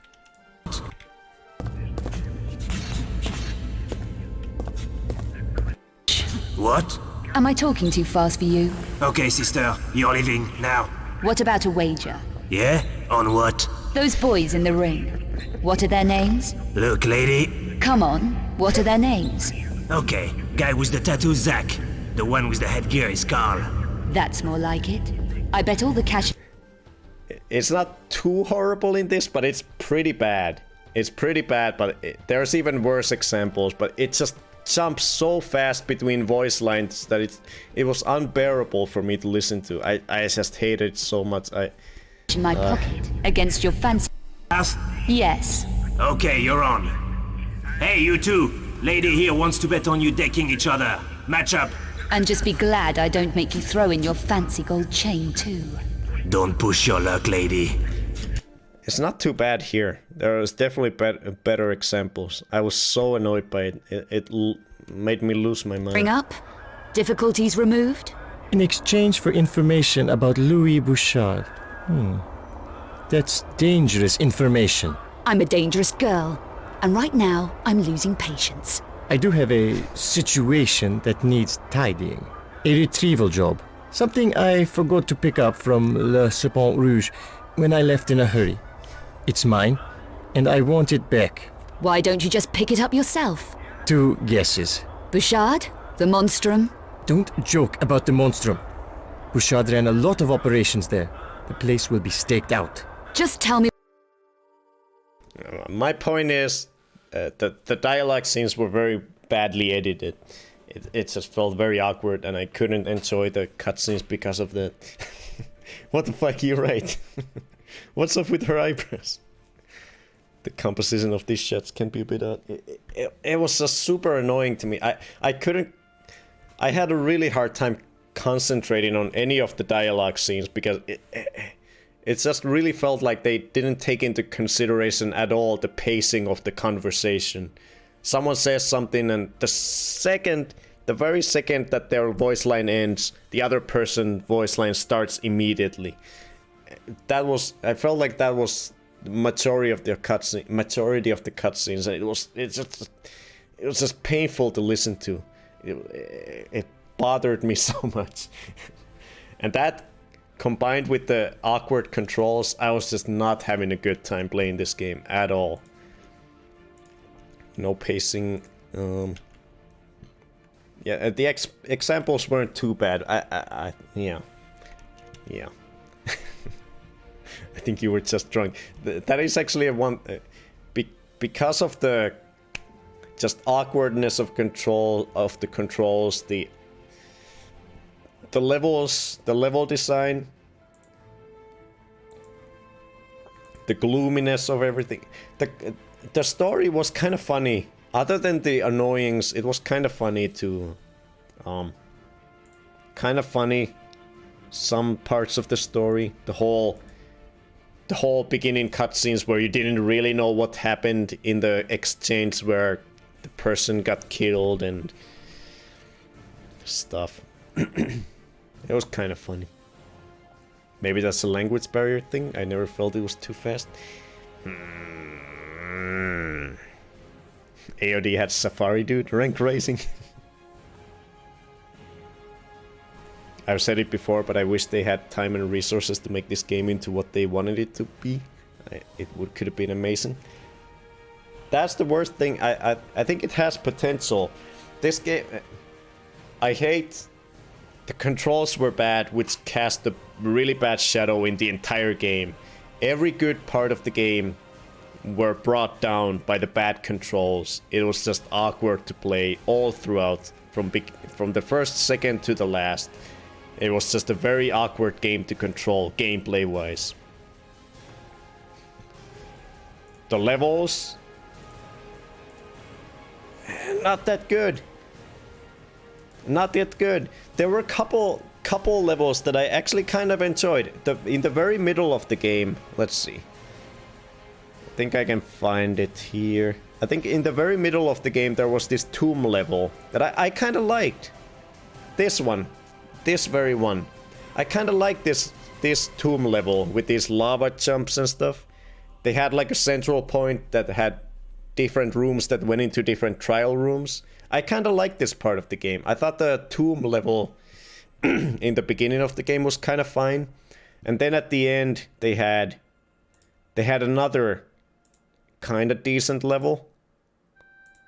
It had some underwater sections, and then it came back to the surface and had some fire, jumping over fire and stuff. which was kind of fun. So, oh, this part was pretty decent too. I didn't mind this part with the water stuff and the huge fish in the water. This part was fine. So there were a couple levels that I thought were actually kind of decent Tomb Raider levels. But everything was just cast down by these terrible controls. Awkward, terrible controls that just hindered everything. Hindered the enjoyment of everything. And that combined with what I mentioned about the dialogue, jumping back and forth. Maybe I was just drunk and I was imagining it, but it was really annoying. And yeah, playing this game, especially the beginning with the town part, where you're going around talking to different NPCs. I think that is the most boring part. I think that is the most boring part of all of Tomb Raider. Take all 15 games, the town parts where you're going around talking to NPCs, that is the most boring part of any Tomb Raider game ever. I was having so little fun that it was criminal. And that is the biggest sin a game can ever do, is being boring. And I was bored out of my mind. So much that I had to resort to drinking. And I'm sure Rick can link all the drunk clips from Tomb Raider Angel of Darkness. Because there's a bunch of them. I just could. I was not having fun. It was terrible. I had to drink to be able to continue the game. It was bad. Okay, what do you guys say? Maybe Rick lives in an alternate universe where they actually finished this game and that's why he loves it. So AOD is 10 out of 10, right? Nah, this game sucks, and yes, I do love it. AOD documentary is a masterpiece. The only compliment is the story was bad, but still fun. Oh yeah, the Kurt. Yeah, near the end of the game, they make you play this Kurt character that is just... Why? Why are you making me play this Kurt character? He's... Stop it. Let me play Lara. Stop it. It's not fun. Don't forget this good part. Curtis died. I gave up on this game because of the controls. And you're right about the conversation jumping quickly. It's very forced and unnatural. There we go. I have an natively English speaking person backing me up with the cutscene. Thank you. And Ace agrees with me. Thank you. Thank you very much. I feel validated. I feel whole. Yeah, that Kurt crap was... Yeah. Apparently that was a whole development issue where Kurt was supposed to have all these different abilities than Lara. And the gameplay was supposed to be a lot more varied and different than from Lara. But since they had to push this game out early, they didn't implement almost any of their original characters, so... I mean, original ideas, so that's why it's so awkward and crappy. Yeah. I'm trying to listen what's from the car ride home and it's not working well. There's a spin-off game with Kurt? That's no way. This game is essentially poor Lara's battery corpse being thrown down in front of us and being told there. Battered. Out of all the shows, why you thought drinking for this was a good idea? I don't know, Urban. It was probably a bad idea. Let's keep drinking though.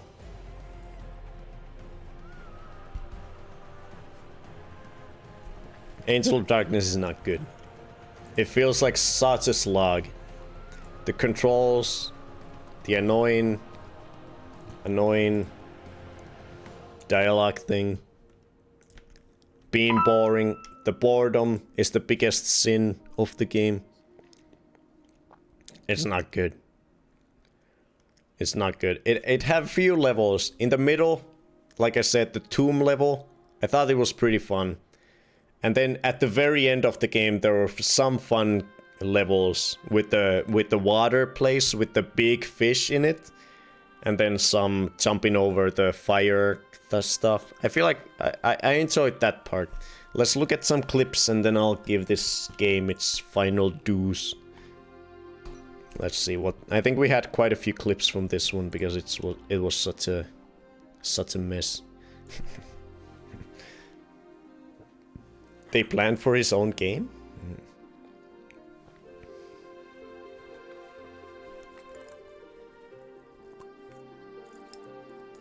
Ah, Freddy. You dropped it. There you go. There are several documentaries with Tomb Raider Angel of Darkness 2 ideas and Demon Hunter game, but yeah, all cancelled. Biggest sin of this game is the way they forgot to introduce Carol, yet somehow Lara knew him already. Who the fuck is Carol? I have no idea who Carol is. The actual baddie?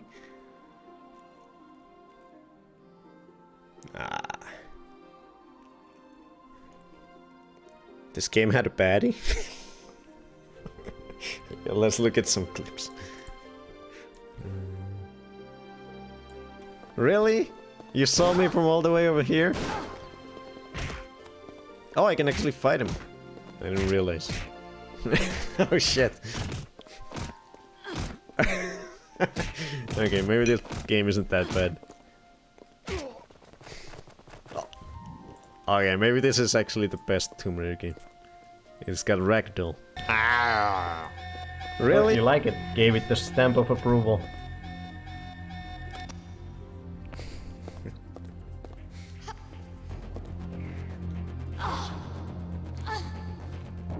Honestly, yeah, I wasn't joking when I said that I had to start drinking to get through this game. I honestly, Angel of Darkness was truly and honestly, no joking, no drunk talk. Angel of Darkness was the first time in the entire series where I was like, oh my god, am I really playing through all Tomb Raider games? This is so fucking boring. I'm dying inside. I cannot play more of this game. I'm so bored. After the first stream, I was like, oh, I don't want to play more. I don't want to play more of this game. This is so boring. Please end it. Why can't the series end here? Can we play other games, please? So that's what AOD was for me. I didn't like it at all.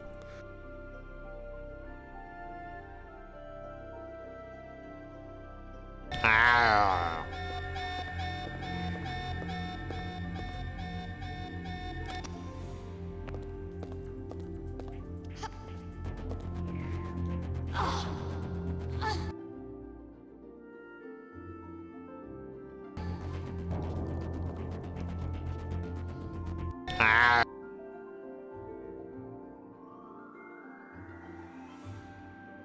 Further, I can get inside.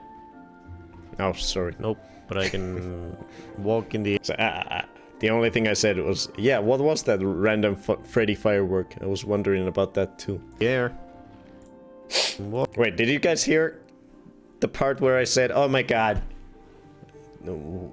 Was I muted when I said that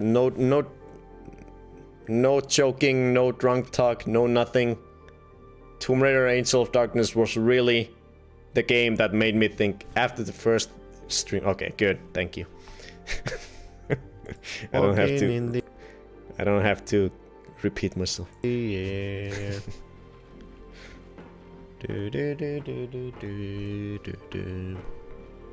Further, I can get inside. You're very not drunk, man. Nope, but I can walk in the air. I'm walking in the air.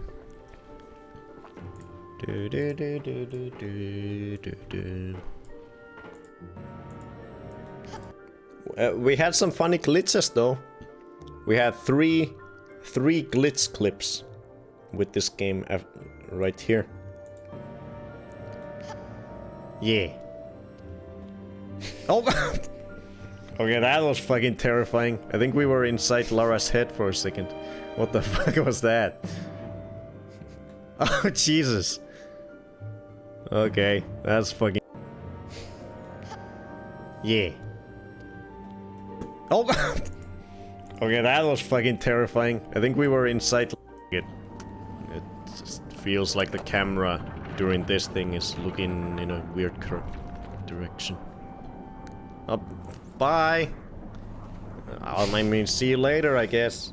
She doesn't even want... Camera during this thing is looking in a weird direction.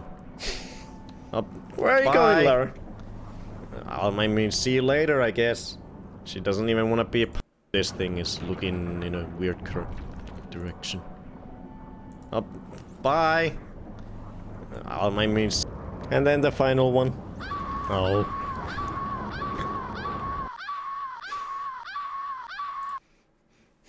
I forgot about this. I love how you were not even surprised by it anymore. Just bye.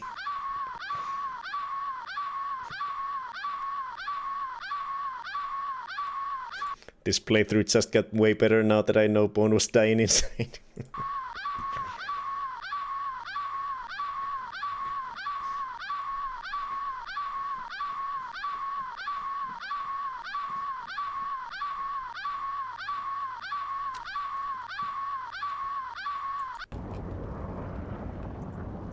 Oh.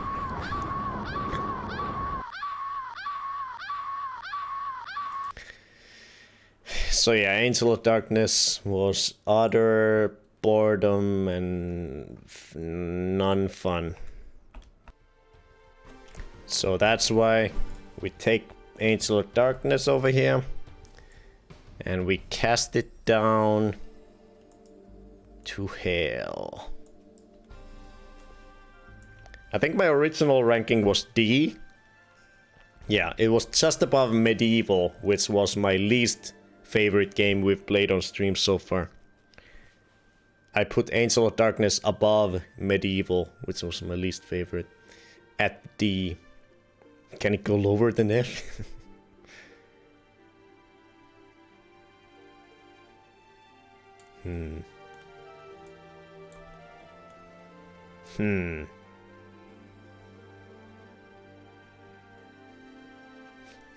Above what the fuck?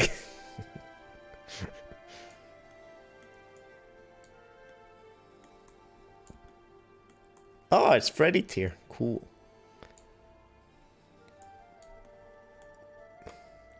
No, this game is not good. Reverse Freddy tier.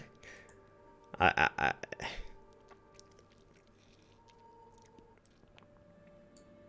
know there are fans. There are hardcore fans. I know Kinia likes it. I know some other people like it. I'm guessing you guys like... Whoever likes this game likes torture even more than me. How are you? But I'm part of the majority who think this game is not good. It was rushed. It was bad. The controls were terrible. The dialogue editing was terrible. It ruined all cutscenes for me.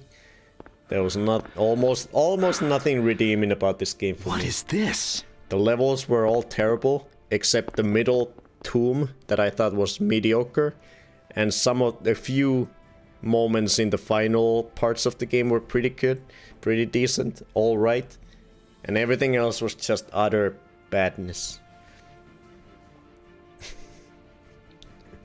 Freddy's litterbox tier. It's an insult. Hell tier. Sorry people who like it. I like Revelations, I understand. How? I only like it for its entertainment value as a viewer. Yeah, but I don't even... But does it... My original ranking was D. Could it go lower though? F, E, D, C. C is like it's a good game. C is like A is like almost 10 out of 10 if you were to put it into 10 out of 10 sort of rating. A is 10 out of 10. Freddy tier is 10 plus 10. 10 plus out of 10. B tier is like 8 or 9 out of 10. C is like 7, like 6 or 7 out of 10. D is like 5 out of 10, sort of. Or the line between C and D is like 5 out of 10. So this is just above 5 or 6. This is like 5 or 4, the D tier. E would be like 2 to 4. Or 3 to 4. F would be like 0 to 2.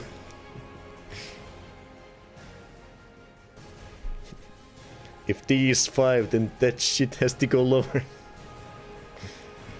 D is like 5 down to like 4. 5 to 4 sort of range. Oh man, Angel of Darkness is really bad. I'm sorry, guys. I'm sorry to all of you who like it. I'm so sorry. It's really bad. Angel of Darkness is not good.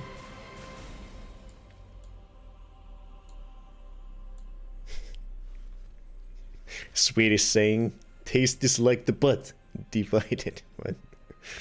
Carry the decimal over to the denominator. Do it! Unfollowed.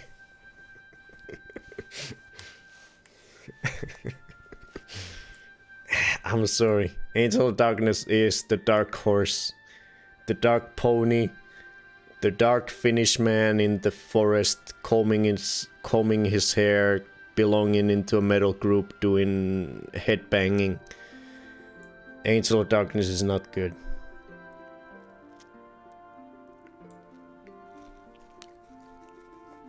Do I hear Radiohead's Burn the Witch intensifying? And reported. Palpatine, do it! Was this worse than Medieval? I think it was. I think it might have been worse than Medieval. I think I was wrong in my initial rankings. I think it was worse than Medieval. I'm sorry, Angel of Darkness, you're going in E. You're going in E tier. I'm sorry. I'm sorry.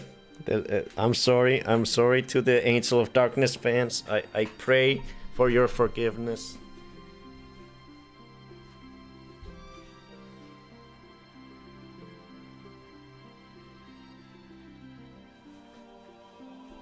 I'm sorry. I'm sorry. I think it goes to E. It's really bad. Medieval has its charm for sure. Angel of Darkness, not so much. It doesn't deserve much. This is the worst game on the stream. I think Angel of Darkness is the worst game I've ever played on stream.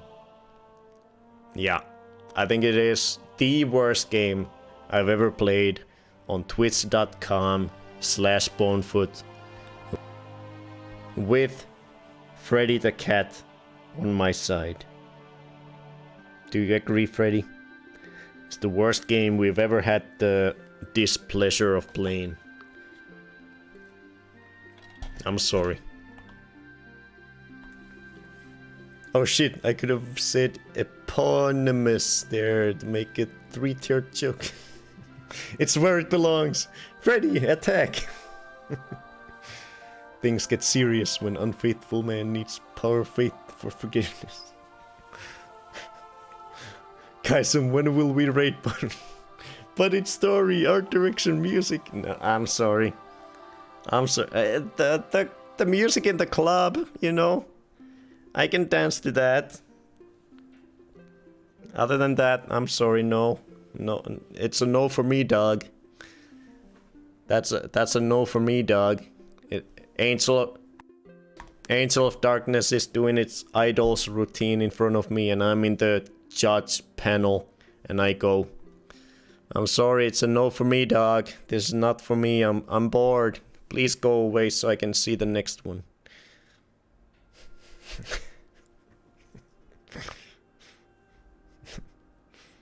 Sorry.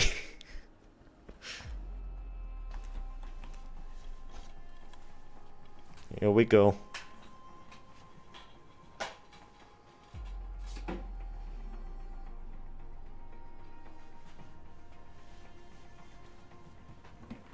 Skinner pathetic.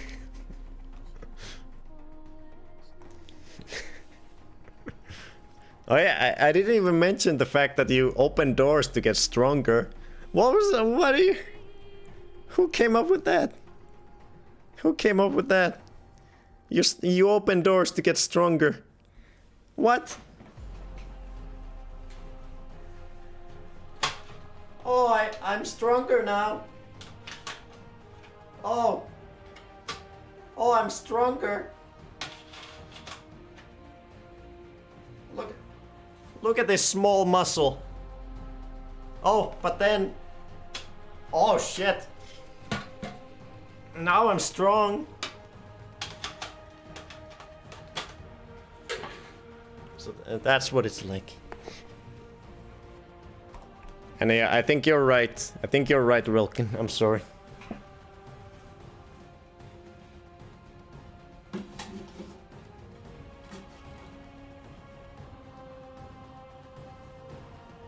There, now it's in the right place. I'm sorry. Now Angel of Darkness is in the right place. What the hell? It ate the 10 symbol. Ah! There we go. It doesn't deserve to block the 10 symbol. I'm reporting this as hate speech. Maybe the doors were very heavy. Okay, let's move on. My heart can't take this anymore. It's for sure the worst game mechanic ever. I actually, as much as I joke, I think it's hilarious that you get stronger as you open doors. I think that's a redeeming quality. I think it's funny. I don't mind that aspect of it actually. Leave that one in. That's a plus. That's a thumbs up for me. Opening doors to get stronger. I think that's funny. I like funny. But let's move on to the next game. Let's see what's next. Legend. We're on to the second era. And we're still not going fast. We're 4 hours and 50 minutes in.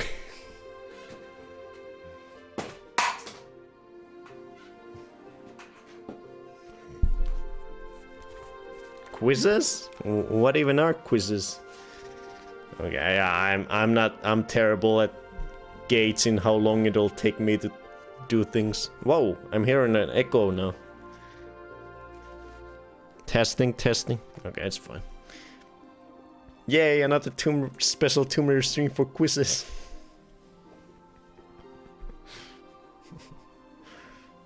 You don't like that 4 in 14? What's wrong with the... Oh. What's wrong with the 14? My favorite Tomb Raider, let's see how Bone will kill it. Okay, let me bring up my notes and my gameplay for Legend. Here we go. Da-ba-da-ba. Over here, and I press this button. Legend.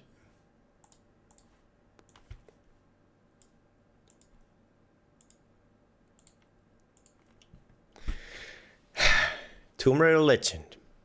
There probably won't be any further rants. What the hell is going on? I can hear an... Hello? Testing. I can hear like an echo of my voice in my headphones. What is happening? Hello? Moon to Earth. This is an urgent message. Hello? Okay, I don't know. Let's move on. I knew this stream was going places the moment Tomb Raider 3 got hyper season. Maybe some button got pushed, or maybe it broke. I don't know. The only redeeming quality of it is the fact that Tomb Raider 1 got its rightful praise. Okay, what are we doing? Legend. Crowd control the major boy. Okay, so Tomb Raider Legend. We are out of core designs, motherly arms, the people who created Lara Croft and Tomb Raider. We are no longer in the loving arms of the original creator. We have moved on to Crystal Dynamics, the second developer that took control of this series and made their own iteration of the character of Lara Croft. So how did they do on their first foray into this series called Tomb Raider Legend? Well, they made it into a much more actiony game. They modernized it a lot. The first 5 games, the original games, were very challenging in terms of the platforming. You could any jump you did could be your last. You could die. You had to be really careful what you did. It was very methodical, slow-paced exploration. You had to look at every nook and cranny of the world. What the hell is going on with these headphones? It's like I'm in a concert hall. I can hear my voice echo. This is so weird.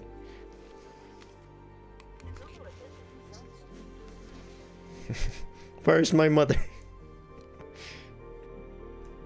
Testing. Oh, I think it's fine. See now, look at how nice this looks on PC. The plane crash is the allegory of the disaster that Lara's parental drama introduced to the franchise. Slow? Wasn't the half of the game driving motor? Wait, what are you talking about? Third-party games played better on Xbox generally? This mug is empty. So Legend... They made it more actiony. They made it feel more modern. The game was more modern. Hey, I'm Tomb Raider Legend. I'm a modern game. Hooray! So the game was more modern. It feels more like a modern third-person action game. It is more focused on combat than the older games.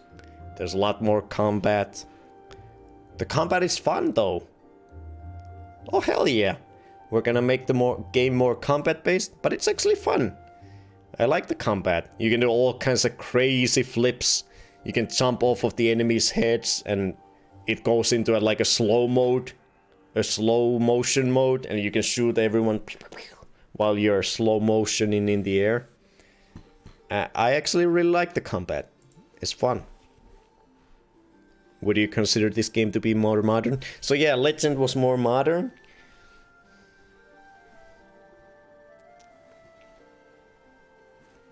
Man, this video makes the game look lovely. It was more modern, and it was more modern. It was more very modern. Stop it. Stop it. It was also combat focused and casual. Felony. Gonna modern this game. Smoking these moderns here. Hey, you got to drive a motorcycle. I like that part. So yeah, it was a lot more combat focused than the originals, but the combat was fun. You got to do crazy flips, slowdown effects. You had the grappling hook. You could grappling hook the enemies to mess with them and do stuff. Then you got these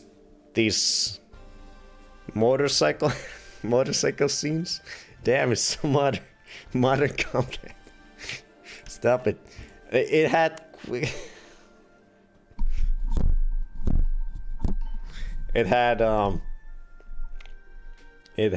quick time events. Did you know? It had crazy kick time events. And it was very modern. The motorcycle was fun in Peru, but it wasn't fun in Kazakhstan. I don't know what we're talking about. Pros, it's modern. That's how you know the game is modern.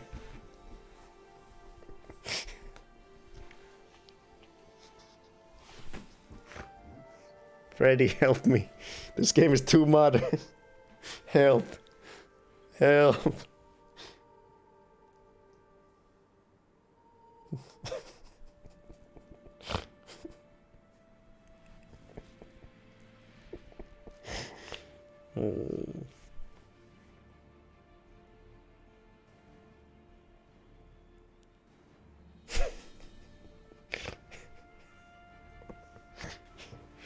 Oh.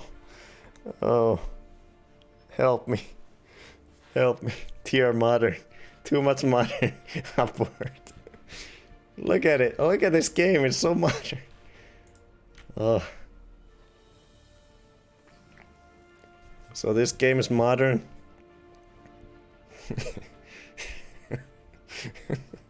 I feel I missed something when I went to get sandwiches.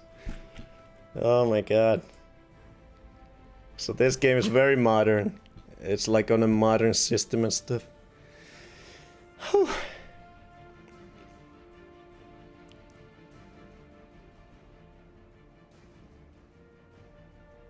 Shut up, Rolkin. Don't do it. God damn it. Ah.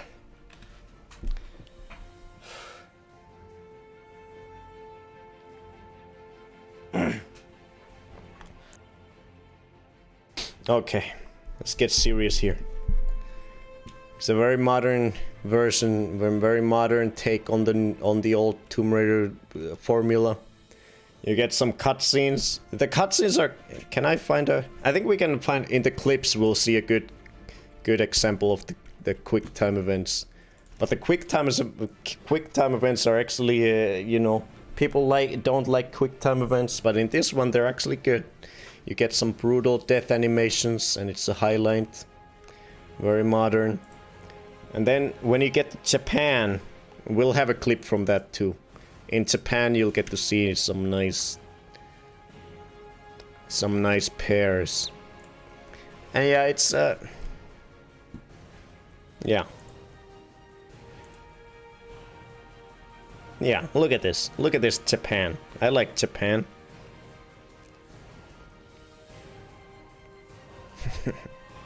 I prefer the cutscenes in Tomb Raider Angel of Darkness.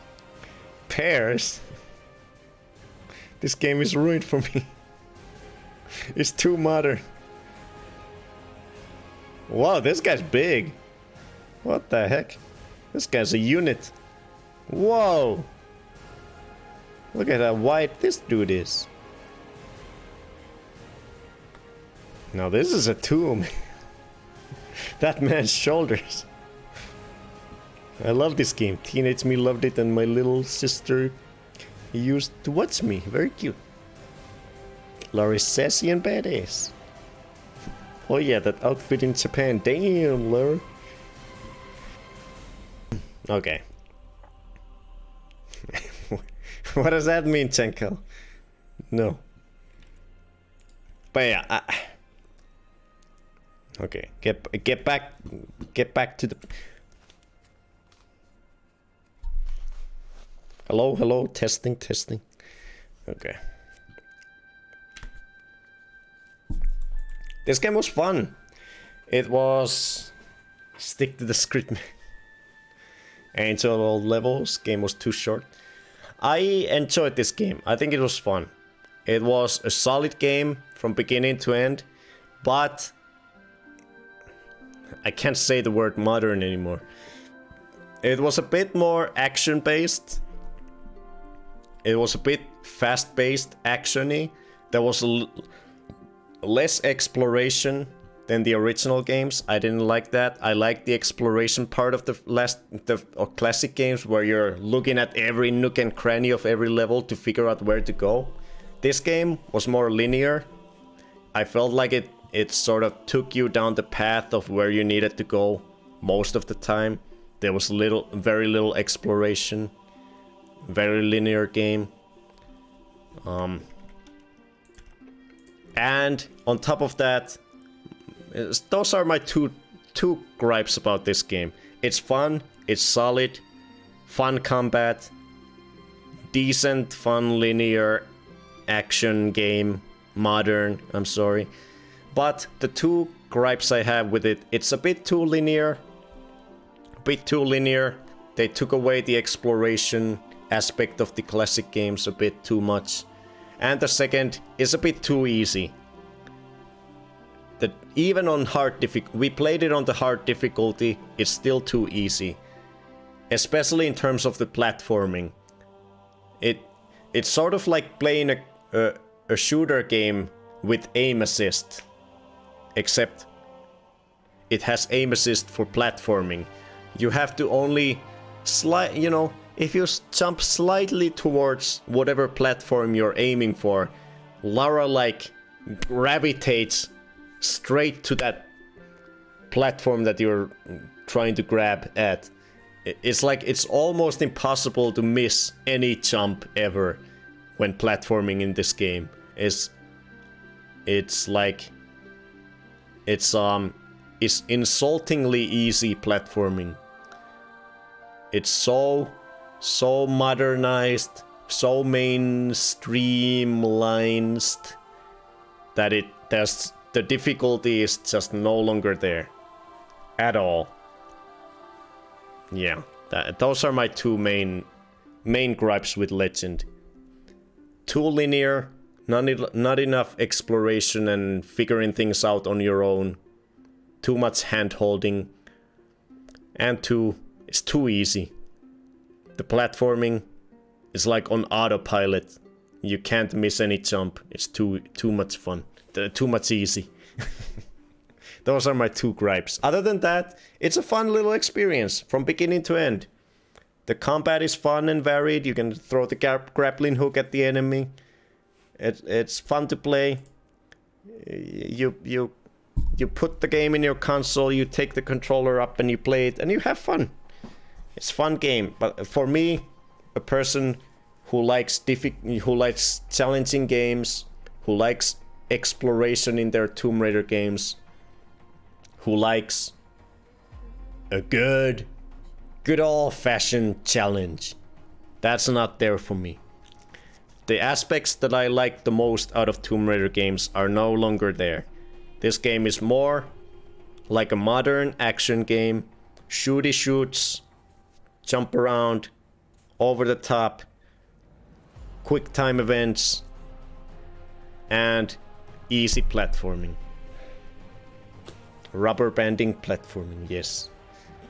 That's what I think of this one. We'll watch the clips and then we'll rate it, but let me see what you guys said while I was rambling. I'm sad that they removed the little roof garden from this level. I enjoyed all the levels, game was too short. Ghana was a serve. That ending was too abrupt. It was short and sweet. I played Legend a lot, despite it not feeling like the old ones. You say one word of Japanese to a Japanese person and you hear that, your Japanese is really good, in essence. Ghana was beautiful.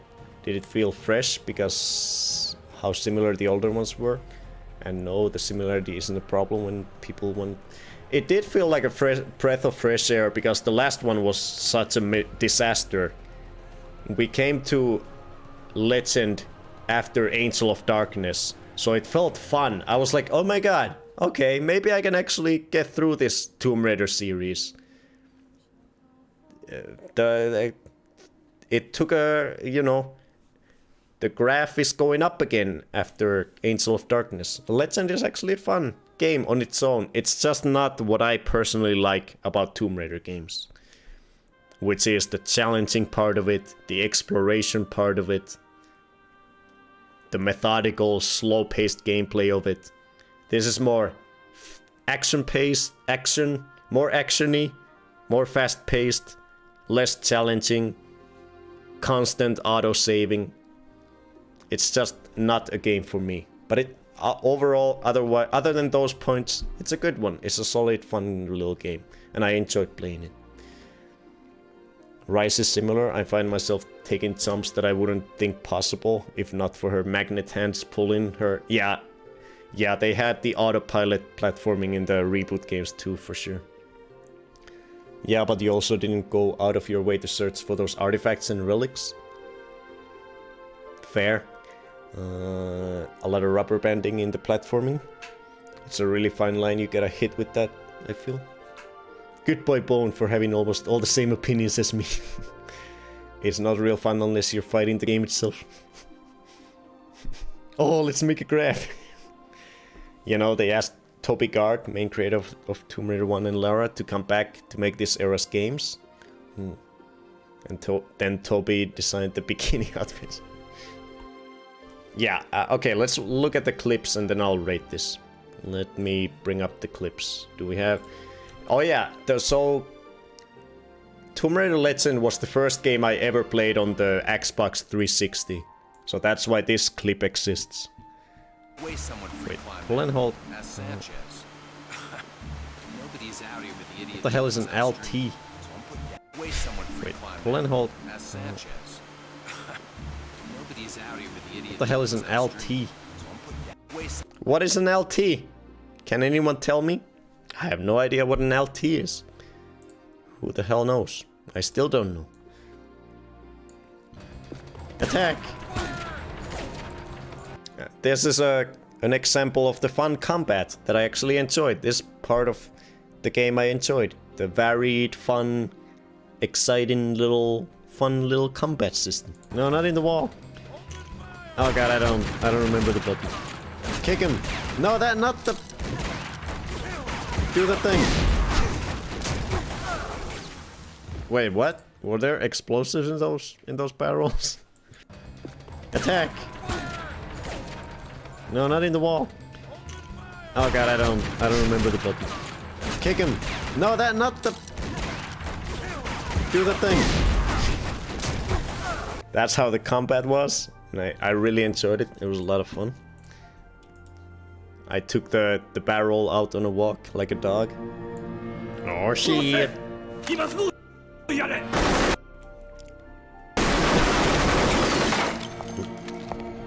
100 times better, Kaisen. Oh shit! What?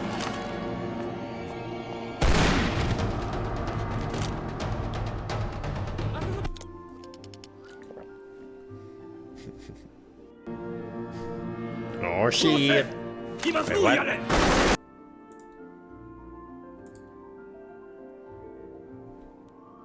Oh, I think Relkin clipped this because of the Japan boobies. So that's a highlight of the game, the Japan boobies. That bounce for no reason. Then we have the Yeehaw.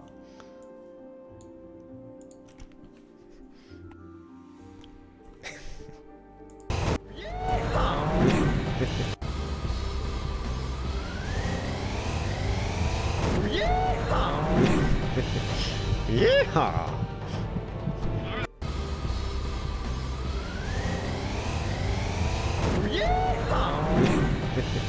Yeehaw! A well-placed yeehaw. And then we've got one example of one of the fun, unique aspects of this game that weren't in the previous games. A big plus for this game. The quick time events, whenever you failed them, they had some really brutal death animations for Lara, and that was great. And here's an example of one of them.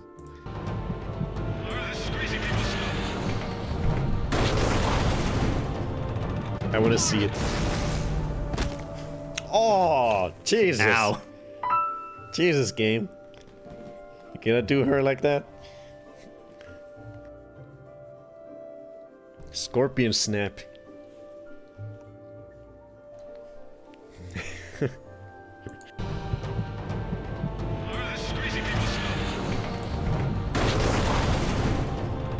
I want to see it. Oh, Jesus. Ow. Jesus Christ. Jesus. But yeah, those death animations for Lara in the quick time events were really great. I really enjoyed that. That was the last clip.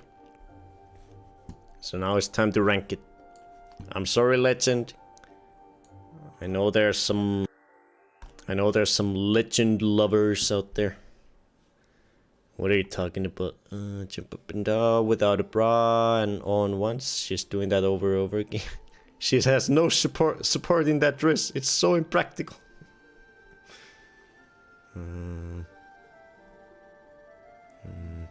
I was playing a PC game yesterday with an Xbox controller and I had the same thought. What the hell is L2? L1? Left trigger. Oh, is that what LT is? Little thumb. Light tomb.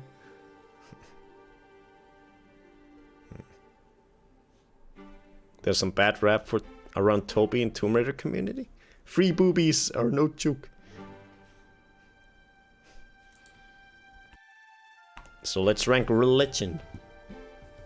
Like I said, my overall opinion of Legend is the Voldemort word is it's modern, it's more fast paced, it's more combat focused. It's too easy, the platforming. It feels like you're on an autopilot. It's a fun Tomb Raider game, but it's not what I like about Tomb Raider games. So Tomb Raider Legend goes... It's a modern tier. Tomb Raider 3, for what I like about Tomb Raider games, gets ranked at...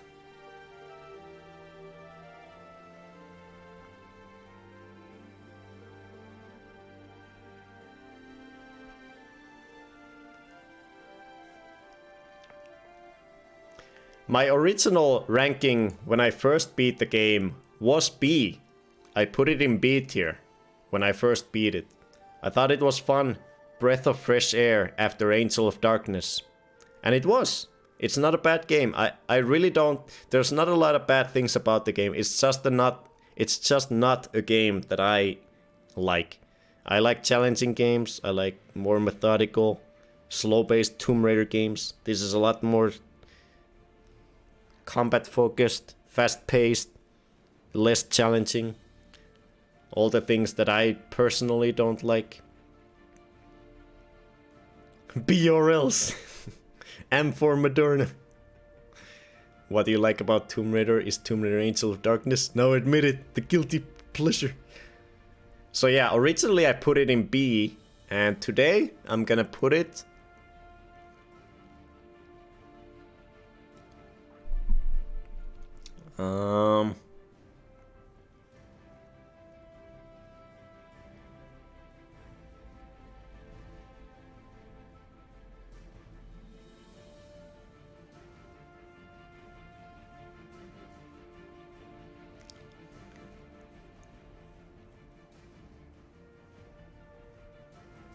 This is tense.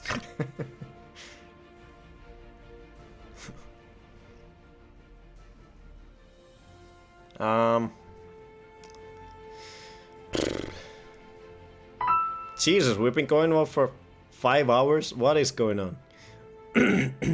B for boobies. 2 treats. Oh, for me and Freddy. It's not an A tier. I'm considering between B and C. It's a B tier game. I'll give it to it. I'll stick with my original ranking. There's very little wrong with Legend. I have no bad things to say about it. It's just, for me, it just doesn't tick the boxes that I like about the good Tomb Raider games, the Tomb Raider games that I really like. So it's a little, but it is better than, because these games, while some of them are less flawed than others, a lot of these have some flaws or simplicities to it.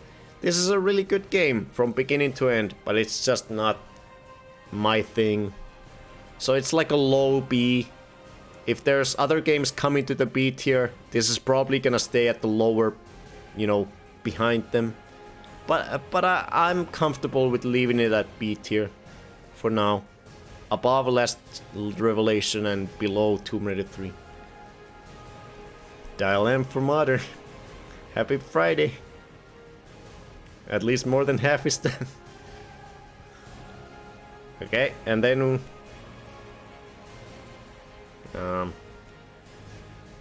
hi Freddy.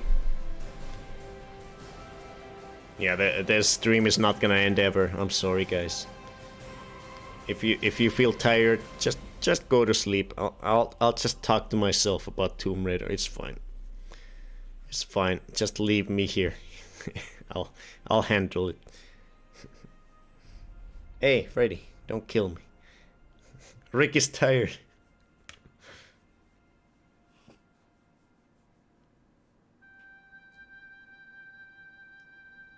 Ow! Freddy? This is unacceptable.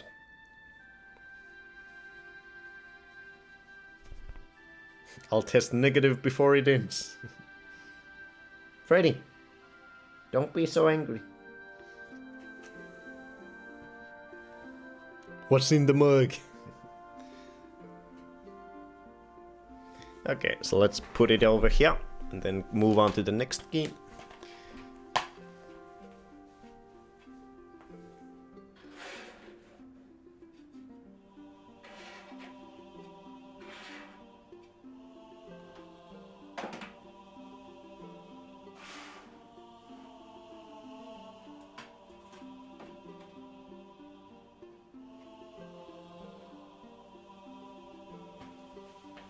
There, beautiful. It's on the 4th place. Yeah, Freddy was on my lap. No sleep for us. We need to keep an eye on you before you will put good Tomb Raider games to F tier.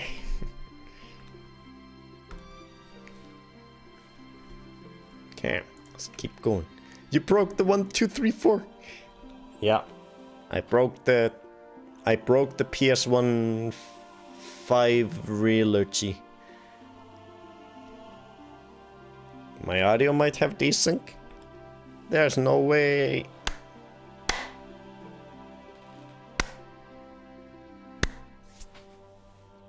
Here comes Legend with the steel chair. It's broken in half. So next up we have Anniversary, the remake of the first game, masquerading as a sequel to Legend, even though it's not much of a sequel. Let's see, what did I write about this one in preparation?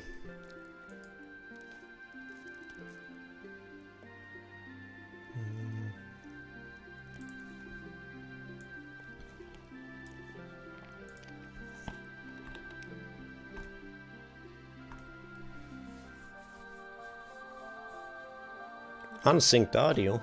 What the heck? How can... why? Okay. Okay, let's speed it up a bit. We've been dilly-dallying a little too much. So, Tomb Raider Anniversary, the remake of the first game. This is how it looks like on the PS2 that we played it on.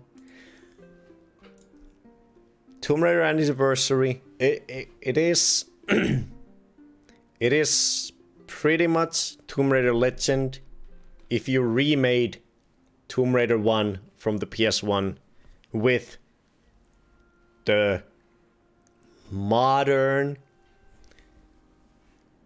engine and gameplay mechanics of Legend. It's okay. It was very fun to see, you know, I'm very nostalgic about the first 3 levels of Tomb Raider 1. So it was really fun to see those parts remade in this new style, this more modern, action-y style.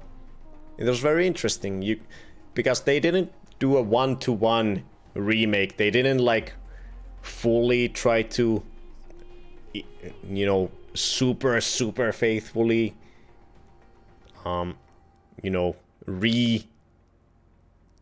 What am I talking about? They didn't try to fully replicate everything one-to-one.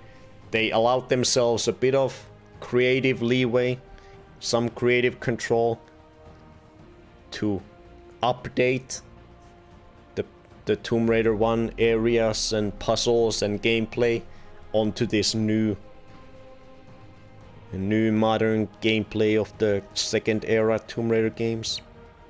So I really enjoyed actually seeing, because all the areas, all the level design, it was all, you could recognize the old areas and the designs in it, but it was still a little different. So it was fun to just see. Fun to see how they remade all these different areas and aspects of the very first classic Tomb Raider game. It still retained the quick time events of Tomb Raider Legend for all the more cinematic sections of the game. But this time, unfortunately, a big downside, unlike Legend, whenever you failed a quick time event, it gave you like a super brutal death animation. In Anniversary, for some reason, they really toned down on that. All the death animations were very tame. There was no brutality to them at all. You never were like, oh my god, that death animation was, oh my god, it was so painful looking that I had to cringe. In Anniversary, all the death animations were very tame and kind of lame. That was kind of a disappointment in my view. And then the combat. In Legend, it was very varied. The game was very combat focused, and they really put focus into that. You could do all these crazy flips over the enemies, have slow bullet time effects, slow motion stuff, grappling hook the enemies and stuff. In Anniversary, all of that was toned down a bit, but it makes sense. The original game didn't have grappling hooks. It didn't have crazy combat flips and stuff. So they toned down on those aspects of the combat, so the combat felt a bit more contained, a bit more less varied stuff. No grappling hook. The only really exciting thing about the combat was just doing dodges, and then you could, if you did a well-timed dodge on an enemy, you could kill them in one shot. It gave like a slowdown effect. That was cool. But other than that, the combat was very, very basic. And coming from Legend, in Anniversary as well, the difficulty is a lot lower than the original games. The autopilot, what feels like an autopilot in the platforming, where you just sort of have to jump towards the platform you're going to, and the game will gravitate you to that platform very heavily. It's very hard to miss platforming jumps. The difficulty is a lot lower than the originals. I don't like that, but it's consistent with Legend to Anniversary. It stayed as easy as Legend. Overall, yeah. Overall, Anniversary, it was kind of fun to see the classic locations remade and reimagined to a new generation. But, to be honest, to me, it felt kind of unnecessary.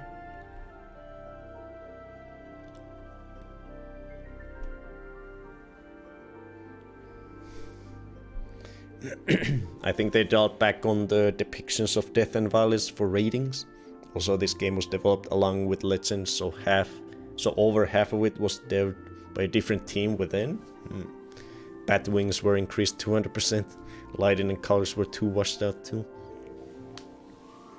Yeah, while it was decent fun playing through it, it was fun seeing all the classic levels reimagined. It was kind of bland, kind of forgettable, kind of unnecessary of a game. Not for me. I would rather play the original game twice than play the original game once and then this game once. I feel this game is very unnecessary. But playing it through once and seeing all the ways they reimagined it, it's fun. It's fine. I had a decent time. But yeah, it's just not anything memorable. So let's see. Do we have any clips for this one? We have 3. Let's see what kind of clips we got from this one, and then I'll rank it. I forgot you played this. Too much crying about her mommy. Absurd. No job is worth. Don't be absurd. No job is worth dying for. Yeah. Yes, it is. Fuck yeah. Oh.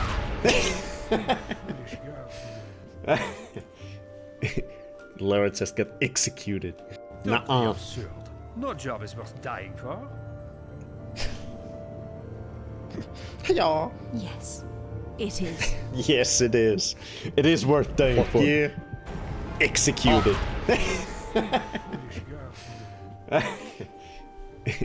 Lara just got executed. That was a pretty funny moment. I like that.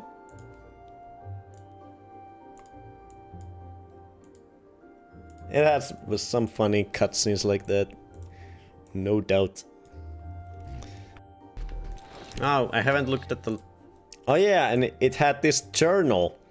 Whenever you wanted, you could press start and look into the journal, and Lara would have some eloquent insights into the area that you're at currently. So let's see what Lara had to say about this area that we were at.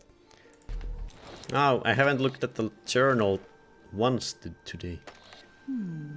Interesting. Worth it. Oh, I haven't looked at the journal once today. Interesting. Worth it.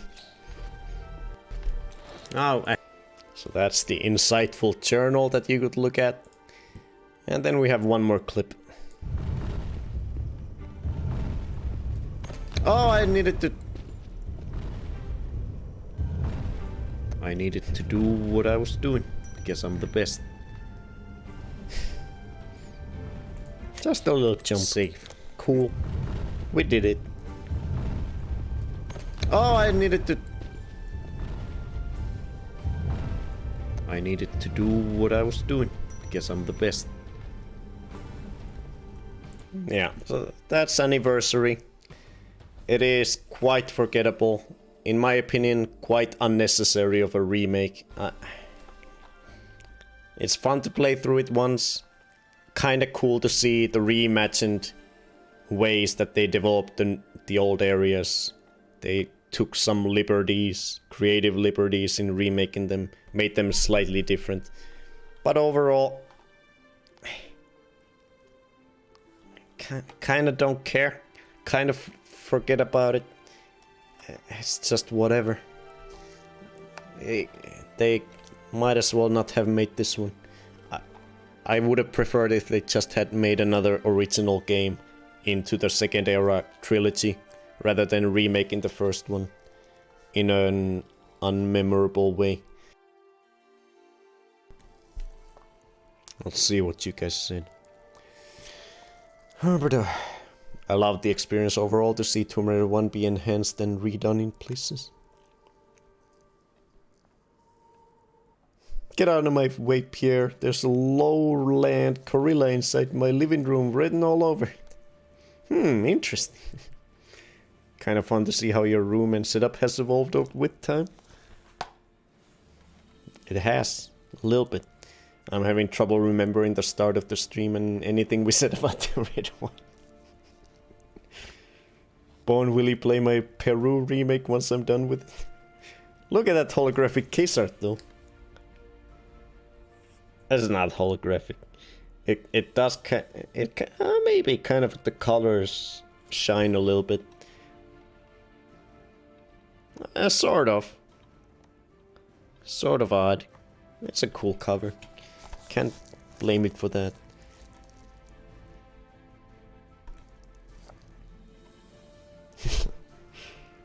And Bone himself, he's more confident these days, more settled into his host role, and more sassy. Much more sassy. Used to be such a sweet, innocent. Okay, let's rate this one.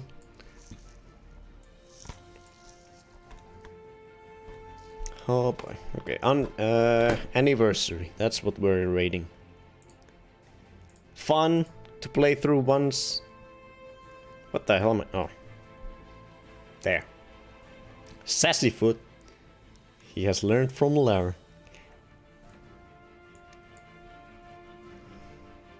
Anniversary. Where does anniversary go?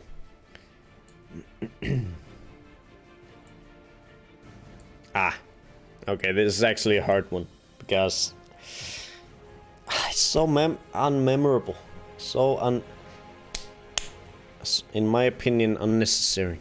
I just didn't. You didn't. In my opinion, you just didn't need to remake the first game. The first game is already at Freddy tier. Why would you remake a Freddy tier game? Why? Don't do that. It's already good. It's too bad you didn't enjoy it more. It's just, yeah, it's not for me. It's like everything I liked about the original game, the challenging, slow-paced exploration, very methodical platforming, all that's out the window with the modern style of autopilot jumping onto ledges and bad platforms, unable to miss any jumps. Combat. Just all my favorite elements of the original game are gone in the remake, unfortunately. So it's just not for me. I can see why people would like it. I don't blame people one bit for liking it. It's just not for my personal aspects that I like about Tomb Raider games. It's not for me. So for that reason, I'm gonna put it at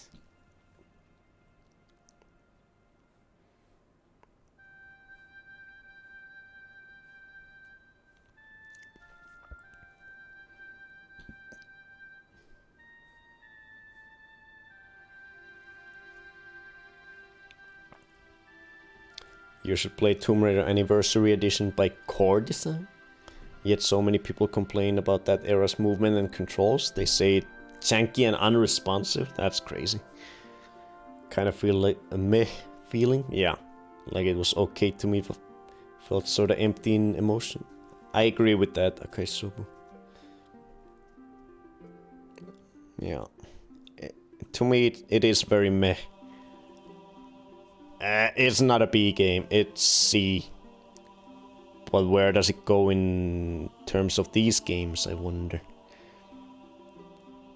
Because it was fun to play through it once, but I feel like I'm never gonna replay it. I don't think I'm ever gonna play Anniversary again.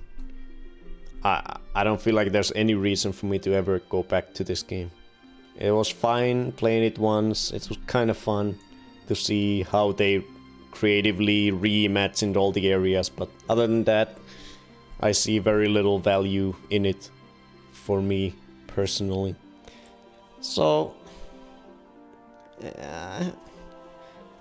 I think it's a C tier, but where in the C tier? I don't know. I don't know, man. It's a tough one. Oh my god, am I really gonna put it under the bad PS1 games? Oh shit, Anniversary, what have you done? You're actually making me consider putting it under the mess of a Last Revelation. Oh my goodness.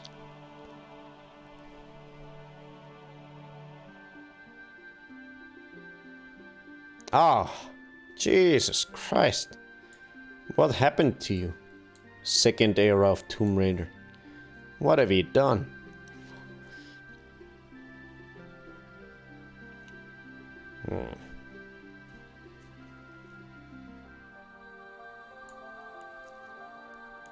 In 4 and 5 you can get serious glitches. Hey, Freddy. Oh, sorry.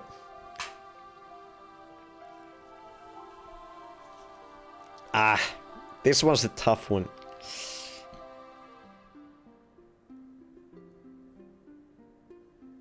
I don't know.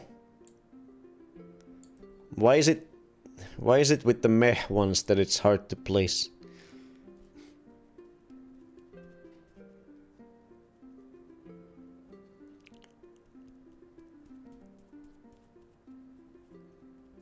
Because they're meh. Yeah, I can't commit to any rank because I just don't care. I don't care where it goes. Might as well drop it to F. Who cares?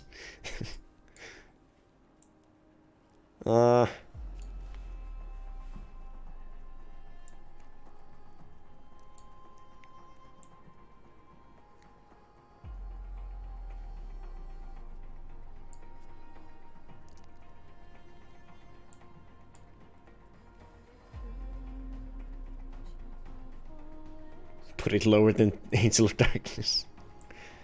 Oh man. It deserves to be placed appropriately. D. It's not that me.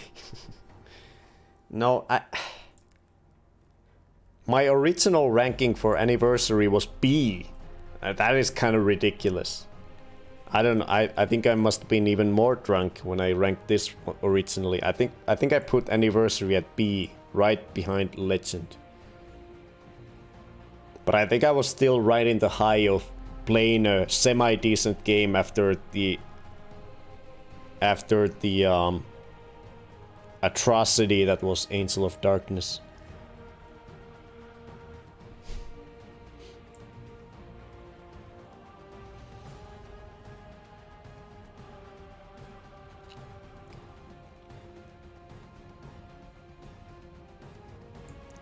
Okay, let's just put it somewhere. Fuck. Last Revelation, first half amazing, last half shit. Chronicles, kinda shit all around, but it's still a PS1 Tomb Raider game.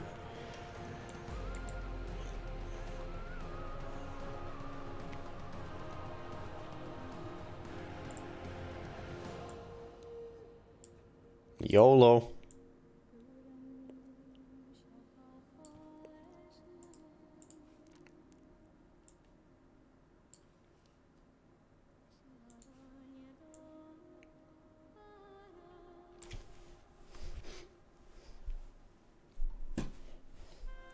I think I'll put it there, maybe. I said drop Chronicles and End of C and replace TI with TRA. Do you want to see trailer for core design cancelled Tomb Raider 1 remake? Maybe. It's not even very late, but I'm getting too tired to stay awake. I'm gonna miss the... Oh god, yeah, the... yeah. As always, I just can't. I was supposed to only take like 5 to 10 minutes, or like 10 minutes with each game. Instead, I'm taking like 30 minutes with each game. I'm sorry about that. This stream is dragging on for way too long for what it is. I'll put it an anniversary there.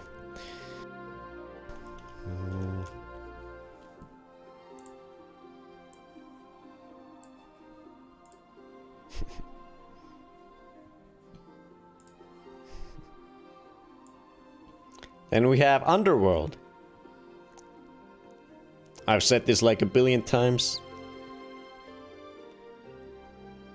but I'm gonna try to go faster now. It's not gonna happen. God damn it. Underworld. Underworld I actually really enjoyed. It is... Just to be clear, I wasn't complaining. No, I didn't take it like that. It's okay to be tired. I say we have separate show for untier related Tomb Raider after party stuff. Yeah, it is getting very late. I don't know if we will even do the quizzes and stuff. We'll probably just do the rankings. Rankings are very important. Underworld is amazing, the best of this trilogy. I love it. I agree, Grace. I agree.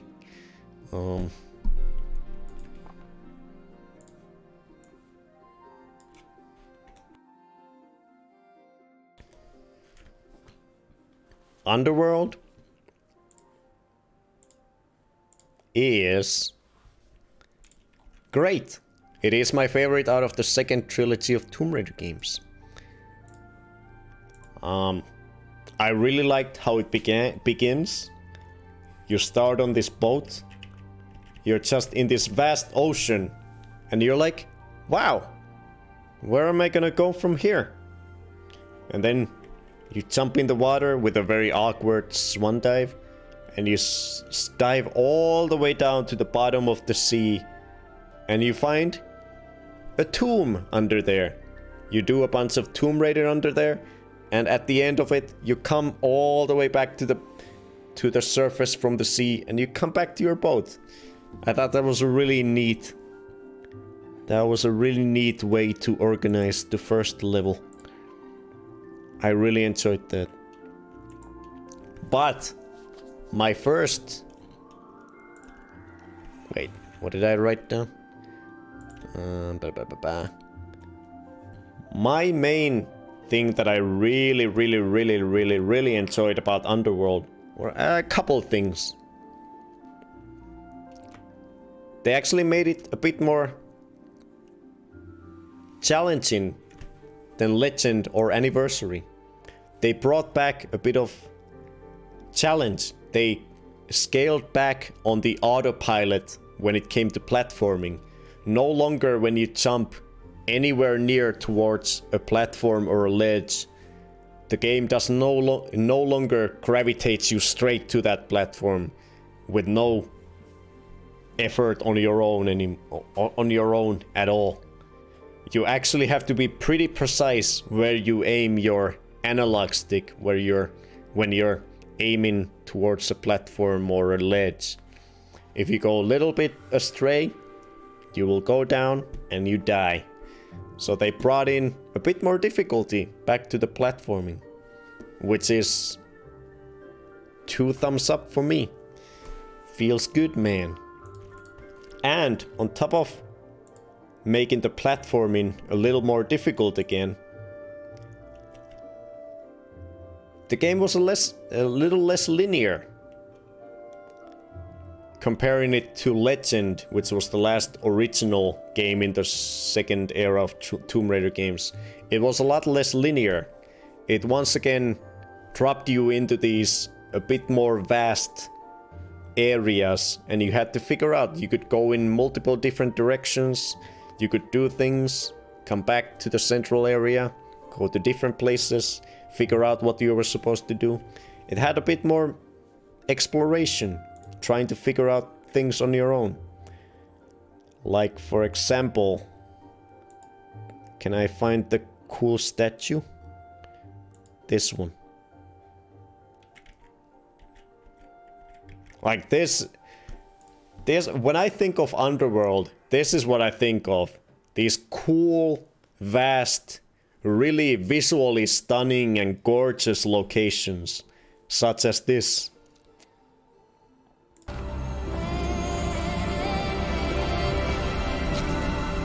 That's Shiva on top, and his mistress Kali is down below.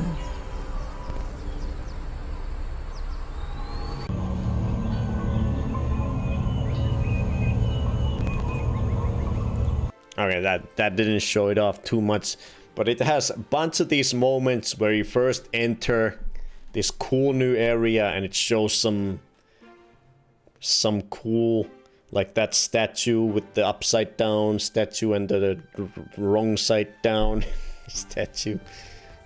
And it's just visually gorgeous. And then you can go in multiple different directions. You can go all around that center point, doing platforming and puzzling, and is less linear, more gorgeous.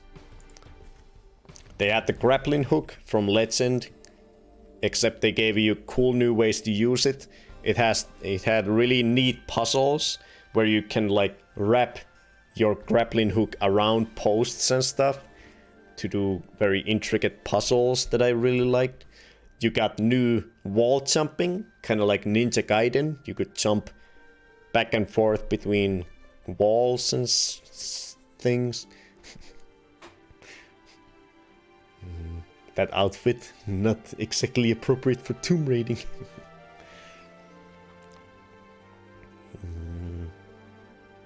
One thing to note is that this is a new engine and first entry in a new console gen. Yeah, this was the first Tomb Raider game to be natively developed on Xbox 360. Legend and Anniversary were originally developed for PS2. This was the first natively HD Tomb Raider game made for Xbox 360. When I think of Underworld, I think of clunky controls and weird stiff animations. That is interesting. I think that comes down to I think that probably comes down to what you prioritize in terms of what aspects you like about the game. Because to me, when I think of Underworld, the first thing that comes to mind is the gorgeous, vast, like, scenery. And then the open exploration and the more difficult platforming compared to Legend. Those three very positive traits come to mind. Let me see, I want to show you guys the Kraken. Because that was the first time I was like, oh shit, this is kind of cool. When the game was like, oh, I like this. This game might be good. Was in the beginning with the big ass Kraken. And when they revealed it. Okay, where? Come on. Show me the Kraken. Release the Kraken.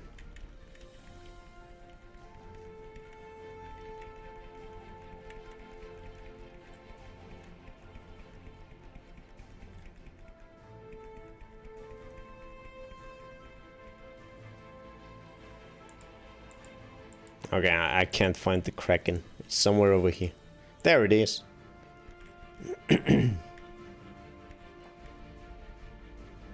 This Kraken.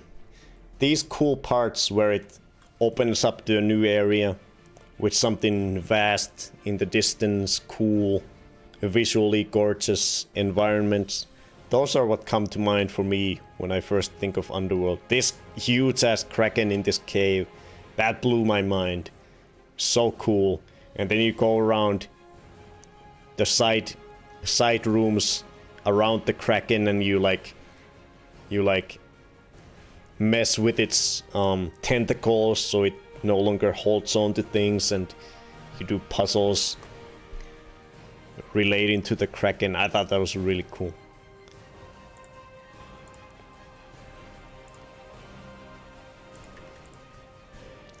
Things like that. And then the statue that I already showed. And stuff. What else did I write? There's Bikini. Bikini Lara. Gotta love Bikini Lara. Then at the end, they give you a nice over-the-top action sequence where you feel like a god with the Thor hammer. Oh, there it is. I accidentally clicked to it. Look at this shit. This was so much fun.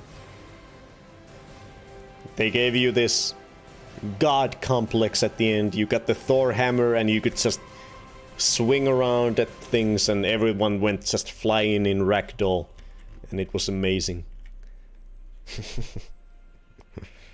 It was incredible. So much fun at the end. Little treat at the end. Little Thor's hammer. There was one negative aspect though. There were pots everywhere. There were pots in every corner. There were artifacts everywhere.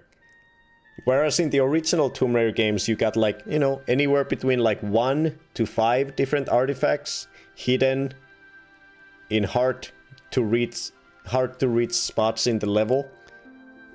In Tomb Raider Underworld, you had like friggin' 30 artifacts per level or something insane. And they were just randomly laying on the floor out in the open or inside pots in some random corner. It was kind of ridiculous. There were pots literally everywhere and I couldn't stop kicking them because what if there's something interesting in them? There never was, but I still had to kick every single pot.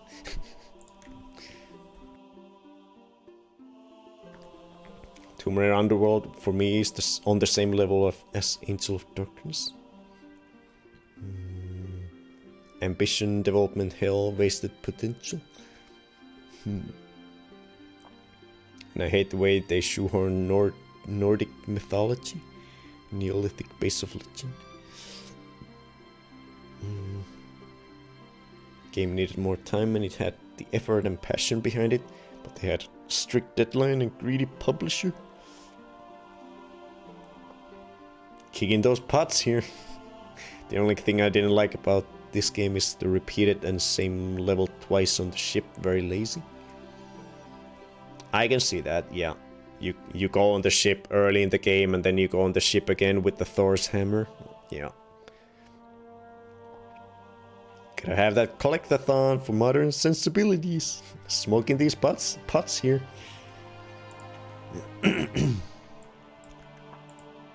And I also kind of liked just the ridiculous factor of the cutscenes. I liked Natla. I liked Natla coming back from the original first game. The main baddie of the first game, Natla. She had some ridiculous, over-the-top dialogue. Like a silly antagonist that was fun to watch in the cutscenes. And I've never seen such delicious irony. When I heard what happened to the wife of the great Richard Croft, I knew I could set him on a desperate quest to find what I desired most. Then he betrayed me in Thailand, and for that, I killed him myself. But when you showed up with Thor's gauntlet, I knew I could send you off in your father's footsteps, confident they would lead us to this very spot. You seem to have forgotten what I would be holding.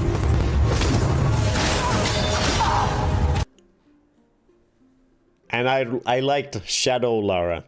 The evil version of Lara that went against Lara. And it was Lara versus Lara. I thought that was a fun little idea. When I made this creature for Amanda, she had no idea that my true purpose was to have the means to destroy you at this very moment. The two of you never suspected that you were mere actors in my play. And so it ends. Now, if you'll excuse me, I have a serpent to raise.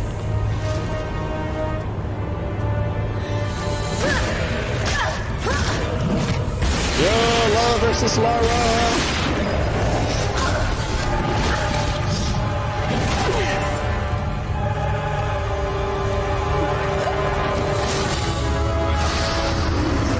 Amanda! Woo!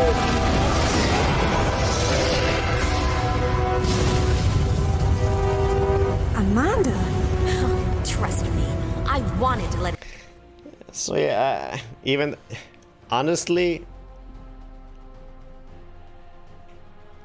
In none of the Tomb Raider games, the story was very engaging to me. I don't... Story is not really what I'm in it for in Tomb Raider games. But in this one, the cutscenes were kind of fun. I thought Natla was very over the top and silly with some corny villain dialogue that I enjoyed. And I thought the Shadow Lara was kind of a fun character to go against near the end of the game. I enjoyed that. And then when the Shadow Lara turned against Natla at the end, I thought that was a lot of fun. I thought that was a fun aspect of it. And the scene where Lara first enters these end chambers and finds... When Lara first finds her mother near the end of the game, and she has turned into like a zombie, and Lara has to put her out of her misery. I thought that the scene was played a little too abruptly and weirdly, but I kind of like that scene. I think it's cool that they had such a weirdly dark scene where Lara has to kill her own mother, who has turned into an unreversible zombie monster. I thought that was cool. By the way, I loved the soundtrack of Underboob. Too bad Colin O'Malley was not hired for the reboot. Who calls you at this hour? No, it was a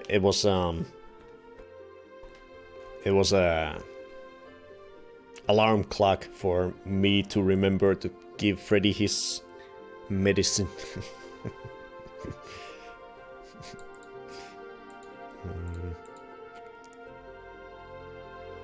I was super invested in the parents. I hated how they did mom's ending. Oh yeah, Kaisum asked if anyone really cared for Lara's parents. I kinda... with the reboot trilogy, I kinda did. A little bit. Especially in Shadow of the Tomb Raider, where we got some really nice and touching flashback gameplay scenes. But we'll get to that. But yeah, Underworld, I enjoyed the really gorgeous, open, free to exploration levels compared to Legend. The slightly more punishing difficulty, where it wasn't quite as hand-holdy with the platforming. I enjoyed that.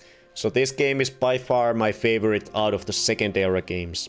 So let's see if we have some clips.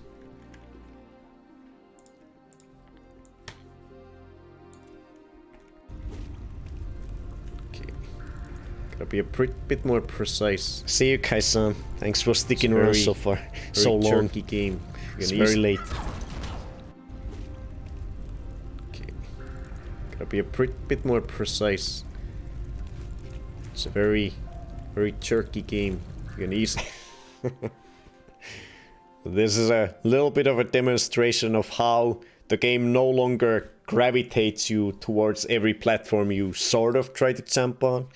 It actually lets you fail if you don't aim right at the platform you're trying to go to. Okay. Gotta be a bit more precise. It's a very jerky game. You can easily... And then... Gotta be a... Oh, shit! Oh, shit! Look at what Lara can do. This is freaking Ninja Gaiden all of a sudden. Yeehaw!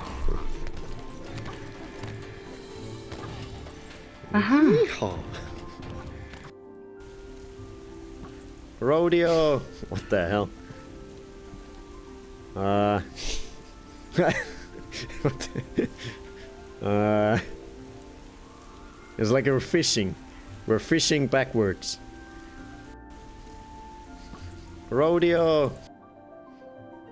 The grappling hook was slightly glitchy at some points, but it was kind of cool. Then we have a clip about the never-ending pots. Will you help me with my pot genocide, Papa?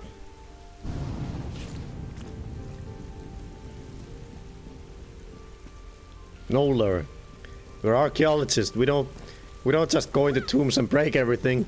That's against everything we're about. You suck, Papa. Fuck you.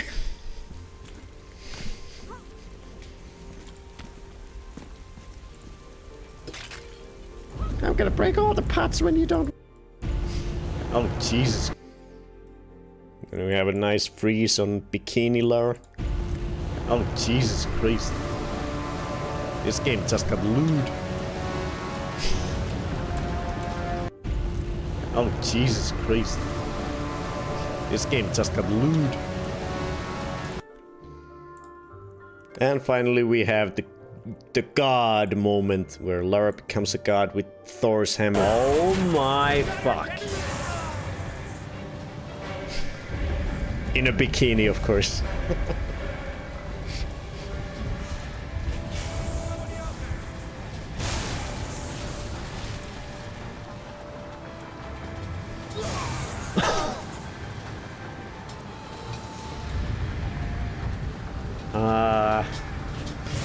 Oh wait, there was a bunch of redeems, weren't they? I'm sorry, Dory, I forgot. Thank you for the treat. Hope you're still here to see it. I'm sorry, I saw the redeem, but I forgot to do it. Thank you for the treat, Dory. Nom nom, I love me some raspberries.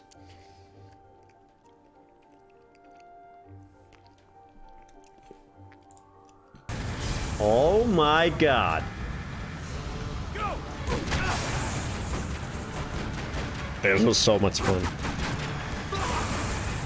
Oh my fuck.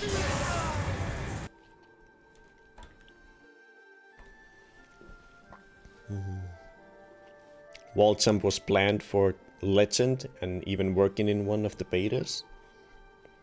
I quite enjoyed the story of the first of the recent reboot, even though it boils down to save the princess hinted love interest. We're just about to get to it. It's after Underworld. Spoilers, I did not like the first reboot game, but we're about to step into it.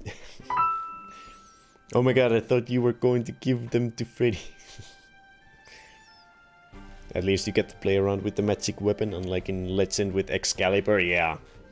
Yeah, you got the Excalibur right at the end and you only got to use it for like 2 minutes or something. Crazy. Oh, for a moment there I thought you ate a cat treat. Hey, Dragonator.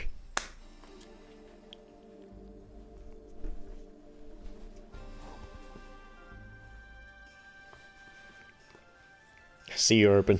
Thanks for sticking around.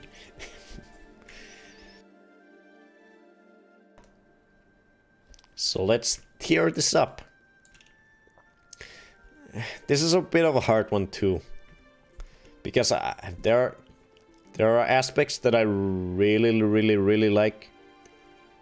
I do think this is my favorite out of the second era trilogy because of the slightly more challenging gameplay, platforming, a bit more focus on freely exploring areas, slightly more free level design, and the gorgeous locations. Those aspects, for me, put it above all the other second era games. So it's at least a B. My original rating for this game was an A. So is it a B or an A?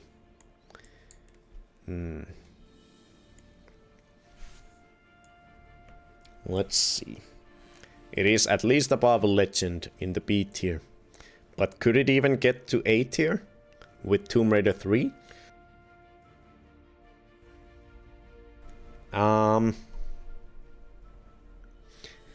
It's a tough one because I feel like the first half of the game is really good. Some really nice locations, the underwater stuff with the Kraken swimming down from the boat. And then we have the incredible... My favorite part of the game was the jungle after the first level. The jungle with the insane statue place, the upside down, the front side up, upside down statue, and all the areas that led around it. Then you had the area with the motor where you could explore with the motorcycle. That was a lot of fun. But it got a little bit gloomy near the end. You just started fighting all those zombies and stuff near the end of the game. I thought that part of the game wasn't as interesting. It's kind of like last revelation where the first half is really, really fun. The second half, not so much. Other than the Thor's hammer god complex part, that was fun at the very end. I think it's a candidate for A tier. I had it at A tier originally. It's a tough one. It is either a low A or a high B game.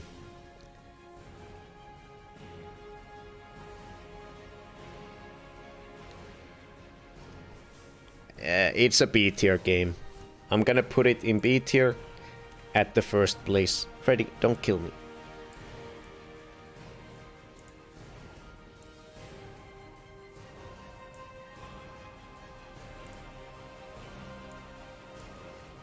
It is my favorite by a significant margin of the second era Tomb Raider games. I think it was a step in the right direction and it was good, but some aspects of it still were a bit lacking. But it's really good. It is my fourth favorite so far.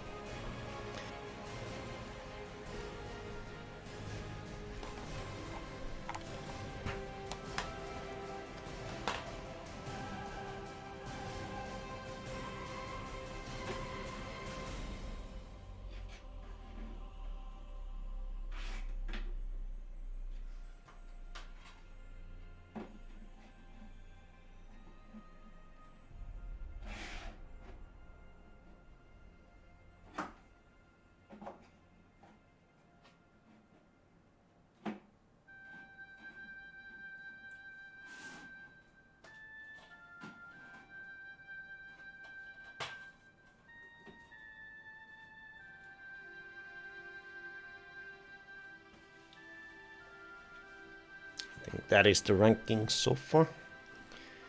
Cool, cool. Nice, nice.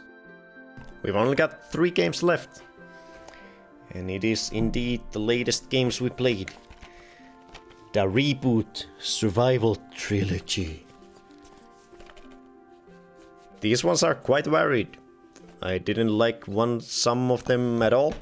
And I quite like at least one of them. I think that's the problem for most games these days. First half good, second mediocre bad. Your good judgment will decide. Let's see, what did I think of the first Reboot game? No.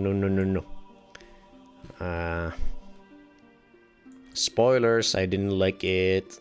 But let's see.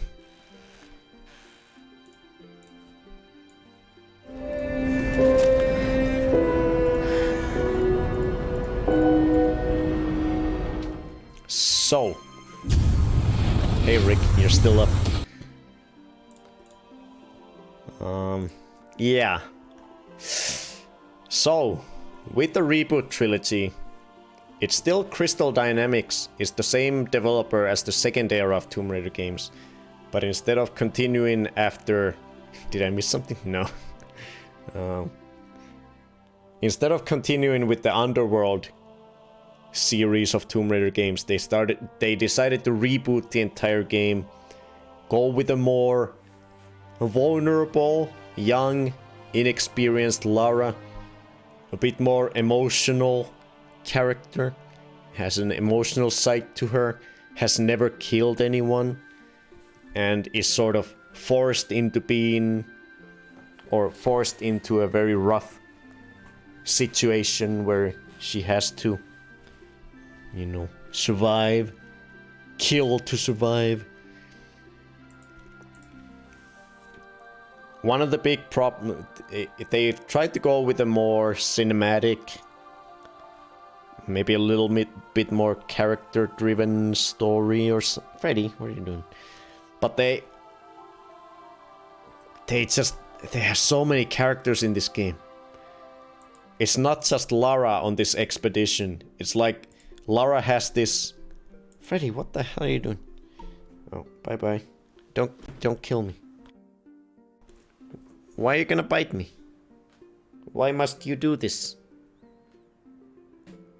Why must you bite me, Freddy? I'm just trying to review a bad Tomb Raider game. Please don't do this to me.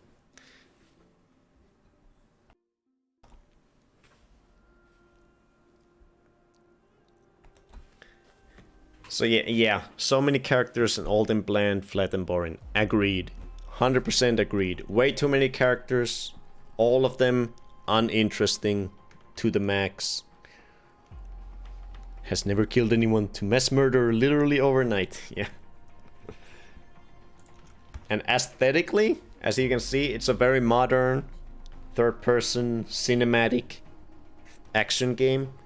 But honestly, it just, to me, aesthetically, visually, while nice graphically, it just feels very bland, very gray, very gloomy, just not very visually appealing to look at this entire game. Just so dark, so gray. Ah, Freddy, why you attack me? So modern, the M word. Just very bland game to look at, unfortunately. Just click anywhere in this game and it's just gray. It's just gray and boring to look at. I can't... Oh, look, some color, nice. But yeah, bland characters, bland visuals, way too combat focused. Way too combat focused. I feel like the game was like 80 to 90% just action, shooting people, just mass murdering baddies, and maybe 10 to 20% like exploration and very short, tiny tombs and puzzles. In terms of story, it was just Lara's friends, Freddy, constantly getting kidnapped, and Lara having to save them. A very boring formula. And why are you trying to kill me, Freddy? What is happening? A very boring story loop. Oh god.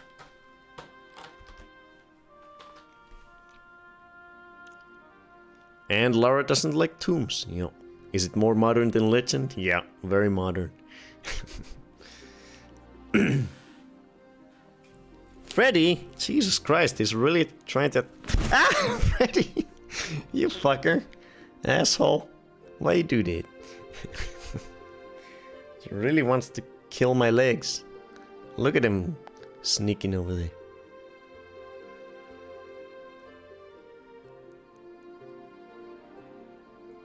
Ready? You silly goose. Drop the thing on yourself and get scared.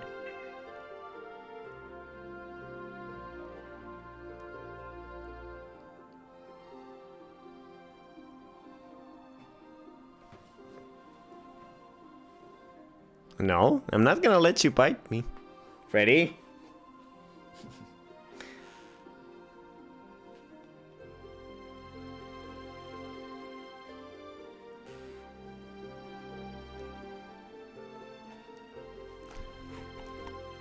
What were we talking about? Oh yeah, the first reboot game. It's just not good. Very combat focused, very little tombs, very little puzzles, very little exploration. Just third person shooty constantly. Insane over the top action scenes constantly, which totally went against what it felt like they were going for with the story, with this more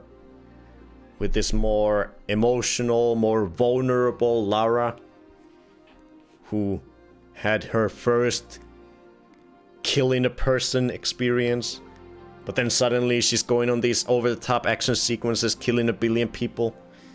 The story and the gameplay were very disjointed. They did not go together at all.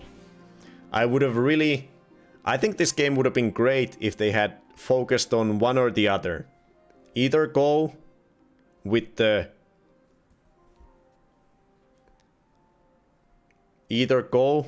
dark, emotional, gritty survival story with more you know, deliberate, methodical, slow-paced, survival-based gameplay, where you're like trying to find resources and stuff, and there's less combat, less enemies. It's more about survival, gritty, so maybe a survival horror game. Why not? Just make it very gritty and dark to match the vulnerable Lara Croft story. Or go all out with the gameplay style that they went with. There's these constant over-the-top action sequences with crazy explosions happening everywhere. Buildings falling over near Lara, and just crazy action. Over the top, super over the top. Do that gameplay, but match the story with it. Have a crazy, over the top, superhero, sassy Lara Croft to go along with those gameplay moments. And that would have been great. Do one or the other. Don't do this weird shooty shoot, over the top action with a vulnerable story. Vulnerable, survival-focused story with a crazy, over-the-top, shooty gameplay. They just don't match at all. Very mismatched. Does not feel right at all. They should have gone with either the over-the-top theme or with the full-on survival, gritty theme, and it would have been nice. But the mix does not work at all. I hated it. And the character of Lara, boring, no personality, uninteresting. Throw it in the bin. Let's see if we have any clips and then we'll rate it.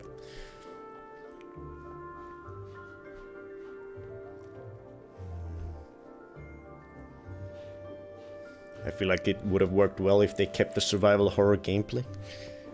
It would have been so good with fewer enemies and make them too deadly to fight, forcing you to avoid them using the environment. Yes. Yes. Yes, yes, yes, yes. We have 3 clips. I hate Tombs. This is a very memorable moment. Funny moment. I hate Tombs. What? Okay, okay. That's it. That's enough for this. That is unacceptable. I hate tombs in a Tomb Raider game. What the fuck? What is this?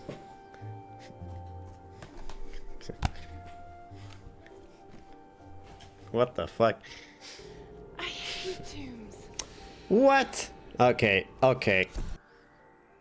Lara Croft in a game called Tomb Raider saying I hate tombs perfectly encapsulates the whole game. Oh, yeah. A ridiculous and kind of funny part of the game. They added voice commands. Why? Why did they add voice commands? It is so entirely unnecessary. They added voice commands where you can say bow or pistol, shotgun, rifle, so that the game would change the weapon for you without having to press a button. Who even came up with that? It is entirely unnecessary and silly. There's no need for it, and it doesn't work. It doesn't even work. Even if they came up with the idea of doing that, once they realized that it doesn't work at all, they should have never put it up. They never should have released it with that. And you never gave up on it. Yeah, because I thought it was so ridiculous that I just had to use it because it's terrible. It just does not work. It does not recognize what you're saying, and it constantly pauses the game. No matter what you say, it just keeps pausing the game. Even if you don't say anything, it just keeps pausing the game if you have voice commands enabled. But yeah, this is what it was like playing with voice commands. I loved it because it was just so ridiculous and dumb. Shotgun. Ow. Ow. Bow. it never recognized me saying bow. So instead, whenever I wanted to use my bow, I had to say like ow or oh or stuff for it to recognize it. So. Oh. God damn it. Trench bow. Trench bow. Compound bow. Compound bow. Ow. Oh. Oh. Oh. God damn it. What is this? Bow. Oh shit. Shotgun. I think the most accurate... I think the word that had the best accuracy rate was saying doe. D-O-E. Doe. Then it usually switched to a bow. That's what I used for most of the game. I suspect they added them for getting paid extra due to consoles advertising this gimmick card at this just start.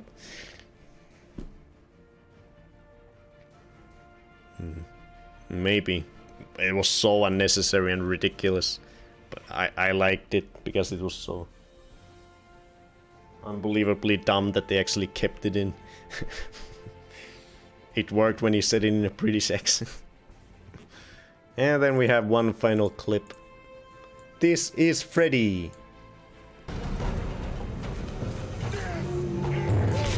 This is Sparta. The ridiculous coincidence of the Freddy explosion going right into the quick time event thing. This is Sparta. This is Sparta.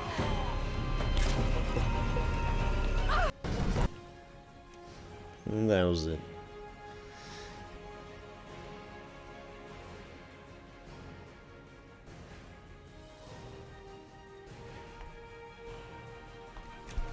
This is Freddy.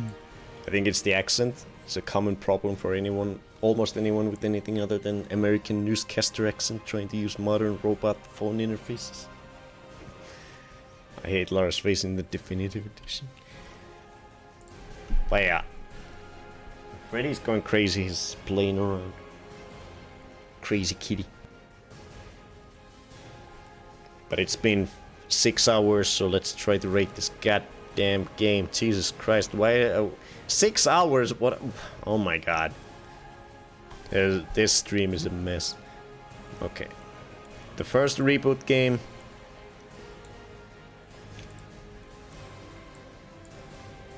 It's not good. I kind of 6 hours talking about too many games. I kind of had fun at first with the reboot game because I was just having fun because the third person shooting is kind of solid in terms of gameplay mechanics. It's kind of fun just shooting people with the bow, doing headshots. That was kind of fun. But once you run out of the funness in that, it's just such a bland third person shooter with no soul at all.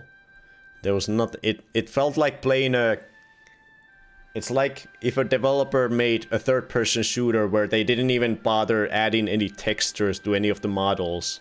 You played like an empty human frame with a gun shooting at objects that didn't have any personality or any texture to them. You just went around shooting things in third-person camera angle. That's what this game is. Just no soul to it at all. Don't care about any of the characters. Don't care about the story. The combat and the story are totally mismatched. Totally should have gone with either the over-the-top action shooty shoots for both gameplay and story, or they could have gone with the survival aspect that they tried to shoe in there and made like a gritty survival horror, methodical, less enemies, survival-based gameplay. But instead, they took over-the-top gameplay, shooty shoots, mixed it with a vulnerable Lara, supposedly not liking killing people, trying to survive, and mixed those two, and it just doesn't work at all. And it's shit. So, Tomb Raider, the reboot, is going. I'm never playing it again. I have zero interest in ever replaying this game. It is so uninteresting to me. The more I think about it, the less I like it. It is such an uninteresting, dull game with nothing going for it over any other third-person shooter, modern third-person shooter. Throw it in the trash, for all I care. Rule of special bone streams, at least double the time it will take. F, come on. D for don't bother, am I right? Hey Blitzo. Yeah, I think it's a D game, because the core gameplay of third-person shooting people with bow, it's kind of fun. I enjoyed it, but everything else about the game, I just don't care. Characters, story, Lara. Somehow they made Lara a boring character. Great job. You done did it. You made Lara boring with no personality. And that's it. It's shit. I don't like it. I'm sorry for anyone who likes it. I don't like it. I'll put it in D tier. Sorry. Sorry. Tomb Raider reboot. You're not very good. I'll never play it again. And it's not good.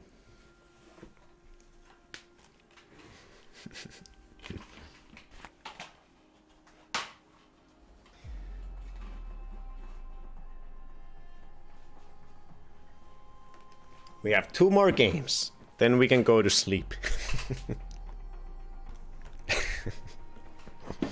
I'm tired.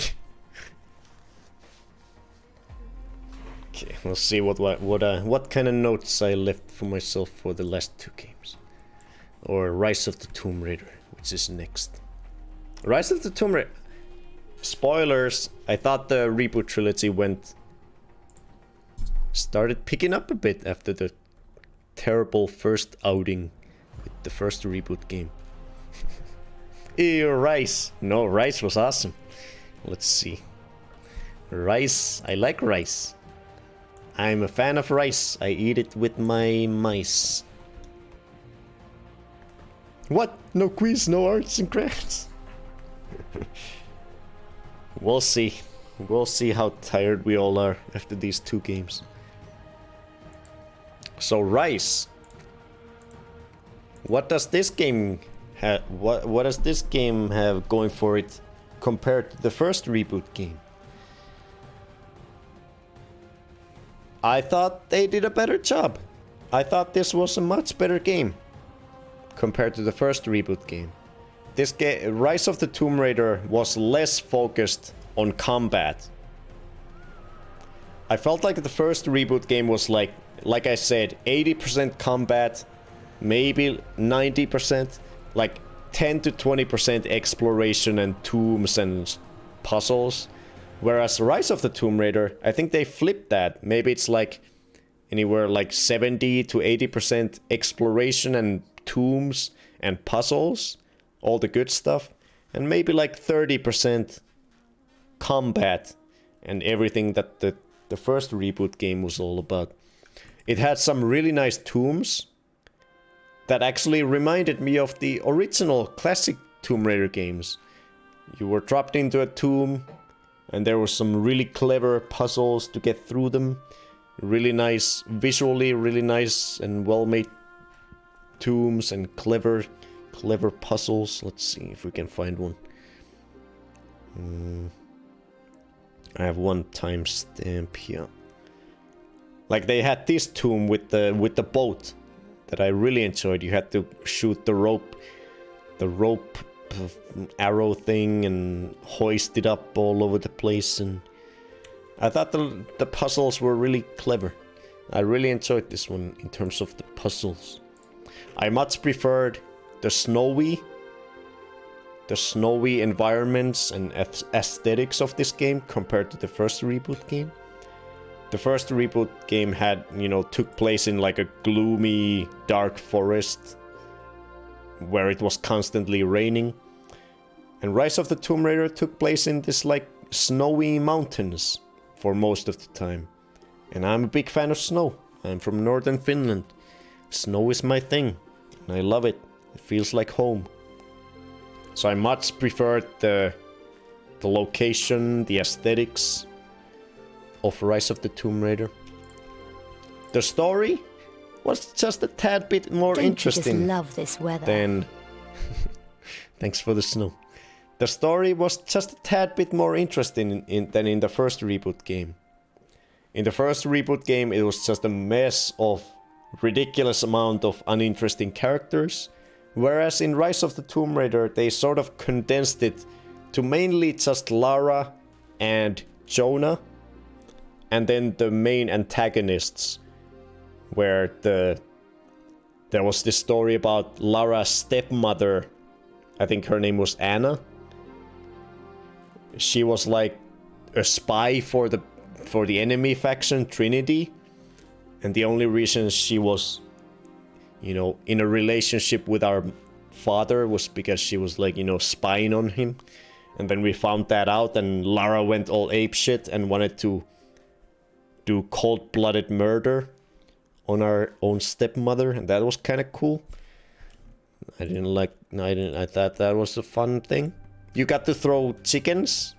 There are chickens around, and you get to throw them in the air and they go quack. That was a fun part. Not bad at all. A bad part, Lara is still boring. Very boring.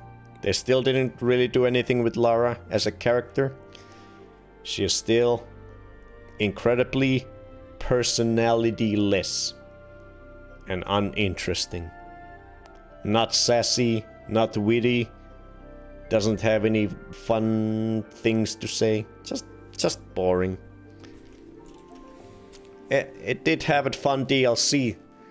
Rise of the Tomb Raider had a fun endurance DLC mode where you had to survive in the wild, get food, get warmth while trying to look for artifacts. It was a fun DLC. So yeah, Rise of the Tomb Raider, it was a significant upgrade from the first reboot game, but still not anything too special. But I actually enjoyed it. The first reboot game, I can't say I just enjoyed it too much, but Rise of the Tomb Raider, I had fun.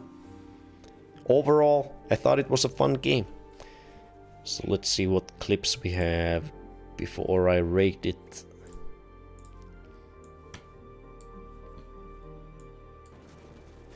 Birds!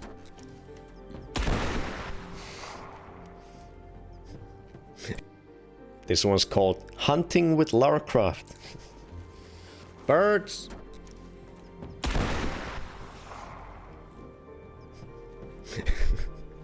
Okay, we got them. We got some dinner.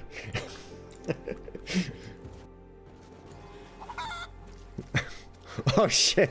Oh! It's fine. Here's the chicken chucking. Don't seem to take too much damage when you throw them. I like how they just stay completely still while they're flying in the air. Well, then they do flap their things, but they stay stationary. Fuck! Oh shit! Oh!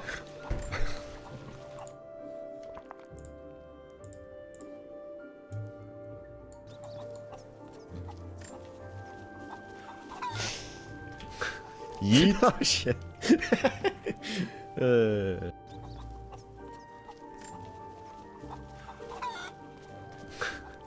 Oh shit! Poor chicken.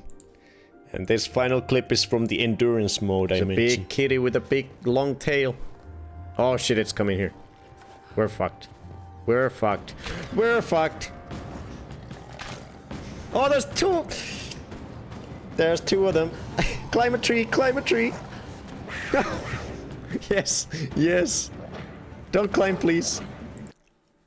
I thought this mode was a lot of fun. It was like you had to go around finding supplies, finding warmth, while also trying to find artifacts. It was a fun little endurance mode. Cats don't know how to climb, right? With goddamn snow leopards and bears and shit coming at you. It's really cool. Shit, it's coming here. We're fucked. We're fucked. We're fucked. Oh, there's two. There's two of them. Climb a tree, climb a tree. Yes, yes. Don't climb, please. Cats don't know how to climb, right? It's a big kitty with... Yeah, that's Rise of the Tomb Raider. I think it improved upon almost everything other than Lara's character and personality over the first reboot game. I had fun. It was a fun game. Rise of the Tomb Raider was fun.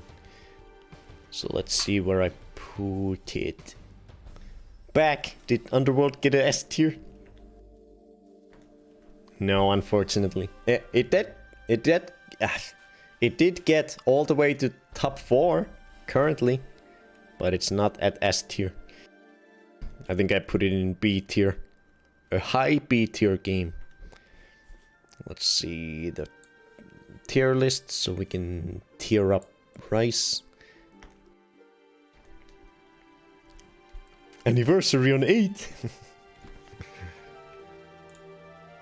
We only got 2 games left. This is what it looks like so far. Looks like the series is mostly a C. Looks like Tomb Raider overall is just a mediocre series. So here comes Rise of the Tomb Raider.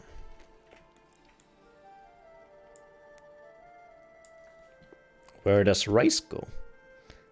I guess nothing to see. So, like I said, it is leagues better, in my opinion, compared to the first reboot game. So, it is at least a C. My original ranking for Rise of the Tomb Raider was a B. I put it in B tier. But what do I think now that I've had a little more time to think about it? Looking at my original reaction, trying to think more about it later on. Is it still a B?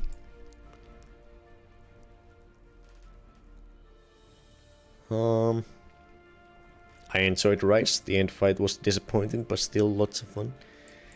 That's how I felt. I felt like they really... I think...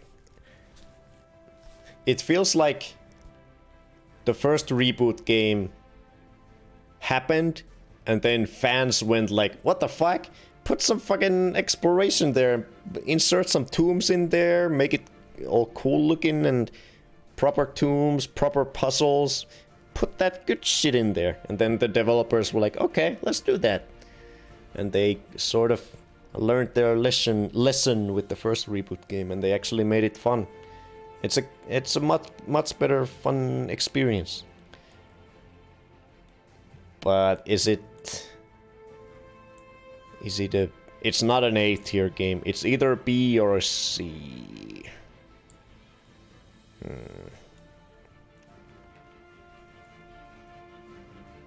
The percentage that the main story takes up is surprisingly low. Rise on B. That was my original ranking for it. And it might be still. Let's see. For Hawk it would be A/B.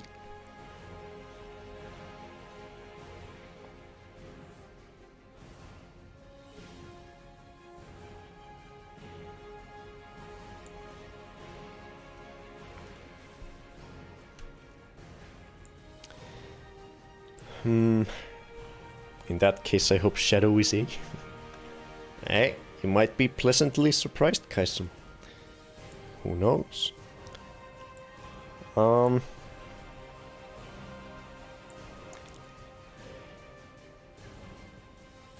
This is a tough one. It is better than all the games in the C tier for me. I can definitely say that definitively. It is better than all the C tier games. Is it better than Legend? That's where it gets a little tough for me. And is it worthy of the B tier? Is it better than Underworld? No. For me. Underworld, I feel like I liked Underworld a bit better. But is it worthy of the B tier? And if it is it better than Legend? That is the question for me right now.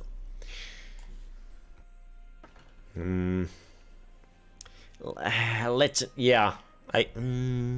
It's still a reboot Lara game. It still has the second era easiness of the platforming. You just sort of have to try to jump towards wherever you're going and it'll gravitate towards whatever you're trying to go to. It's quite easy even on the hard difficulty. Freddy, why are you trying to bite me again? So yeah, those problems still persist. But it is the tombs were a lot of fun. The environments were a bit more fun. Fuck. I don't know, man. This is a hard one. It's either here or here or here.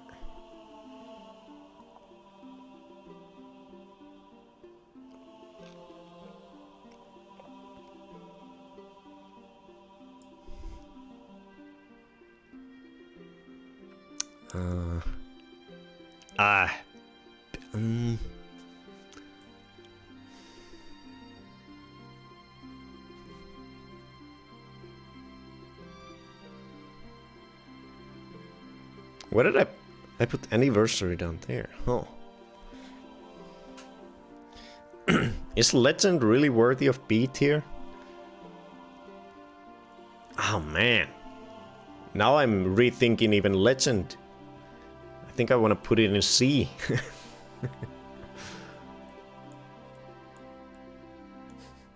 Sorry, Kinia. I know you love Legend, I'm sorry.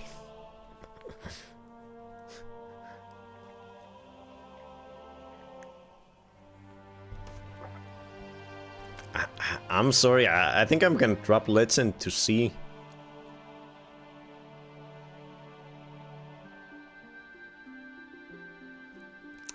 Yeah, I'm sorry. It's happening. This is gonna be blasphemy for some of you. But this is happening right now. Live in 4K. Freddy, bite him.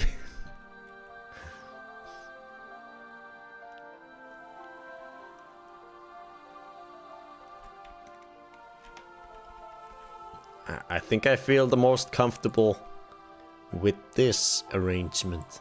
Why? It just isn't for me. B, the more I think about it, B tier has to be fucking solid. B is really good. B is for great games. Great games. And a great game means that I really, it's for me. I love it. It's a great game, and I particularly enjoy playing it. And Legend is a little too easy, a little too handholdy for me to be like, oh my god, it's such a B tier great game. So I'm sorry, Legend. So why is Underworld there? Because because Underworld was fucking great.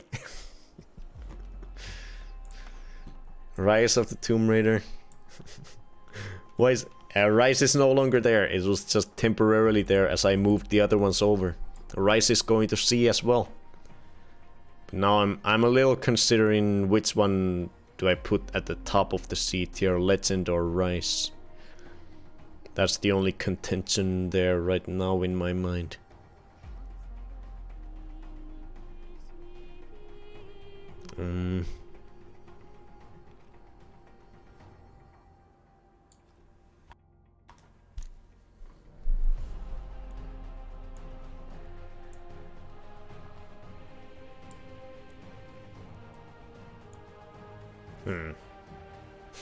Okay, good. I thought you completely lost your mind for a minute.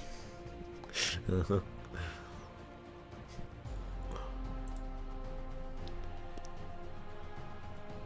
Wow, a lot of C-tier games. Look at this. Jesus, 1, 2, 3, 4, 5, 6, 7, 8. 8 Tomb Raider games in C-tier. Wow. It's a C series.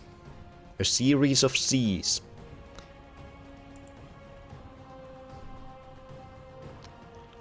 I feel like I had a little more fun with Rise of the Tomb Raider than Legend.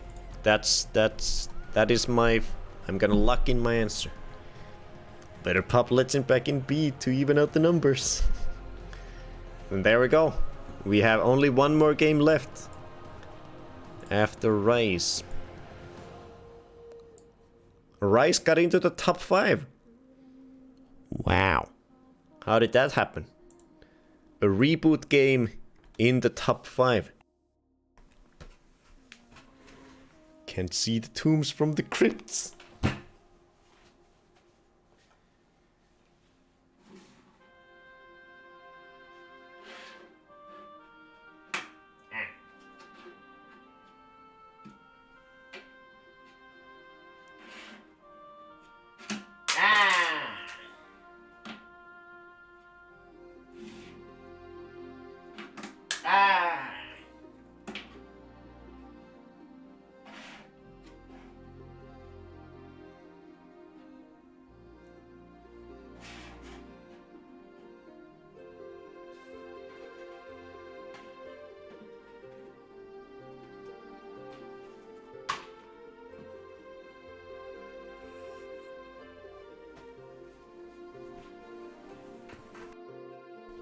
That is the current rankings. A reboot game rose above all the way up to the top 5 list. Who could have thought? I sure couldn't. And that leaves us with the last game in the series. So currently, they are finally working on a new one, but this is currently the last of the series, and Freddy sniffs it good. Let's see what I think of this one.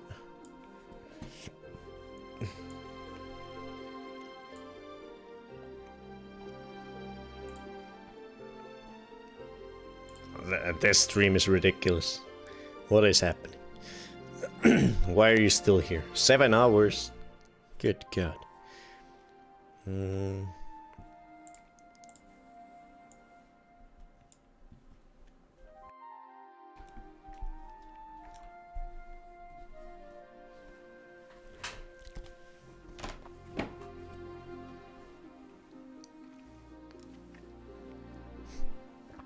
Dying to see the outcome. So, it's comfy. So, the final Tomb Raider game. The 15th and final one. And I'm happy to say it's kind of great. It's kind of fucking good. I kind of really liked Shadow of the Tomb Raider. I'm ready for a quiz. Shadow of the Tomb Raider, I think it is, with no question at all, Shadow, in my mind, is leagues better than both the first reboot game and Rise of the Tomb Raider. It is by far the best game in the reboot trilogy. You've got beer, Chenko. Haley. It's not even 5 PM here. I'm hungry though. Told my husband to bring dinner home. So yeah, with that said, Shadow of the Tomb Raider is unbelievably gorgeous. This game is gorgeous. It has unbelievably nice looking locations. The first reboot game was in a gloomy, rainy forest. The second one was in the snow, which was kind of better. but it was still a little gloomy. It was a lot of the game took place nighttime. But finally, in Shadow of the Tomb Raider, we got to see a proper jungle with some nice sun rays shining through the beautiful jungly trees. It's a modern game. This game is often used for benchmarking, computer graphics, and processing. It is unbelievably gorgeous. We played it on the PS4 version, on the PS5, and I think they had a specific... I think they made a specific PS5 upgrade to it, where you can play the PS4 game on the PS5 and it looks extra nice. And it looked so freaking good. But even if it wasn't for the graphical fidelity, just the aesthetics, the way it's presented, there's some incredible landscape shots all over the game with incredible locations and visuals. Let's see, do we have an... I have one timestamp for an example. Like, this shit was all over the place. These unbelievable black backgrounds. These gorgeous daytime jungle landscapes and towns. It was a sight to behold. It is the most beautiful, one of the most beautiful games ever. And the game, the first stream we did with Shadow of the Tomb Raider, I was like, oh my god, this is gonna be like friggin' top 3 Tomb Raider games for me. Because this game started incredibly well. It starts off with this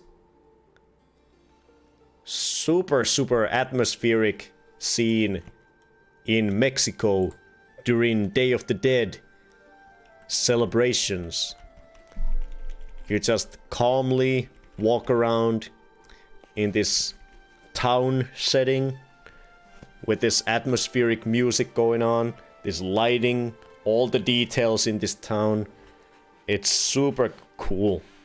I just loved going around, listening to all the conversations the people were having, just soaking in the atmosphere.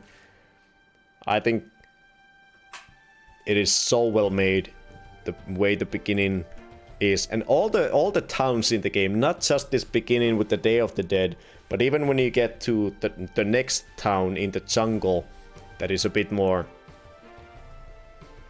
less developed with shacks and stuff. It's just such a nice atmosphere. You can hear all the people bustling and jostling in the pub, and you can go around with nice guitar music going around. The atmosphere is just super well done in all those kind of settings. And there's some really nice Jonah, let's see if I can find the scene here. I think it's pretty early on here. Somewhere over here.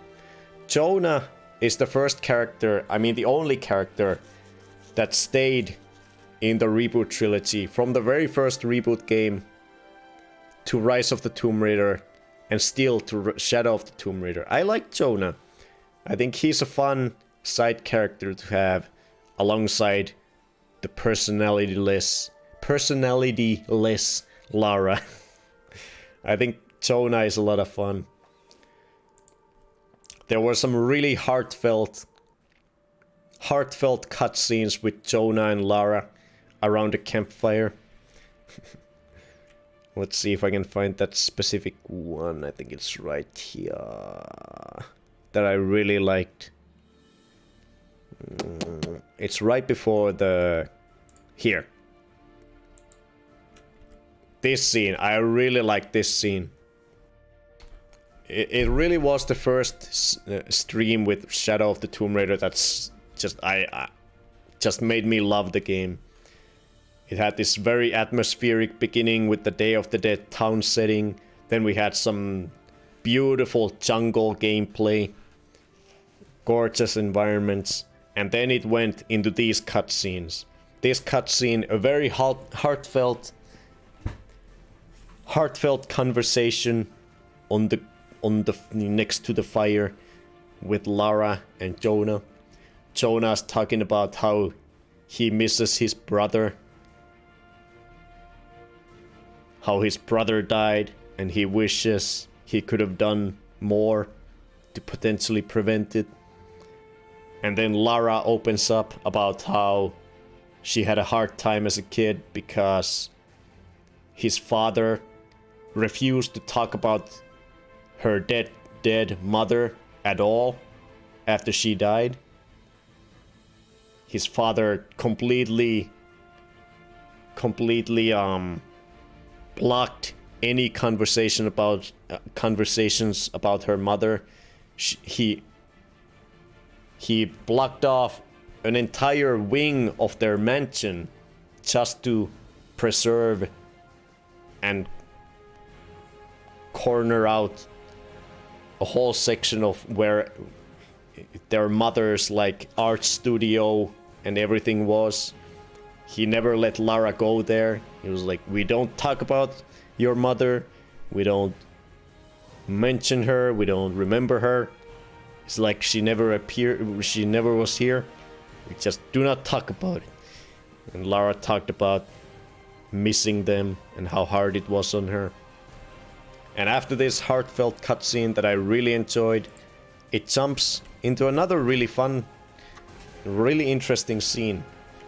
It jumps into this flashback scene.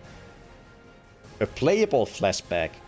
Where Lara is like, I don't know, how old is she here? Like 6 or 7 or something? You get to play as kid Lara. I really like this scene. This was so much fun. You got to see the Croft mansion when Lara was a kid, and they had these proper obstacle course and playground things. It was super cool. Lara is going around being reckless, climbing on roofs, almost getting herself killed. I really enjoyed this part. And then she almost dies, and we were terrified.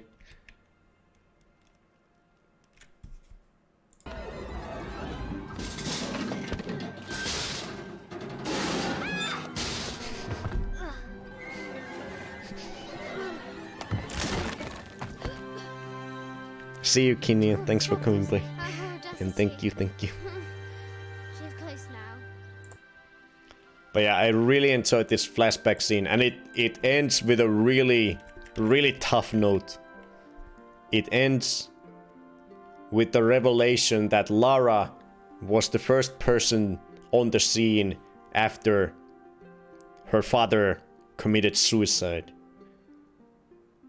That's what I like. I like heavy emotional scenes with characters. I think that's how you build some sympathy and interest around a character. So let's see if we can find that scene. I think it's right here.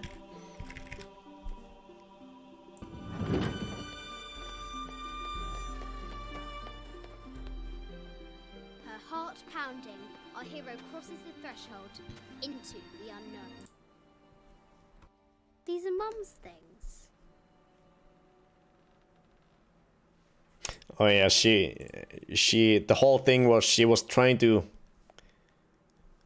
Her father had this room full of puzzles, and she finally figures out the puzzle, she does it, and it opens up to just this room full of... her mother's stuff that her father had just kept, I guess, for keepsake. Some of the more personal stuff from her mother.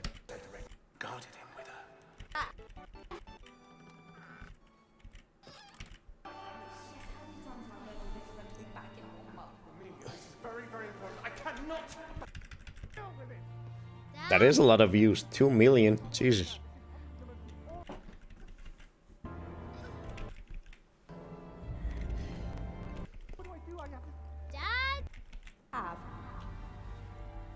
And then this happens.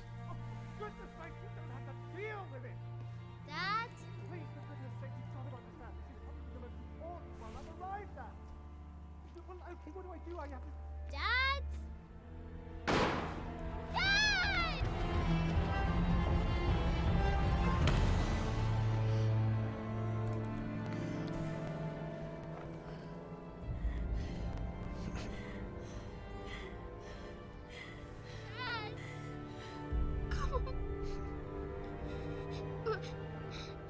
Please, Dad. Wake up.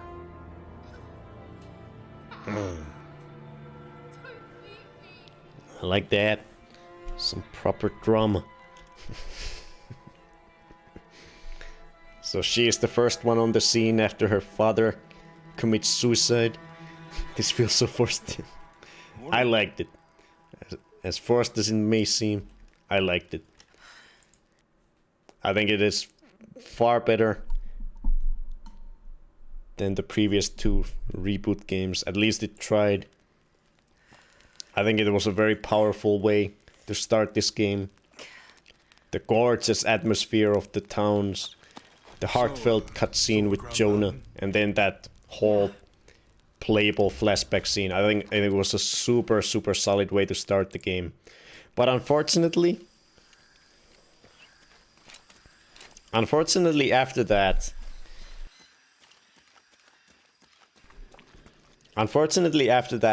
this game kinda played it by the books. It felt very much like Rise of the Tomb Raider, where it no longer did anything interesting. It just went by the books. It became another third-person shooter with some cool elements, but mainly it's just kind of mediocre. So it had an A tier, almost an S tier beginning, this game, but then it went down to like a B tier, C tier, rest of the game almost. Unfortunately, I really enjoyed it compared to the other reboot games, but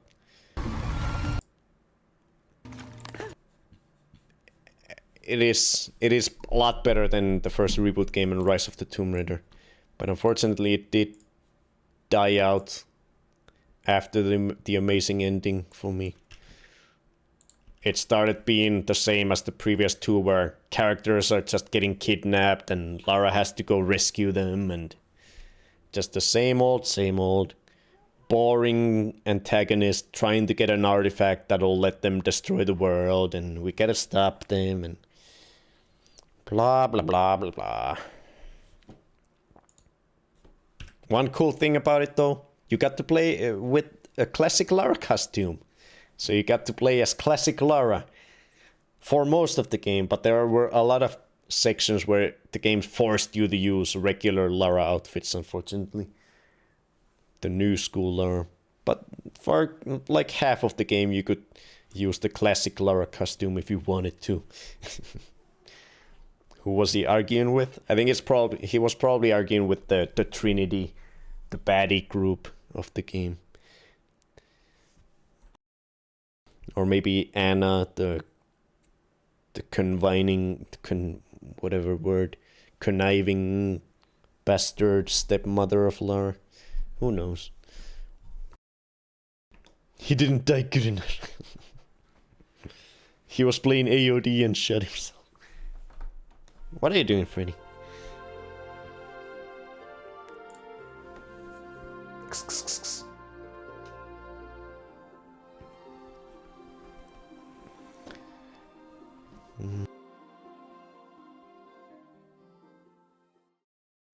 But yeah, Shadow of the Tomb Raider, it is incredibly gorgeous. It has some really nice locations.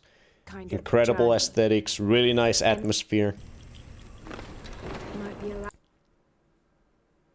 Some decent, heartfelt cutscenes. But then it delves back into being quite bland, quite mediocre third-person shooter. From the halfway point, almost all the way to the end. Unfortunately. Are you alright? Ready. Stop it. And so we come to the last clips and ranking. We only have 2 clips for this one. Let's see them. What? That's not a clip.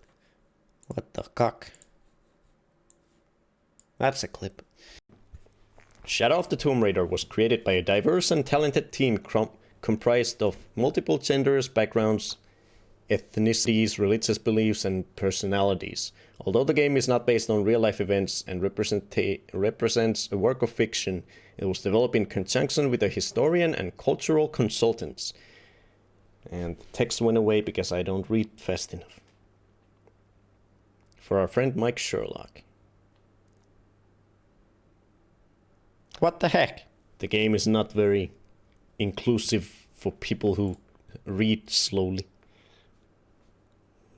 That's 1 point away already. The game is so considerate. Was created by a diverse and of all these aspects of social things, but then it doesn't even let me read the whole message because I'm not fast enough to read it. What the hell kind of bullshit is that? They leave a nice heartfelt message to the fans in the beginning. I can't even read it because I'm a dumbass who can't get the words out of his mouth in time. God damn it. What the hell kind of bullshit is that? That clip is called Inclusivity Fail. Yeah! Classic Lara! Fuck you! You're dead. The shadow is here. Yeah! Classic Lara! This is one of the more memorable moments of the game. It's like a very dramatic moment where Lara finally snaps and just becomes a cold-blooded killer for a while. After just everything goes wrong. She just doesn't care anymore. And she starts killing these guys cold-blooded. Fuck you! And we were, of course, using the classic Lara costume. Yeah! Classic Lara! Fuck you! You're dead. The shadow is here. Yeah! Classic Lara! And those were the clips. Too bad 5 seconds later she cries. You don't use off with comprise? Oh no. I'd be terrified if Classic Lara came towards me with a knife. Not my Lara. I've had a moment like that, only without the killing. So... here we are. Here comes the finale of the rankings. We're almost done. As soon as I plop in this final game, we will have my definitive top 15 list. Where does Shadow of the Tomb Raider go? As I said, it is my favorite out of the reboot trilogy. By far, I think it by far surpasses Rise of the Tomb Raider and the first reboot game. So it is at least at the top of the C tier. At the very least. But I kind of feel like it's a tough one. Does it deserve B tier? I kind of love it. I think it visually, aesthetically, it's kind of one of the best ones in the whole series. In terms of just the epic scale of some of those locations with the incredible landscapes and tombs and statues, and it just looks incredible. The atmosphere is incredible. It's kind of like Underworld with the vast, cool scenes, but even more amazing. But Lara, unfortunately, she had some of the more some more heartfelt cutscenes than the previous ones, but not a lot. Rest of the game, she was kind of boring again. And the game reverted back to just the shooty shoots.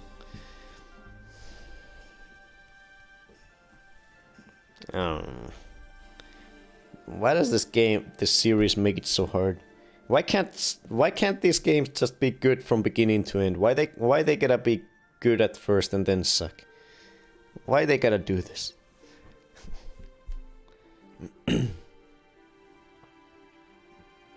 I'd be terrified if any low poly character suddenly appeared in front of me. Lara is the reason why pilots are an endangered species. I was just going to stand up for myself. It made a big difference in how I allow people to treat me. I had them all. It's been quite a journey. Play them all again now. Yes, start over. The world sucks. Bye, Rick.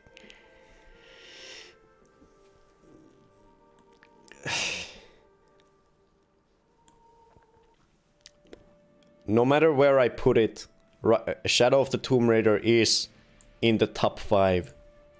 Because it is better than Rise of the Tomb Raider, which is currently in the number 5 spot. So that is quite an accomplishment. One of the reboot games did get all the way to the top 5. Congrats. Freddy is right behind my chair. I feel uncomfortable, I can't move.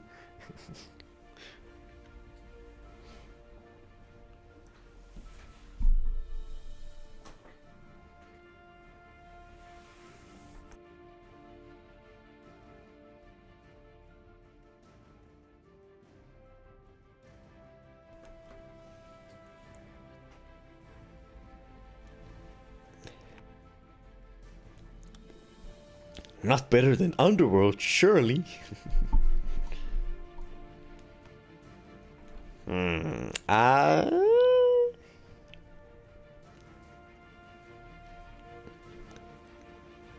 Ooh.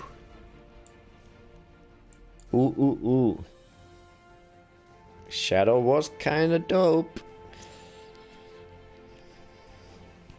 Okay, Freddy, you gotta move. I'm uncomfortable here. Move. Please.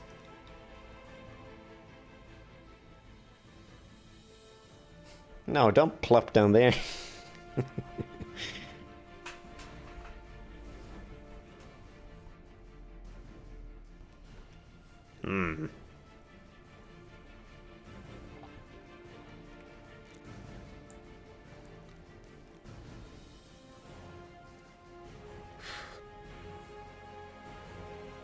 Look at that fluffy boy. Plop.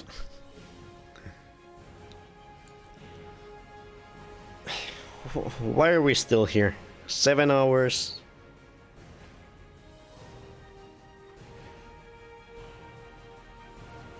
Seven hours? Oh my god. Are you serious?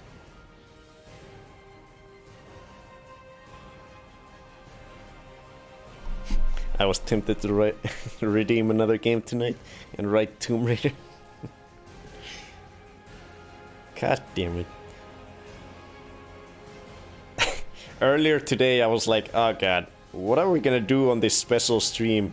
The ranking is only gonna take like an hour and then we won't have anything to do anymore.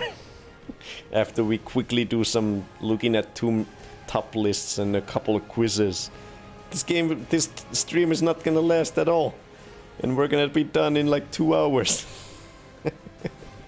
God damn it. We're here because it's important for you to rank these games properly. You deserve a fair trial.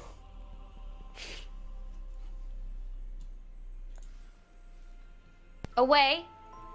Away! Why are we still here? Just to suffer? Every night, I can feel my leg, and my arm, even my fingers. The body I've lost. The comrades I've lost. Won't stop hurting. It's like they're all still there. You feel it too, don't you?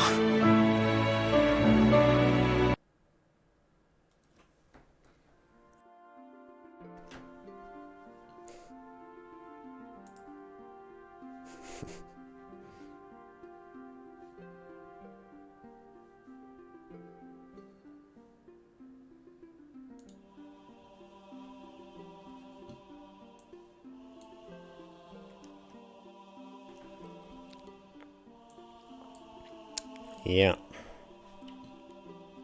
Phantom limbs. Yes, that's the thing. I don't know, man. Here's the phantom pain. Silly sneak.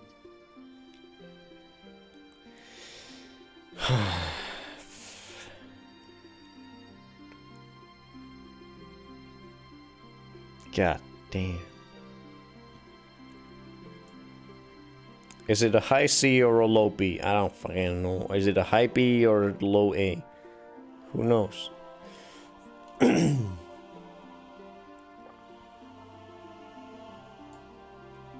Was Underworld really a B tier game? God damn it.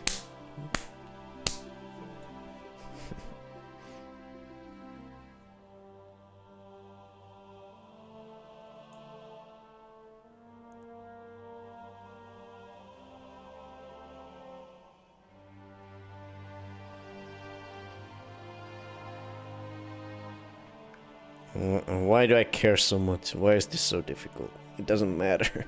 Just put him in the thing and call it a day, Bone. Why you gotta do this? Why are you doing this to yourself? Just stop it. Just throw them in there. Who cares?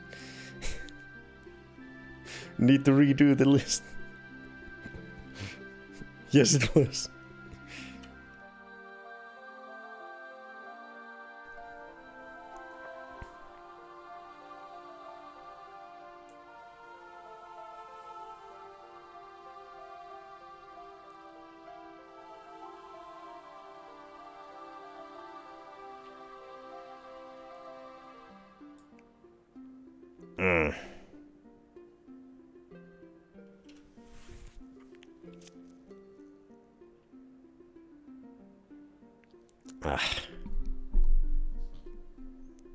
This. Oh.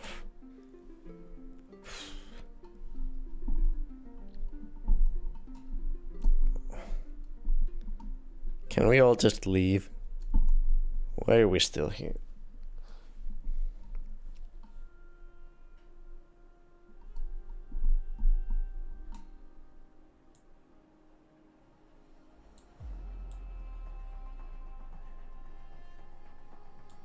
Yeehaw! Yeehaw.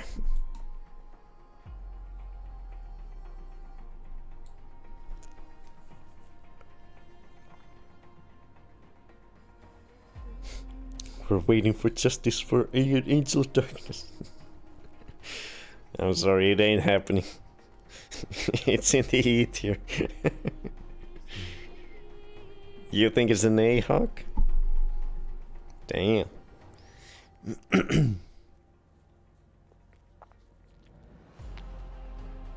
Based on what you've said and the No. feelings you've expressed. I think it's fine where it is. Come on, Underworld was awesome. Shadow was the best of the bad bunch in terms of reboot. Let's get real. Yes. Oh, hey Freddy.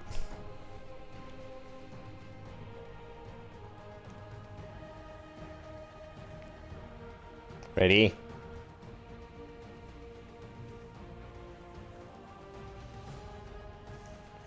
Yeah, fuck it.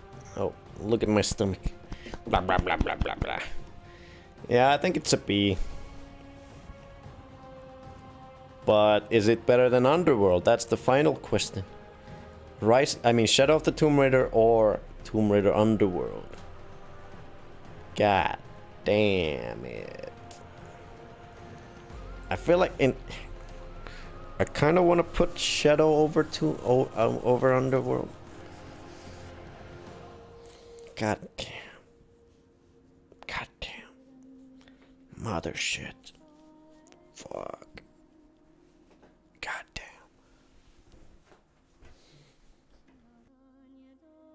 Unfollowed. Freddy's playing. I don't know, did you hear the way Bones spoke about how gorgeous that game was?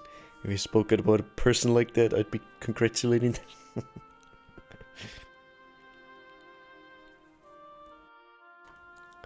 Yeah, when I first ranked Shadow of the Tomb Raider, I had this view of Underworld as just this peak of gorgeousness, just constantly gorgeous. But when I actually went back and looked at a full playthrough of Underworld, I realized that there's a lot of that game that's not gorgeous at all.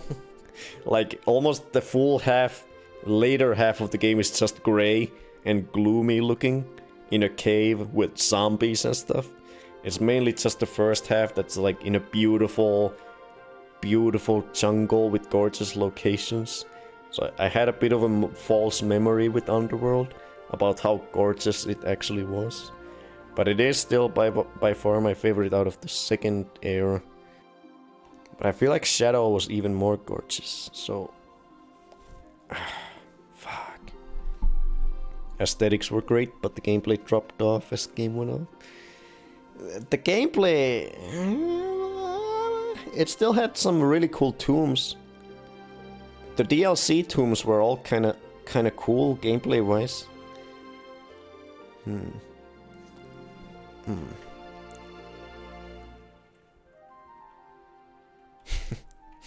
Actually revisiting him talk about the second half, it's like he fell out of love. Tragic. Actually, Shadow is a beautiful game. Plus there were llamas. Yeah. So we're not here for 9 hours. Very modern. God damn it. I think Shadow. Am I really doing this? I think I am. Am I? Oof. B plus.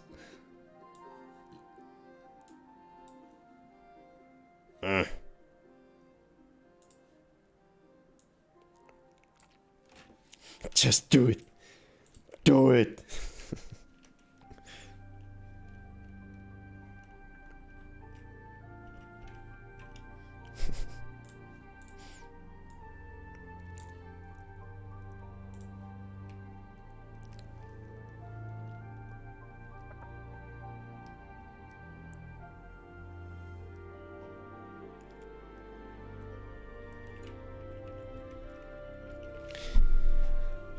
I think that's it. I'm kind of surprised. We had a lot more games on the B tier in my original rankings, but B tier is quite high up there. That's for really great games. That's for like 8 out of 10 games. B tier. And a lot of the games I originally put up there, I don't think they reached that threshold. I don't think they're quite as good enough to get the B tier, so they dropped to the C tier, most of them. I really think Legends should be B. I can see your argument, even though you're just saying that it should be in B without any argument. I can see your argument. I can see how people would put it in B. But for me, what I like about Tomb Raider games, it is too easy. Too few tombs, too less free exploration, too linear, and all those aspects just doesn't warrant a B tier for me personally. So a C tier franchise on average? Yeah, it is. On average, it is a very C tier franchise. And C tier for me is like just above average, so it's like 6 to 7 out of 10 games. And 7 out of 10 is good. It's above average. It's a good game. 5 out of 10 is average. Not good, not great. Very mediocre. 6 is just above average. 7 is a good game. And C tier is, a good game. B tier is like 8 out of 10, 9 out of 10. Amazing game, great game. A tier is like 10 out of 10, and Freddy tier is 10 plus. 10 plus it's got something that really speaks to me.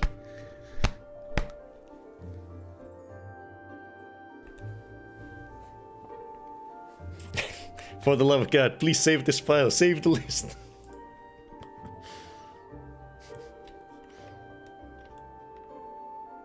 Yeah. Didn't Legend have 2 tombs? That's more than Tomb Raider 2, 3, 5, and 6. Did Legend have 2 tombs?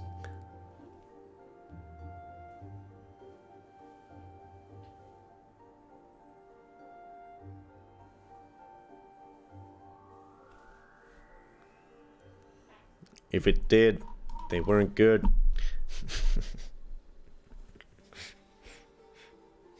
Put 15 balls in a hat and draw one and play that game.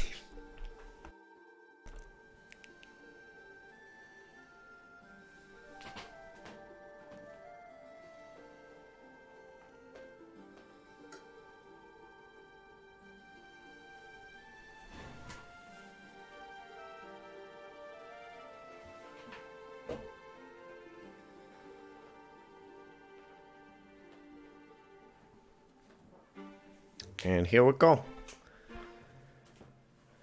The final top 15 configuration.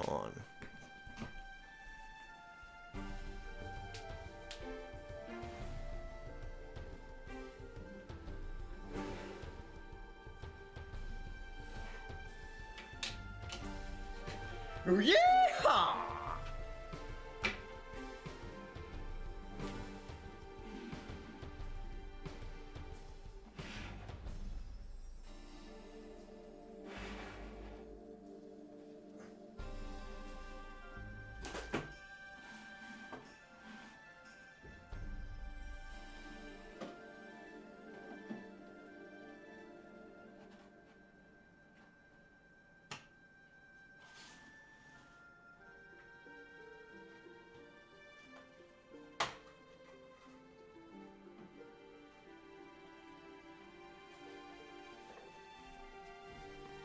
That's wild. Wild, wild, wild. A reboot game got all the way to number 4. That's craziness. Look at that shit. Holy shit. Can't believe it. It's done. What is this? What is this? Oh my god, I'm so tired.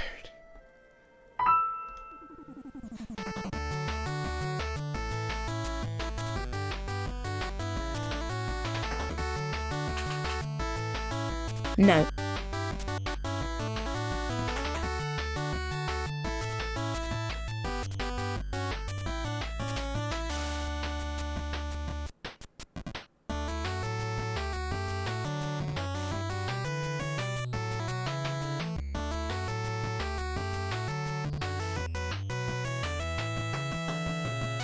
Aha.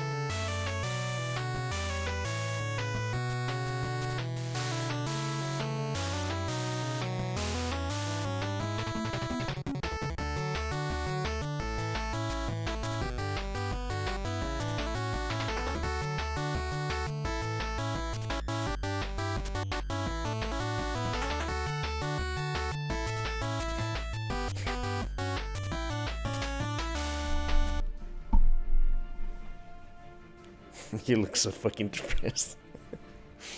Almost took your full shift. Now a 2-hour quiz. Man, I hate tombs. Oh my goodness.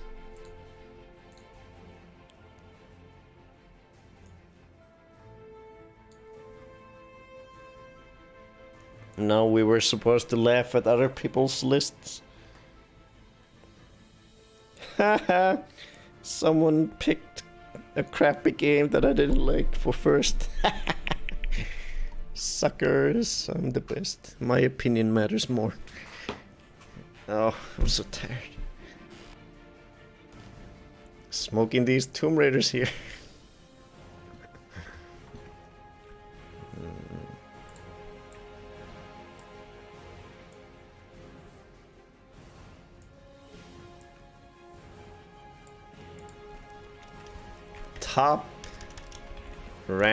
Top Tomb Raider games. According to Metacritic. Ooh. Ooh. Angel of Darkness. Let's see what Metacritic thinks.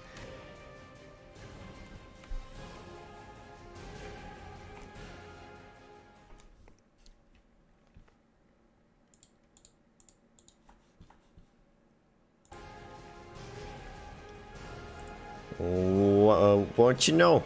Angel of Darkness is the last one on Metacritic too. I agree with the general public in their averageness. Chronicles at 16. The fuck? Prophecy? Oh, Game Boy games. Relic Run, what the hell is that? That's not a game. What the hell is a Relic Run? Some sort of mobile thing? Temple of Osiris, I haven't played that. Okay, let's get to the fun stuff. What's at the top? Tomb Raider, what a cop-off. This Metacritic is so lame. Who would put the first one at first? Rise of the Tomb Raider at second? Okay, people are drunk. Tomb Raider 2013. That's like the worst one. That's my second least favorite. How can they do this to me? Why they do this? Is that the second to last one? Hey, logistical robot. Hello. Okay, who cares about Metacritic? Let me see. Such fond memories of the music in the first game. Yes. The first game is the best.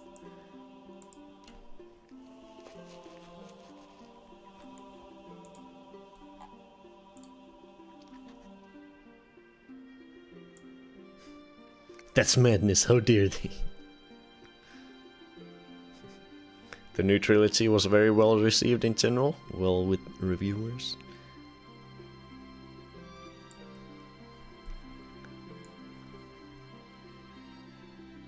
Let's see what... and the general public? How dare they? How dare they disagree with me? Unacceptable.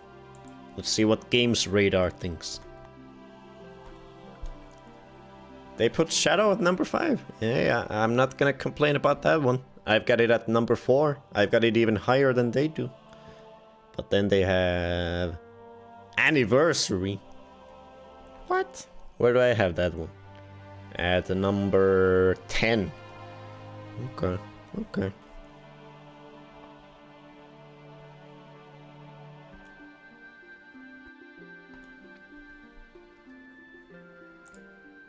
The first game at number 3. I have it at number 1. Tomb Raider. What is with people? Why do people like the...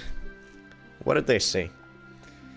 After years of wilderness, Crystal Dynamics brought the first lady of the video games back to relevance with an almighty bang. Wisely taking cues from Naughty Dog's Uncharted series. I do agree with that it feels like an Uncharted game. This brilliant reboot grounded the Tomb Raider universe, shunting aside campy fights with dinosaurs for gritty behind-the-shoulder shootouts with unhinged cultists. While the story is forgettable, agreed, the downbeat setting is an absolute winner. I thought it was gloomy and grey and boring. Focused while also containing open-ended hub areas. Not a lot. The windswept island Yamatai proves to be a brilliant setting. Yeah, that's so grey. Throw in sturdy what do you mean sturdy platforming? It's just autopilot. And sharp shootouts? I mean, I guess. 2013's rebooted Raider stands tall as one of the greatest entries in Lara's esteemed series. What are they smoking? Campy. Original Tomb Raider didn't feel that campy. Shame the newer games all needed 30 patches and still ran terrible when you entered in areas with NPCs. Maybe it's to do with the age of the journalist. Maybe they are younger than a lot of us. They grew up with Legend and not, you know, the best ones. That reviewer wasn't around when Tomb Raider was originally released. And yeah, at first they put Rise of the Tomb Raider. That is kind of mind-blowing to me. What do they say? The best Tomb Raider game ever made, and it's not all that close. Building on the winning template, Rise of the Tomb Raider doubles down on freedom and player choice. Expensive mini-hub dovetail beautifully with heavily choreographed set pieces. Looks incredible. The stiff story compared to the light-hearted, decently paced fun of Uncharted? Absolutely not. Rise gives players more agency and freedom than any of Nate's adventures in a game where the quality of platforming, puzzles, and shootouts simply can't be denied.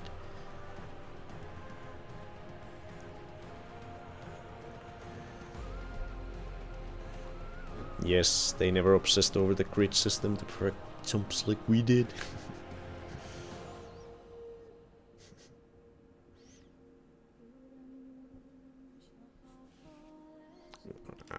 Who cares about these big ol'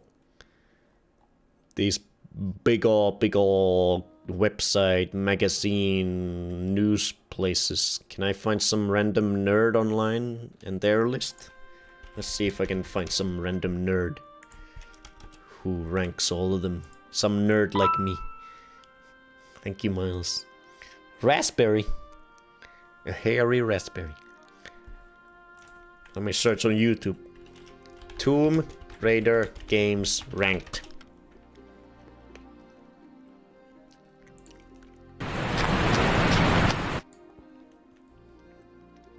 Let's see. Do they show a list? No. God damn it.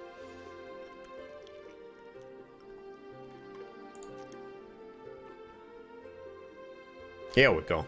Here we got some nerd like me ranking all of them. See what they think. This is what I'm interested in. So they're ranking the non-Game Boy games. So all the ones I ranked except the Game Boy games. So the worst one for them is Chronicles. I don't mind that at all. Oh, look at that! This person is to my liking. They also put the first reboot game at the second to last place. Now, I like this nerd. This nerd has some good opinions. What do they say?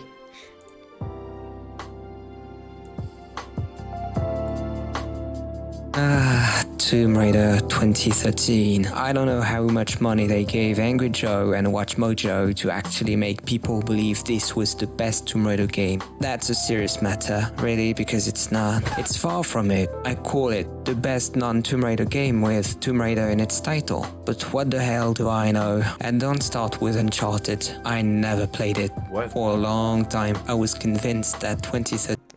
Okay. You're a little too cynical for me, dude. Come on, lighten up a bit.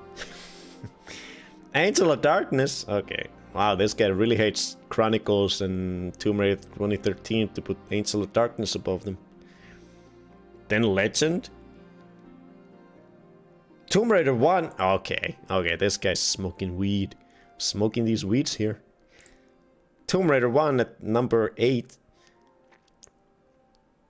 What the heck? What the hell is this guy gonna like as number 1? Tomb Raider Underworld at number 7. Tomb Raider Last Revelation at 6. Rise of the Tomb Raider at 5. No. Shadow of the Tomb Raider at 4. Hey, that's the same ranking as me. I got it at 4. Tomb Raider Anniversary at 3rd. Hey, this guy's like Relkin. Tomb Raider 2 at number 2. Okay, I can respect that. I've got the same game in the same place. But what is number 1? Ah, okay, I kind of like this guy's got the right takes. Tomb Raider 3 at number 1.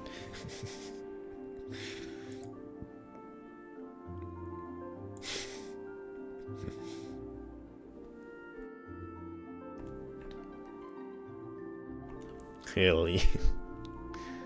Tomb Raider 3 deserves some love. I want Bone to play MTS on PS1.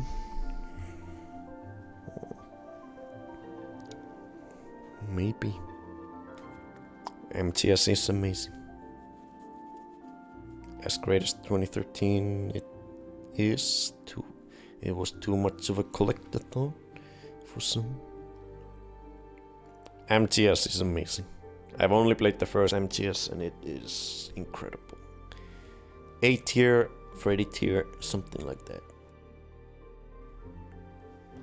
Oh man.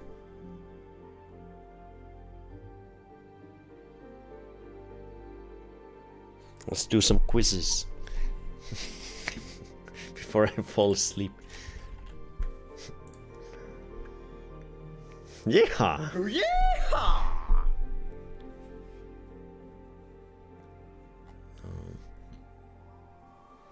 Let's see what we know about Tomb Raider. I'm not gonna know anything. I went for a walk earlier and I saw a deer, a robin, and a great tit. Nice. Nice. Great tit.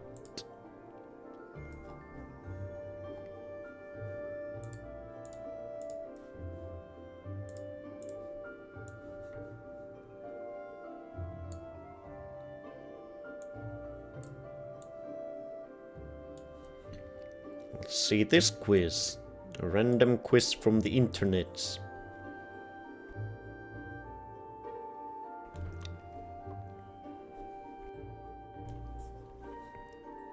Question number 1. Who encourages Lara to search for the Scion? I had 4 deer wander in front of my car this morning at 3 AM as I was going to work. Encourages to search for Scion. Was that the... Yeah, I'm thinking Netla. Wasn't it Netla? She was like, Bob. Netla was like, hoodwinking Lara into finding all the Cyan pieces for her. No hints, no cheating, no shoes, no service. What is the name of the tomb where Lara found the first Scion?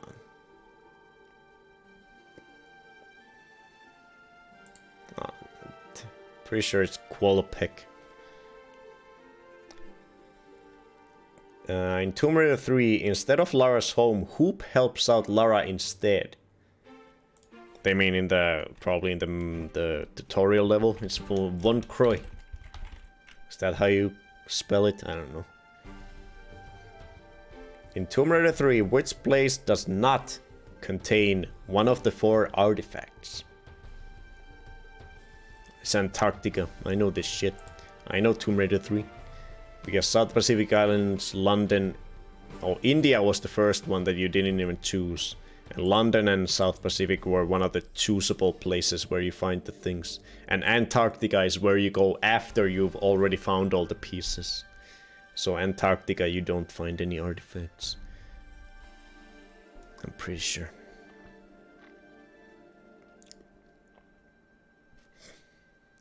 In Tomb Raider 2, what mystical creature appears on this game? A centaur? A goblin? A unicorn? A dragon? It's the dragon, it's the final boss. The dragon of the Chinese kind. A unicorn? In Tomb Raider 5, aka Chronicles, what is the name of level 9? Level 9? I gotta remember the number of each level? What the hell kind of question is this? Chronicles. So it started with the freaking town places, or where was it, in France or some shit? I forget.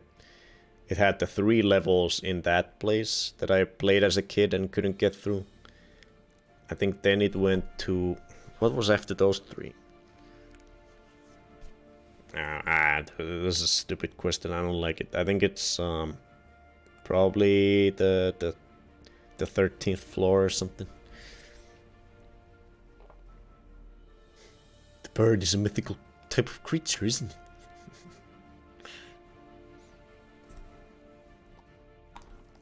I don't know, whatever. 13th floor. In the first game, what is the name? What is this? Okay, these questions are dumb. What is level 14? How should I know? It's probably the Atlas Mines. As of 1999, which Tomb Raider game does Lara die on? Okay, that's an easy one. The 4th one. What, in the 3rd game, what artifact do you collect in Nevada?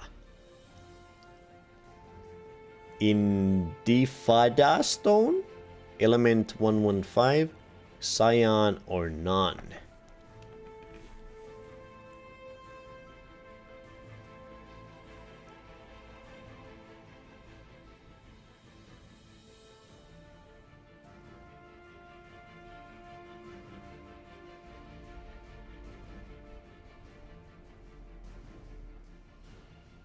I don't think it's a cyan. That's the artifact we're trying to find in the first game. That has nothing to do with Tomb Raider 3. So is it Indifada Stone or Element? Element sounds mysterious and Area 51-y. I'm gonna say Element 115. Yeah, I don't think many people remember them by numbers. As of 2001, which game is the latest released on PlayStation? 2001. Fuck. Angel Darkness, Last Revelation, Chronicles of 3. 2001. I think, didn't Chronicles come out in 2000? I remember this because I remember looking at which came out first, Chronicles or the first Game Boy game. And I think they both came out in 2000. So in 2000, the latest one, it was probably Chronicles then. I'm gonna say Chronicles.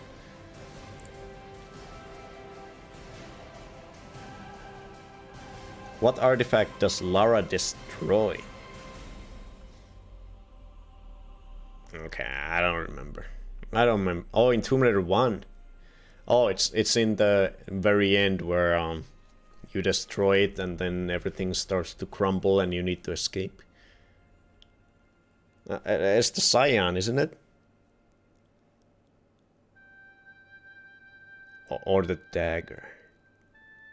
No, isn't the dagger in the second game? Iris? I'm gonna say the cyan. The new Toyota Cyan. In Tomb Raider 2, what happens on the level Home Sweet Home? I think that's the final level where you, after you beat the dragon, you return home and then the enemy people attack your mansion. Nothing? There's a party going on. Lots of men come to Lara's house and try to get the Dagger of Cyan. All of Harry Potter characters... Yeah, okay. It's this one. Tomb Raider 1. What is the name of the tomb where Lara gets the second Cyan? In Tomb Raider 1. The second Cyan. Lara? What? Natla? Okay, this is a dumb. Tehokan. Qualopec. Tihok. Didn't they already ask about the first one? What's the name of the tomb where Lara found the first Scion? I answered Qualopec for that one. So I guess I'll answer the other one, Tihokan, for this one. Angelina Jolie in pajamas.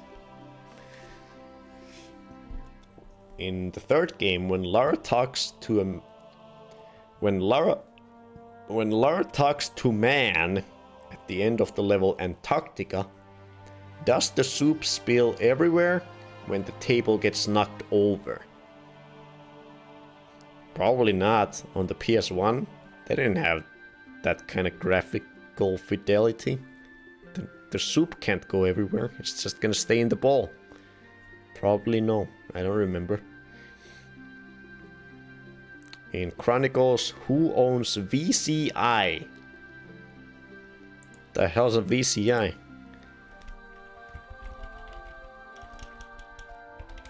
Winston? I don't know. As of 2002, how many Tomb Raider games does the Butler appear? 2002, so that would be like around the time Angel of Darkness came out. In the first game... Wait, he's not in the first game. In the second game, third game, and the fifth game. I don't think Winston was in the fourth game, was he? I don't think so. There was no mansion, and you never left Egypt, so there was no need for Winston in the fourth game. So I think it's just the second game, third game, and the fifth game. So 3? Well, there's no 3. 3 is not an option. God damn it, I suck. Mother shit. Stupid ass quizzes.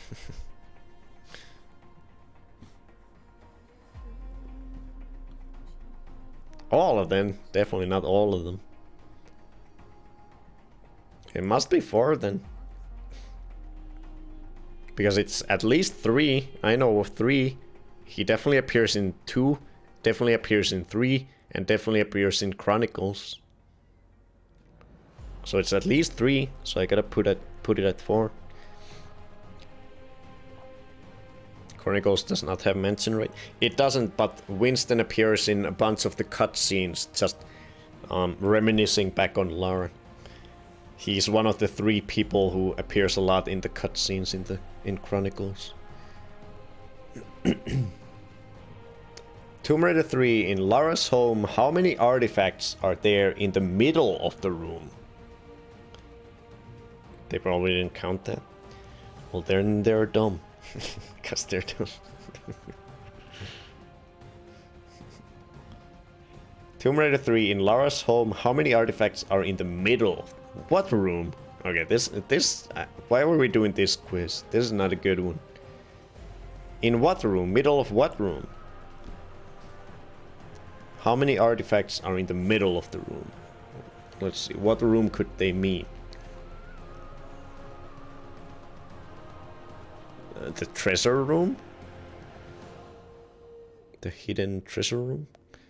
Yeah, it's a poorly written quiz. I don't know. Fucking 4. What weapon can you not get without using cheats in Tomb Raider 3? Well, you definitely have pistols. And the Uzis. And the revolver. Rocket launcher. I don't think there's a rocket launcher.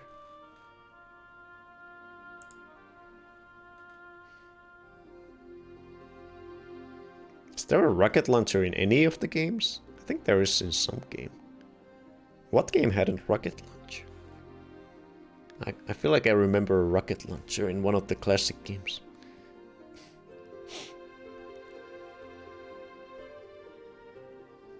Which game does Larson appear on?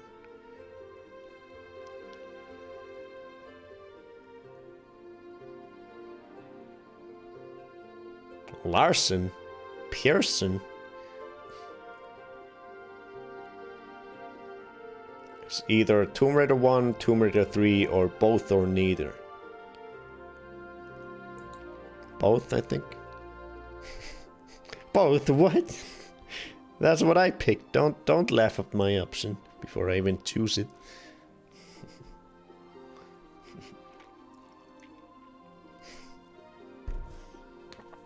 You're not the only one, Akaisubu. Yeah, I should have been more clear. It was all about me trying to figure out if I remember anything about these games. And quizzing myself while you guys can quiz yourself too at the same time.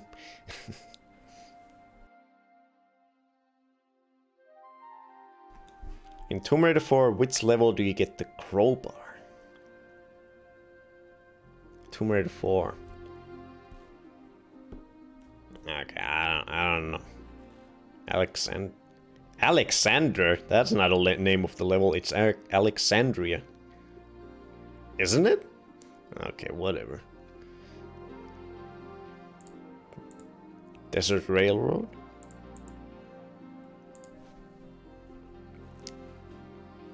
Rocket launcher.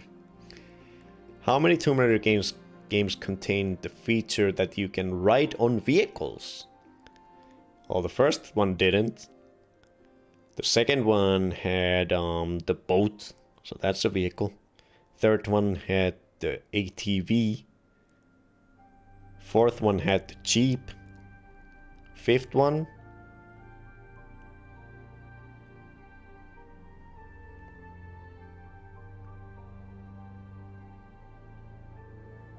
I don't think the fifth one had vehicles, did it? I think it's 3. Which game contains weapons other than the guns?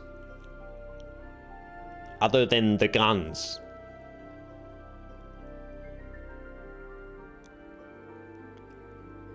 Well, okay, yeah, this quiz is not made well.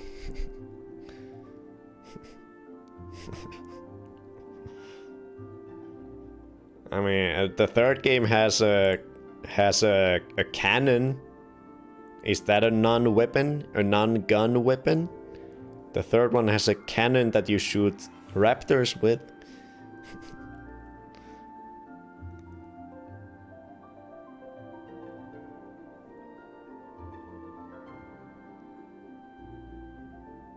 I don't know. Tomb Raider 4 has fucking Jeep, bro. Tomb Raider 5 in the level Red Alert. Oh, that's one of, I think, my favorite out of that game, where you go and where you escape the freaking the helicopter. That was a fun one. How many androids are there? Androids? What? Oh, the things you had to trap in those smelly rooms. A million. You had to trap the one person. I think you had to trap 2 of them, if I remember right. But I think, wasn't there another one? I actually don't remember. I don't remember. This is boring now. I wanna go to sleep. Unless they count Lara driving her bike in the cutscenes as a vehicle. I'm annoyed by that question. Who made this? Too many license rules. Oh, we're at the final answer after this one. Oh, no, 3 more. Okay, I'm gonna say 2. What is the name of the machine gun on this game? Tomb Raider 2.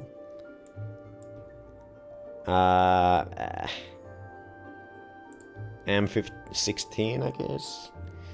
Last one. Which game contains the most insects?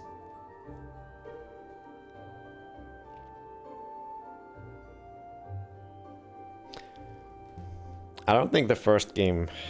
Did the first game have insects?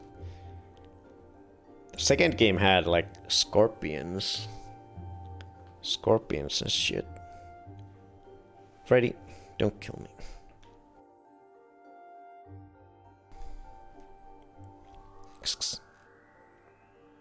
The second game had the scorpions. The third game had the freaking oversized mosquitoes in the final level stuff.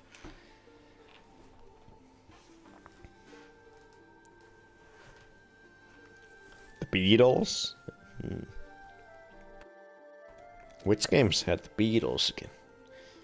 I'm gonna say the third one. Do they mean number of insects or the number of each kinds of insects? Who knows? This is bad. We'll try another one. Let's see. Submit my answers. Okay, I got the first one right. It was Natla who encouraged Lara to search for the Cyan. I got the first Cyan location right. I got Von Croy right. I got Antarctica right for the place that didn't have an artifact in Tomb Raider 3. The mystical creature was a dragon. Alright, this question was bullshit. What was the 9th level in Tomb Raider 5? It was the labyrinth apparently, who cares? Name of the 14th level, who cares? Dumb question. Next. In 1999, which Tomb Raider game does Lara die on? Tomb Raider 4 wasn't right? The correct answer was she hasn't died on any of these. Lara might have died because she couldn't fully trust Werner. As of 1999, nobody knows if Lara died or... What is this bullshit? What are you talking about? She died.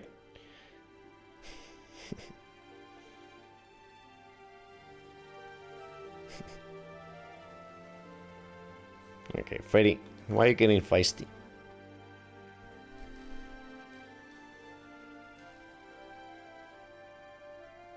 Hey! Calm down. Kobe.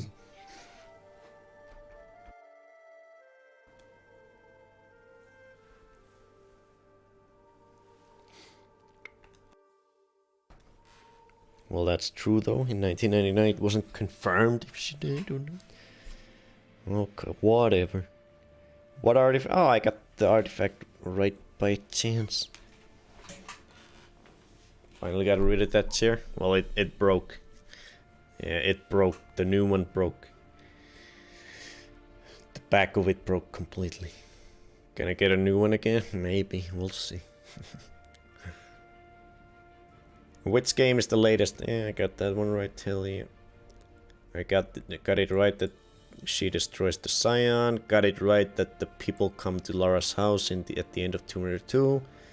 Got right that the second Cyan artifact was in... T-Hawk-Khan, Freddy, you're an asshole. Why you gotta be an asshole?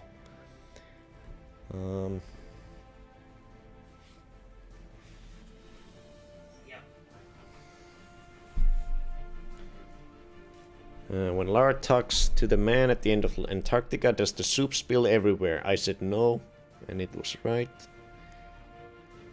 Who owns VCGG? Your answer, Winston, but the correct answer was Von Croy.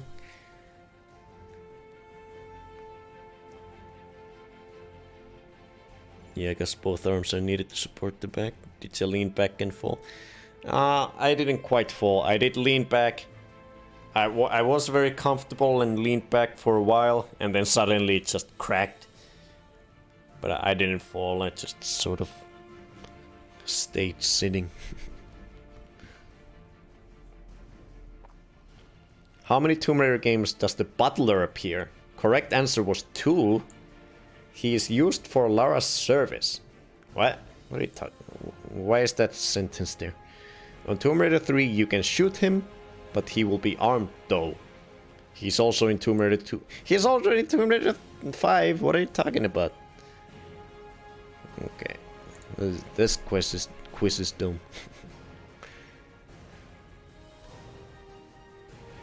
I guess. Okay. Okay.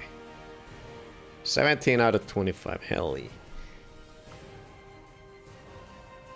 Rick was right there, idiots.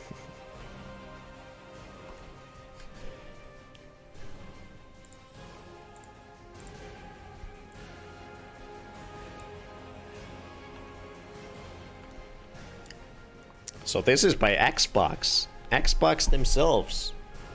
Xbox Wire. On xboxnews.com. News.xbox.com. Tomb Raider celebrating 25 years with 25 trivia questions. Hell yeah, let's see what Xbox has for us. Oh, it's actually from a Crystal Dynamics employee by Megan Mary, Community and Social Director at Crystal Dynamics. It's the same quiz? No, it's not. So Tomb Raider 5 trivia. Number 1. How many polygons... Okay, what? How many polygons did the original Lara Croft model feature in 1996 debut title? What? How do I know how many polygons? Do I gotta count them in the game? That's impossible. I don't know. I don't know how many polygons she had on her polygonal body. Freaking 200, 100? How do I even pick? I can't pick. This is not a quiz. What the heck? Just gotta remember what you picked, I guess. 2.5 at least. Howdy, partner. C or D. Hey, e-kitties.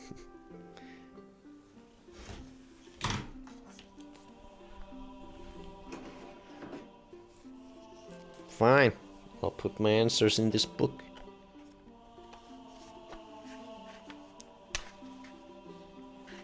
For number 1, I will answer B. Which of these facts is not an official part of Core Design's official bio for Lara Croft? A.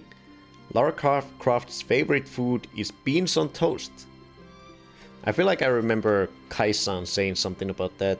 Beans on toast. I think that's right. B. Lara has authored multiple books, including Tyrannosaurus is jawing on at my head and Slaying Bigfoot. There was I remember there was something about Bigfoot in the very first cutscenes in the first game. There was like a newspaper in the cutscene on the table, and it said something about Bigfoot. Slaying Bigfoot. Could that be it? Yeah, I think that might be true. Lara's favorite mode of transport is a sports car from her family's estate's massive collection of automobiles. The only thing Lara Croft is afraid of is her aunt's corgi. What? Okay, it's probably C or D, but I don't know which. Not an official part. I'll say the D. She doesn't like sports cars. I mean C. C. After the success of Tomb Raider, the first one, Lara Croft became an international icon. In 1997, she was featured in the cover of British fashion and... Okay, all these questions are about, like, the phenomenon of Tomb Raider and not about the games themselves. She was featured on the cover of British fashion and culture magazine The Face. Which of these brands did Lara model inside the magazine? I love that Freddy's checking your answers. Alexander McQueen, Louis Vuitton, Chanel, Prada. I don't know. I'll put... Which of these brands did Lara model inside the magazine? I don't know, the B one, the Vuitton one? 4. Tomb Raider 2 introduced vehicles to the franchise. Which vehicle was not playable in the second game in the series? Well, a Ski-Doo was. A quad bike was also in the first... not the first level, but... Wait. A speedboat? There was no speedboat, was there? There was no speedboat in any of the classic Tomb Raider games, was there? There was just a canoe. So it's gotta be the speedboat that was not there. No, there was a speedboat in Italy, of course. Okay, I'm a dummy. There is a speedboat in Italy, in Venice. And there's a ski-doo, so it's gotta be B. B.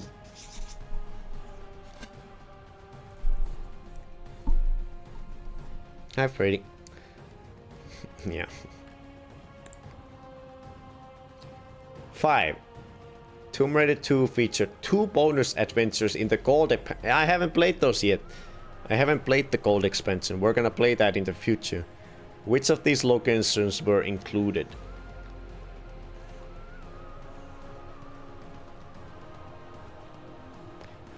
I saw Kaisan play the gold expansion. I'm pretty sure they took place in Russia. So I'll say C. I sort of just lurked and watched with my third eye, but I'm pretty sure it took place in Russia. In the late 90s, Lara Croft's influence on pop culture continued to explode. Which of these things were not part of her whirlwind rise to fame? She was featured in custom footage on stage at a U2 concert. A Tomb Raider feature film deal with Paramount was announced. That's probably the Angelina Jolie movie that was made eventually.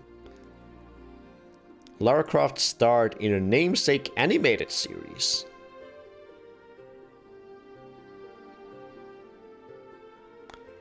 She had her own Lara copyright clothing line. An animated series? There was no animated series, was there?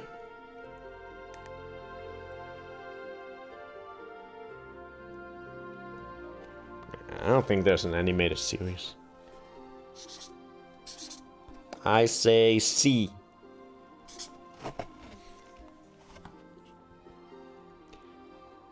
Tomb Raider 3 was the first game. There are some interesting short animations on YouTube of Lara in various styles too. Pretty cool. In Tomb Raider 3 was the first game in the series to let players choose the order of locations they visited. After starting off in India, which of these places was not destination options for Lara? Well, I will definitely know this one. South Pacific, that was an option. Area 51 was not an option, it was Nevada. It was not an Area 51. The option was Nevada, so this quiz is wrong. But it thinks it's saying Nevada, so this is Nevada, that's in the game. London is in the game, Paris is not, so the correct answer is Paris.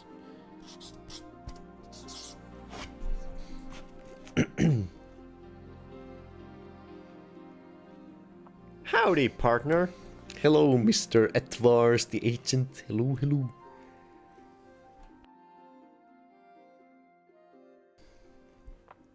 Revision Tomb Raider animated series. What?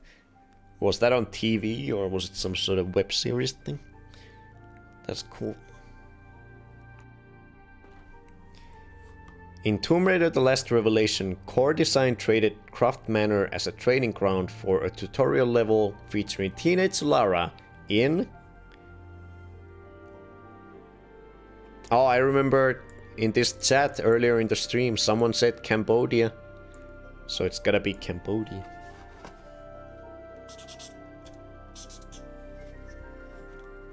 Hello, hello. We're just winding down. We just spent 8 hours, or I just spent 8 hours putting all 15 of the main series Tomb Raider games, you know, ranking them in the order that I liked them. Took me 8 hours because I'm a crazy person. So now we're just winding down before I go to bed and end this disaster of a stream. By looking at some random quizzes online. So that one's A. What real-world ancient game did fans get to play in Tomb Raider The Last Revelation? Chess, Mancala, Knucklebones, or Sinit? In Last Revelation? Ancient game, real world. Knucklebones? I don't think we played. There's no chess in Last Revelation. I don't know what Senate or Mancala or Knucklebones is. But I'll say. I will say. Either Mancala or Senate. I don't know what they are, and I can't remember a point in the game where you play the game. Oh, you do play that one, I think, with the statues that they fall off, and it was like a puzzle. I don't know what that game is called though. I think it's probably like Senate or something. I don't know. It's Senate? Oh hell yeah, I got it right. If you're right. As Lara Croft was presumed dead at the end of Last Revelation, how did Core Design creatively slot a new game, Tomb Raider? What is this? Tomb Raider Chronicles, between it and the already in development sequel, Angel of Darkness? Lara Croft traveled back in time? Nope. Tomb Raider Chronicles was non-canonical. That's probably it. They told the story through flash... Yeah, that's it. The C. It was all about them flashbacks. C.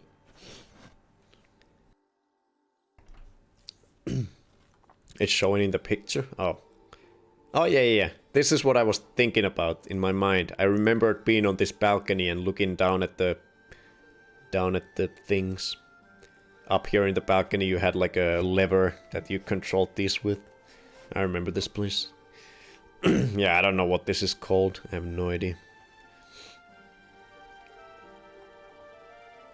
Yeah, that's C. In 11, young Lara Croft returned in Tomb Raider Chronicles and faced off against a variety of ghastly foes in A Haunting Irish Tale.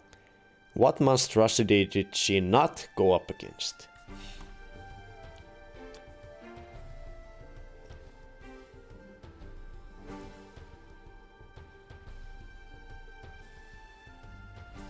Oh, well, that's not good, because I can't remember a single one of these four.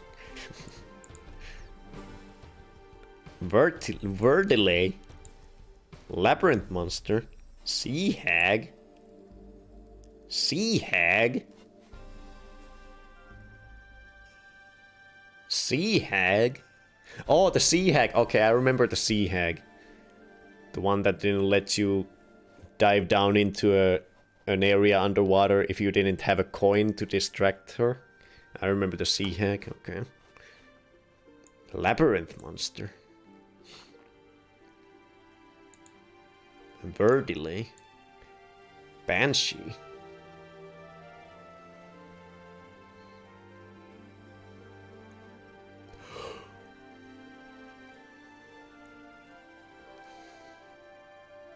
I don't know, the Labyrinth Monster or something? I'll say B.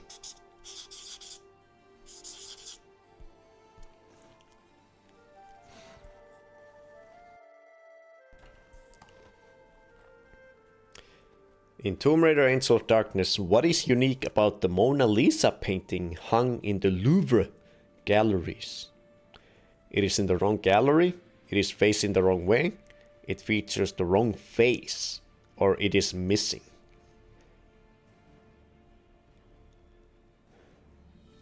I do remember. I feel like I remember seeing the Mona Lisa in that game in the galleries. Am I remembering right? If I saw it, then it probably wasn't facing the wrong way, or featuring the wrong face, or missing. So was it in the wrong gallery? Guess I'll say that. A. It has the face of the guy who made the soundtrack? Oh, I didn't remember that. So I got that wrong. Angel of Darkness introduced a variety of ways for Lara to manage her health, which was not a way to heal.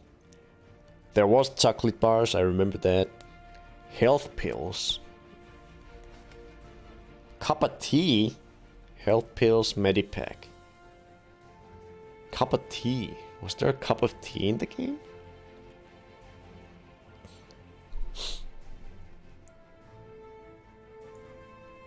Of the... maybe there was.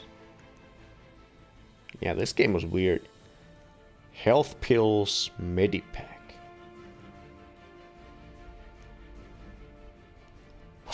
Was there no medipacks in Angel of Darkness?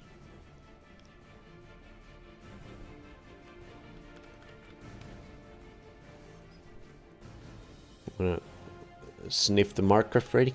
Wanna get high? I don't remember. I'm gonna say... I'm gonna be a crazy person and say medpacks. Maybe Angel of Darkness didn't have medpacks. Maybe I'm crazy. Cup of tea? Damn. Good night, Kaisum. Thanks for stopping by for way too long. I'm sorry for keeping you up.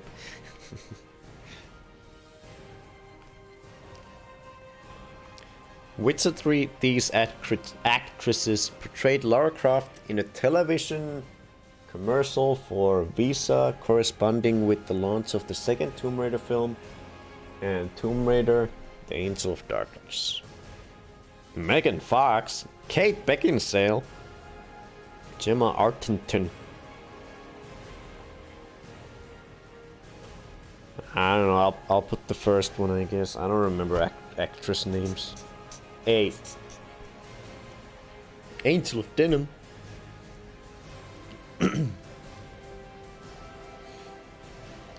In what game was Lara Croft's iconic braid turned into a ponytail? Tomb Raider 3, Angel of Darkness, Legend, or the reboot? Braid. Okay, the third one probably had it. Angel of Darkness? Hairstyles, I don't know. Legend?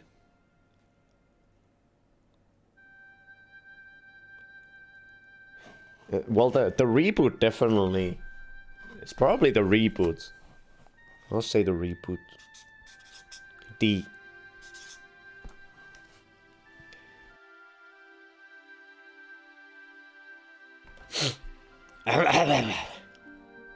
Habba. Toby Gard, the co-creator of Lara Croft, came back to work with Crystal Dynamics in 2007 remake of the franchise debut. During development of Tomb Raider Anniversary, what did he maintain about magic in the world of Tomb Raider? A. Magic does not exist in Tomb Raider. B. Lara Croft comes from a magic bloodline. Or C. Lara Croft learned magic as a child. What the fuck?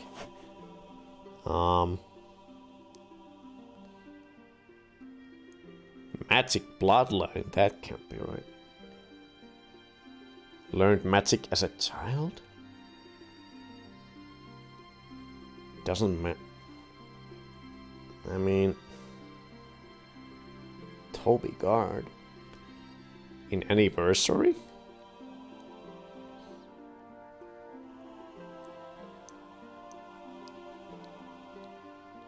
Magic... I'm gonna say magic doesn't exist. Because it's all about like evolution gone wrong and haywire. So maybe it's not technically magic. Co-creator! Okay, I think we gotta watch the Visa commercial. I'll try to find a good version. So are they saying the whole cyan power and shit is not magic? I think they might be.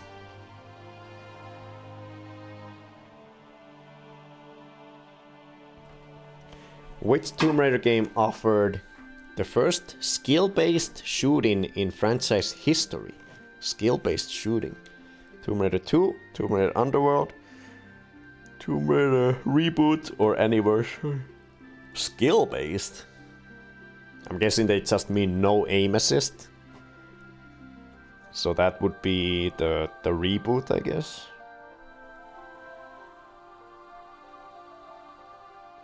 Did Underworld have aim assist?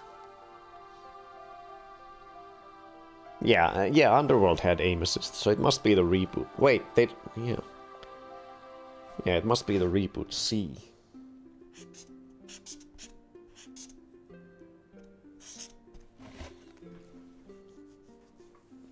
The magic prophet man in Rise isn't magic?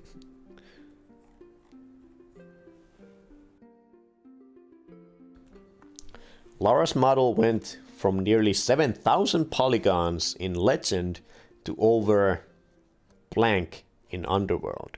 10,000, 17,000, 32,000, 40,000. I don't know, C. Who knows about this shit? I don't know. I'll say C. 32k. Lara Croft and the Blank was the first game to introduce co-op play to the franchise. This is Guardian of Light, so D. D. Guardian of Light, I know that one. What was the internal name for the 2013 reboot before it was shortened to just Tomb Raider? Oh yeah, we watched the behind the scenes, the beta stuff. It was Ascension, wasn't it? I think it's Ascension. I remember that. That was like the survival horror original concept for the game. Ascension. A. Hey Helka. Hello. It's like 2 AM. Sleep maybe? I am very tired. It took us 8 hours to make this useless top 15 list. But we're winding down, we're doing just some quizzes and then we're gonna go to sleep. It's okay, we'll sleep soon. So it's Ascension.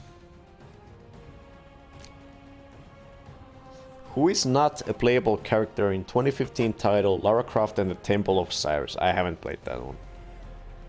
But if I have to guess, Horus, Set, Isis.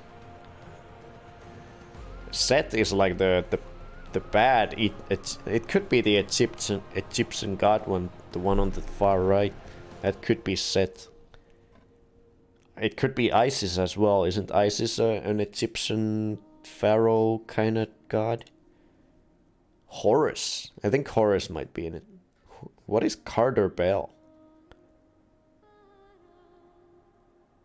Set was like the main baddie in one of the games. I think in the fourth one. I think you went against Set right before you escaped the pyramid and then died. I'll say Set, why not? Who cares? C.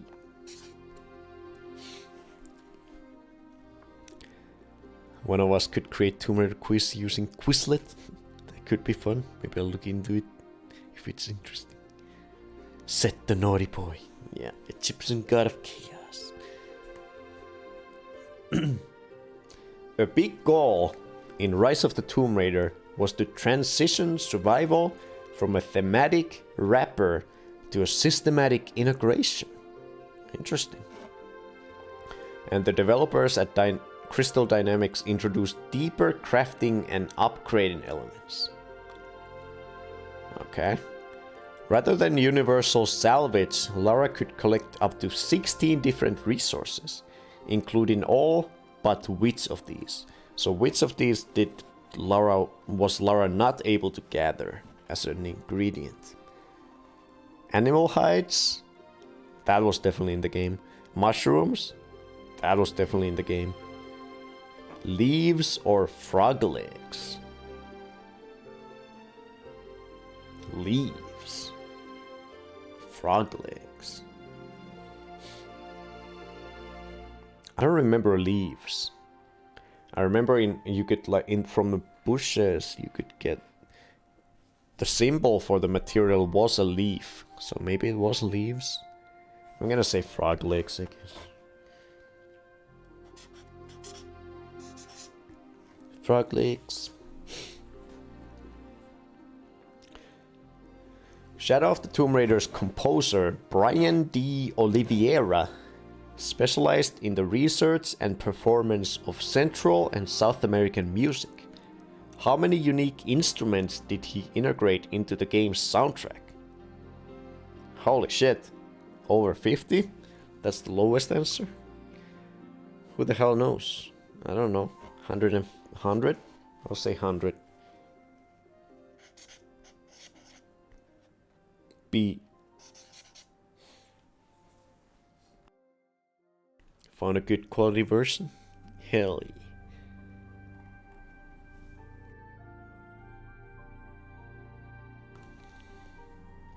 Which game was the first in franchise history to feature a built-in photo mode?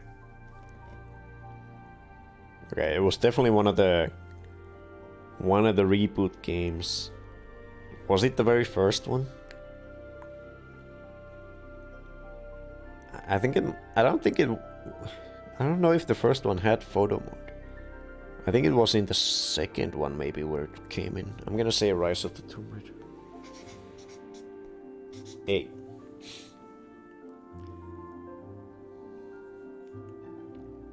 Yeah, you can link it, Rokin. We've only got one more question. Link it for sure. What well-known British actress voiced Lara Croft in the 2007 series of animated shorts, Revision Tomb Raider?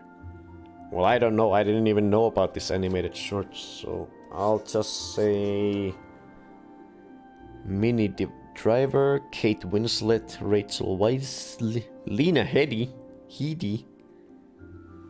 That's interesting. That's Cersei from Game of Thrones. I don't know. Rachel Weisz. See. So let's see what this commercial looks like before we look at the answers.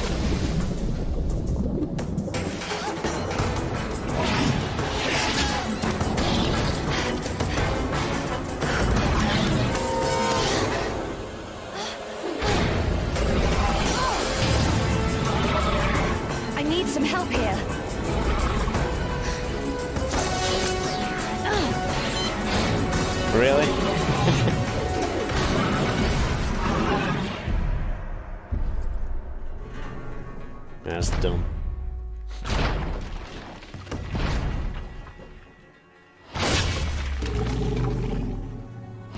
I don't know who this actress is.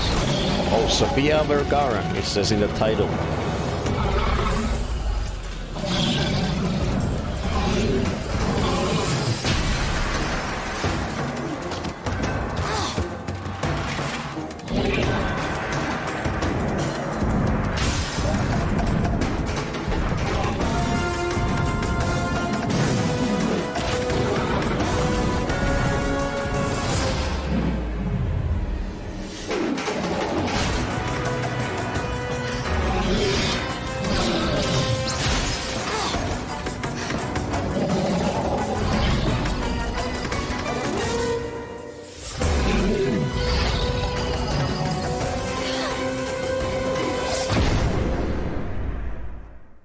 Damn.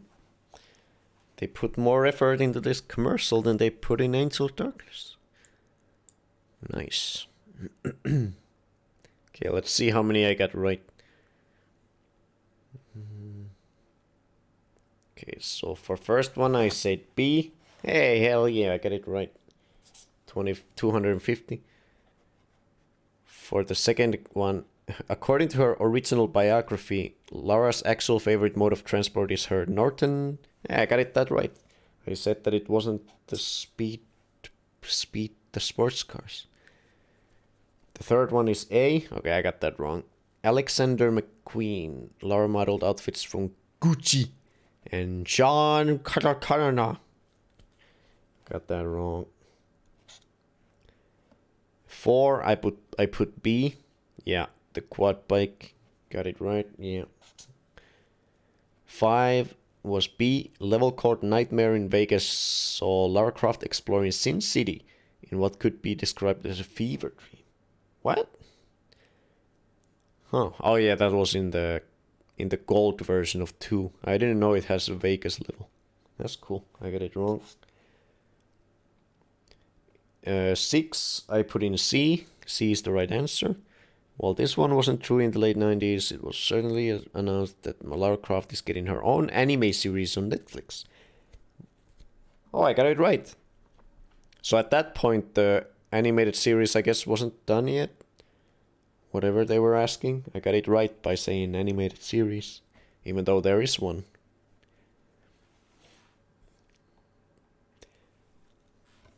Burn. Sophia is definitely good match, at least in looks. Yeah, she wasn't bad. She was no Angelina Jolie, but she was good. 7, I put in D. Yeah, I got it right. Lara has been to Paris a few times, but not in Tomb Raider 3. That's right. 6 was right. 8, I put in A, and I got it right. Teenage Lara Croft visited Angkor Wat with her mentor Werner von Croy. Yeah. 9, I put in D, and I got it right. Fans were treated to a game of Senate, so that's what the game was called. 10, I put in C, and I got it right. The different adventures in Tomb Raider Chronicles were each flashbacks. I knew that. 11, I put in B, and I got it wrong. Lara faced off against many creatures from Irish lore, but the Banshee wasn't one of them. Okay, I got it wrong. 12, I put in A, and I got it wrong. If you look closely, you'll notice that Mona Lisa's face was swapped with that of the game's composer, Peter Connolly. Okay, that's wrong. 13, I put in C, and I got it wrong. There are several ways to regain health, but cup of tea wasn't one of them.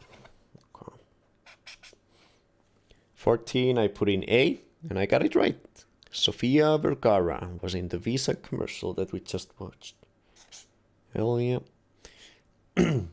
15, I put in D, and I was wrong. When the Tomb Raider franchise moved across the pond to Crystal Dynamics, one key element of Lara's look was changed.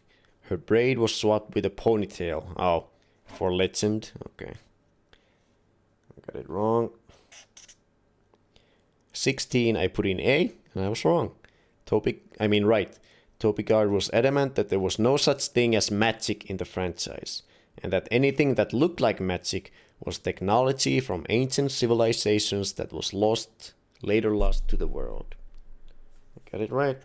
No magic in Tomb Raider. I take credit for 8 since I said Cambodia earlier today. 17, I put in C, which was wrong.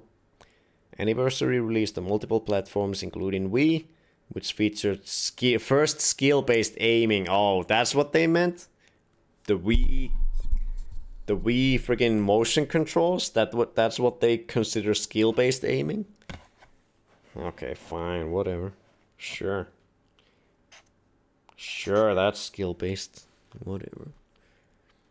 18, I put in C, and it was right. The change was drastic that Lara received a Guinness World Record for most detailed video game character. For 32,000, I got it right, hell yeah. Without lock-on. Yeah, that's what I thought when I answered the first reboot game. Because I'm pretty sure that was the first game without lock-on. If you don't consider the Wii version of Anniversary. I guess. 19, I put in D. And I was right. Early prototypes of Guardian of Light. Yeah, that was an easy one. Guardian of Light. And 20, I put in A, and it was right. Originally codenamed Tomb Raider Ascension, the first game in the reboot series was in development for nearly 6 years before being published simply as Tomb Raider. In 21, I put in C, and I was right. Hell yeah. Seth is the game's antagonist, but is not playable in Temple of Osiris. Okay, good to know. He was also the main antagonist in the fourth game.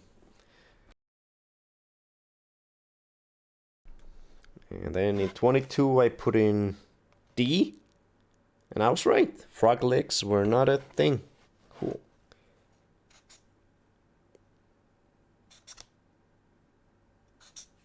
I got most right, I think. In 23 I put in B. I was wrong. D, Oliviera used 200 different instruments. Damn. Okay. 24 I put in A. I was wrong. C, photo mode was in Shadow of the Tomb Raider for the first time. Okay. I thought it was in Rise of the Tomb Raider.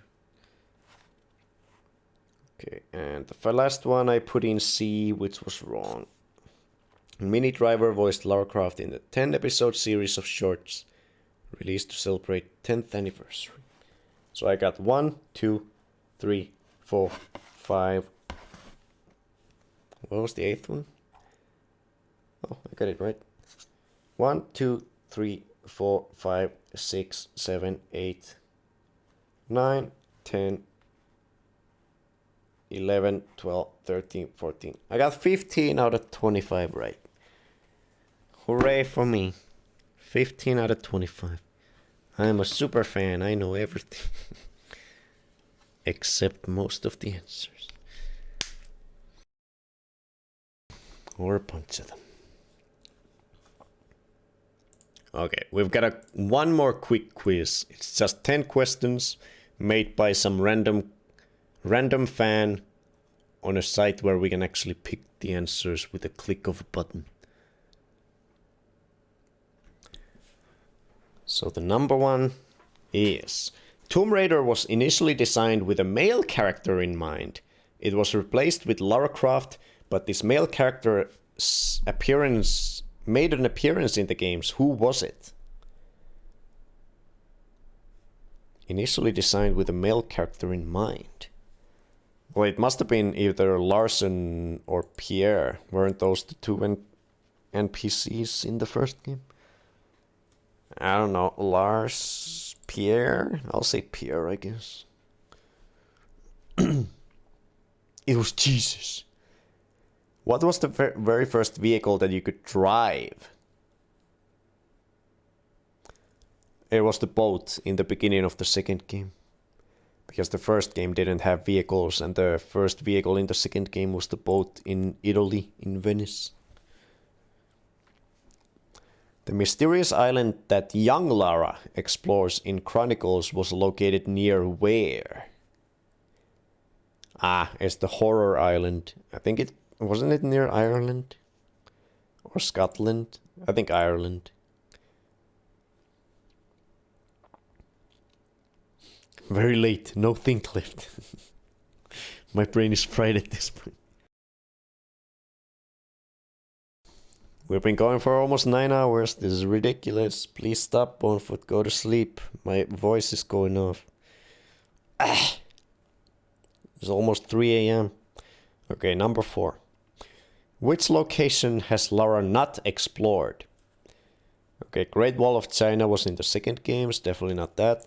The pyramids were in the fourth game. Not that. Himalayas? Pretty sure Himalayas was in some game. I don't remember which. Colombia? Wasn't that the one in the fourth game? Bolivia? Kazakhstan was definitely in a game. I don't remember Bolivia being in anyone. It's either Bolivia or Himalayas. I forget. I'm gonna say Bolivia. How did Lara obtain her famous backpack? Well, she found it off a skeleton in the beginning of the fourth game. Which of these has not been an in-game enemy? Spiders,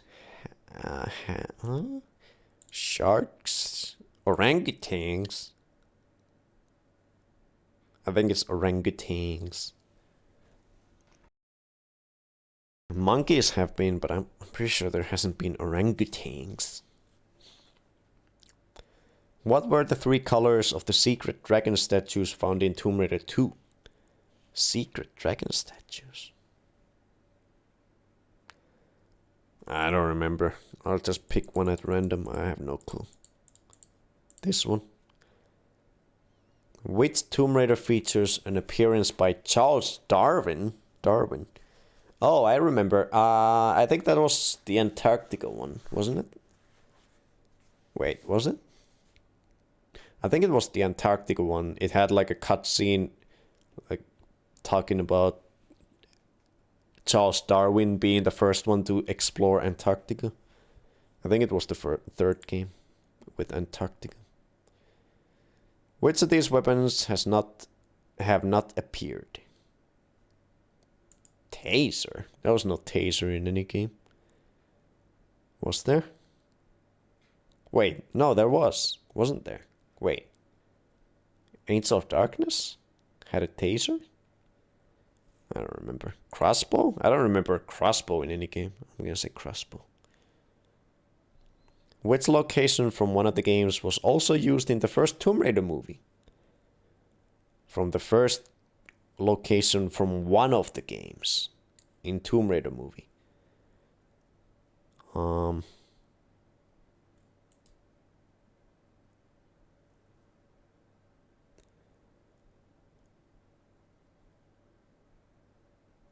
I'm actually not sure. I'm pretty sure it's not Russia. Was it Peru? Or Greece? I don't know. It's too late. It's been so long. 8 went to bed, slept for a few hours, woke up and came back again. Then heard me eating cake. And I got 4 embroidery ideas traced out. Might not have done that had the stream ended already. Okay, I'll just submit these. It's too late. How many I got right? 5th. Okay, I suck. Why did I even play these games? I don't remember things. I only got 6 out of 10 right. Okay, I got the first one wrong. It wasn't Pierre. Apparently Lara was first thought of as Werner von Croy before she became a female character. Okay, I did not know that. Which location has Lara not explored? It was Colombia. There was no taser in any game. What game had a crossbow? I don't remember. And she went to Cambodia in the first movie. Okay. Sure.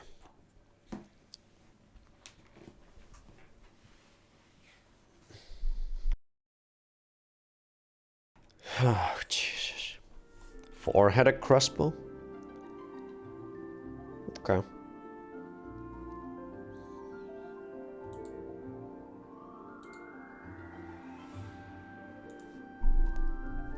Remember? Oh, yeah, the laser sights. Okay, I remember now. Yeah. Shooting those targets in like the freaking the place for tourists. Yeah, I remember that. Poor Bone, you sleepy.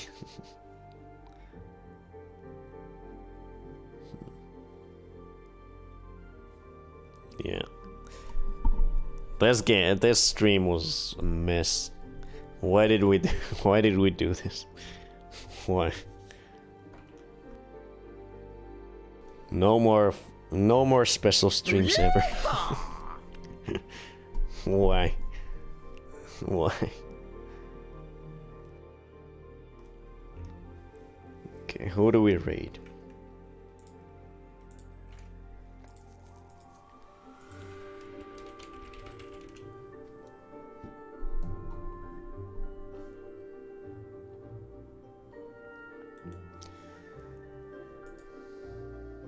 No more mug milk.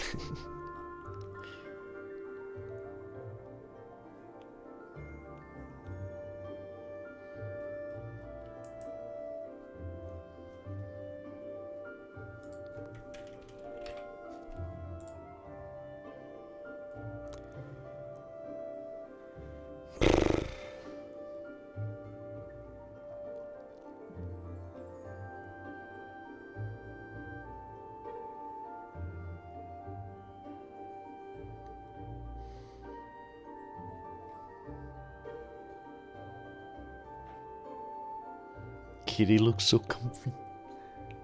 Freddy, we're gonna go to sleep for reals now. Be ready.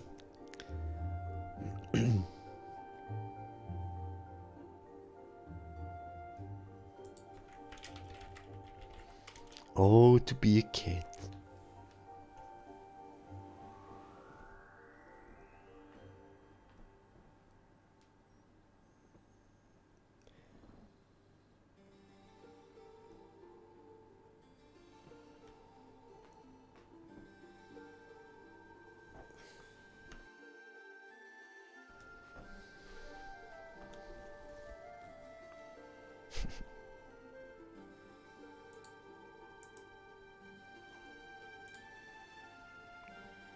Rate Bob Ross.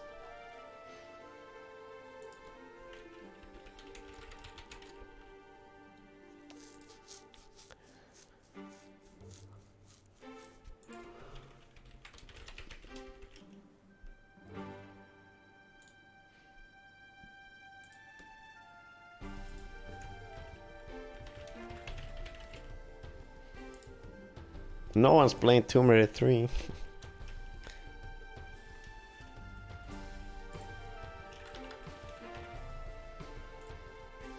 Oh, Retro Mike is on? Oh shit, hell yeah.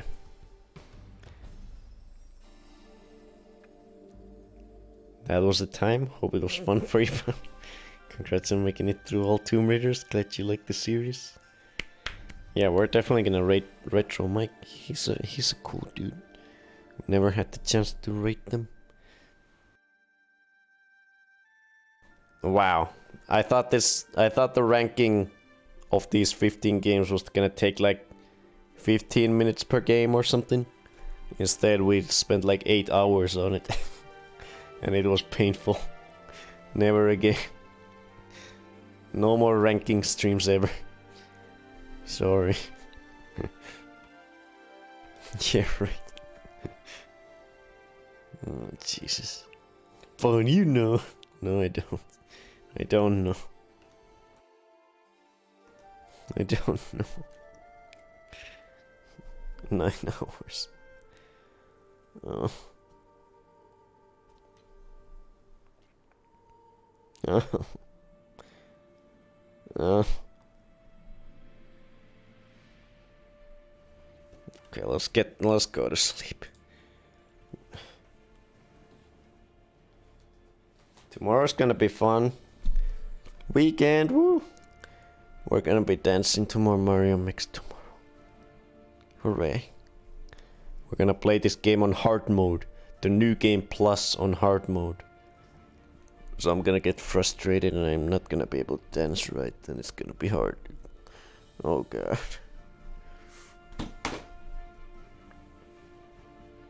And then on Sunday, we're gonna play some more Oddworld.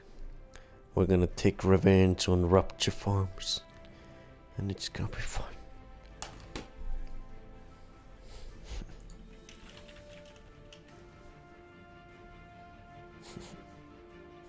Retro Mike.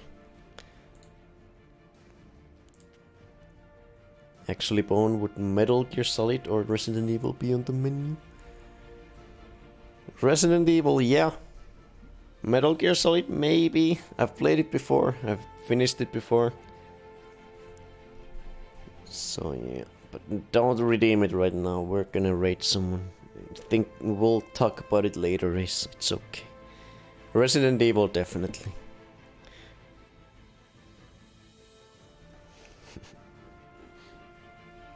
I do want to play the original Resident Evils on the PS1.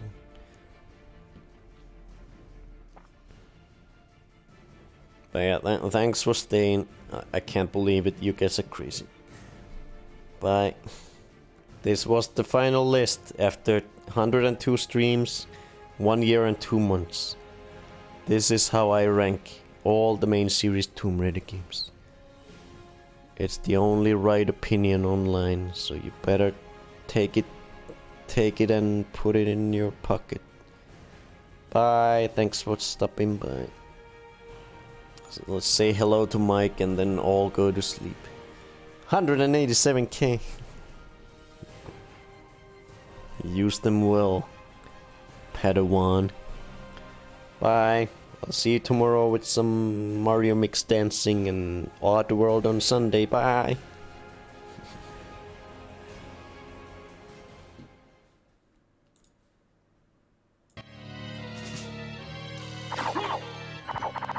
Yeah, for real. Oh my god. Bone, speaking of one of the... speaking of a turbo. Yo, dude. Bonefoot, thank you for the raid. Welcome. How did it go? What were you playing? Just chatting. Did that go well? Yo, for anyone who doesn't know me, welcome. I'm Retro Mike. I play old games. I play new games. You know, whatever kind of sparks my interest at the time. And tonight, I am doing a randomizer of Symphony of the Night. First randomizer I've ever done. It's been kind of a bizarre ride. Welcome.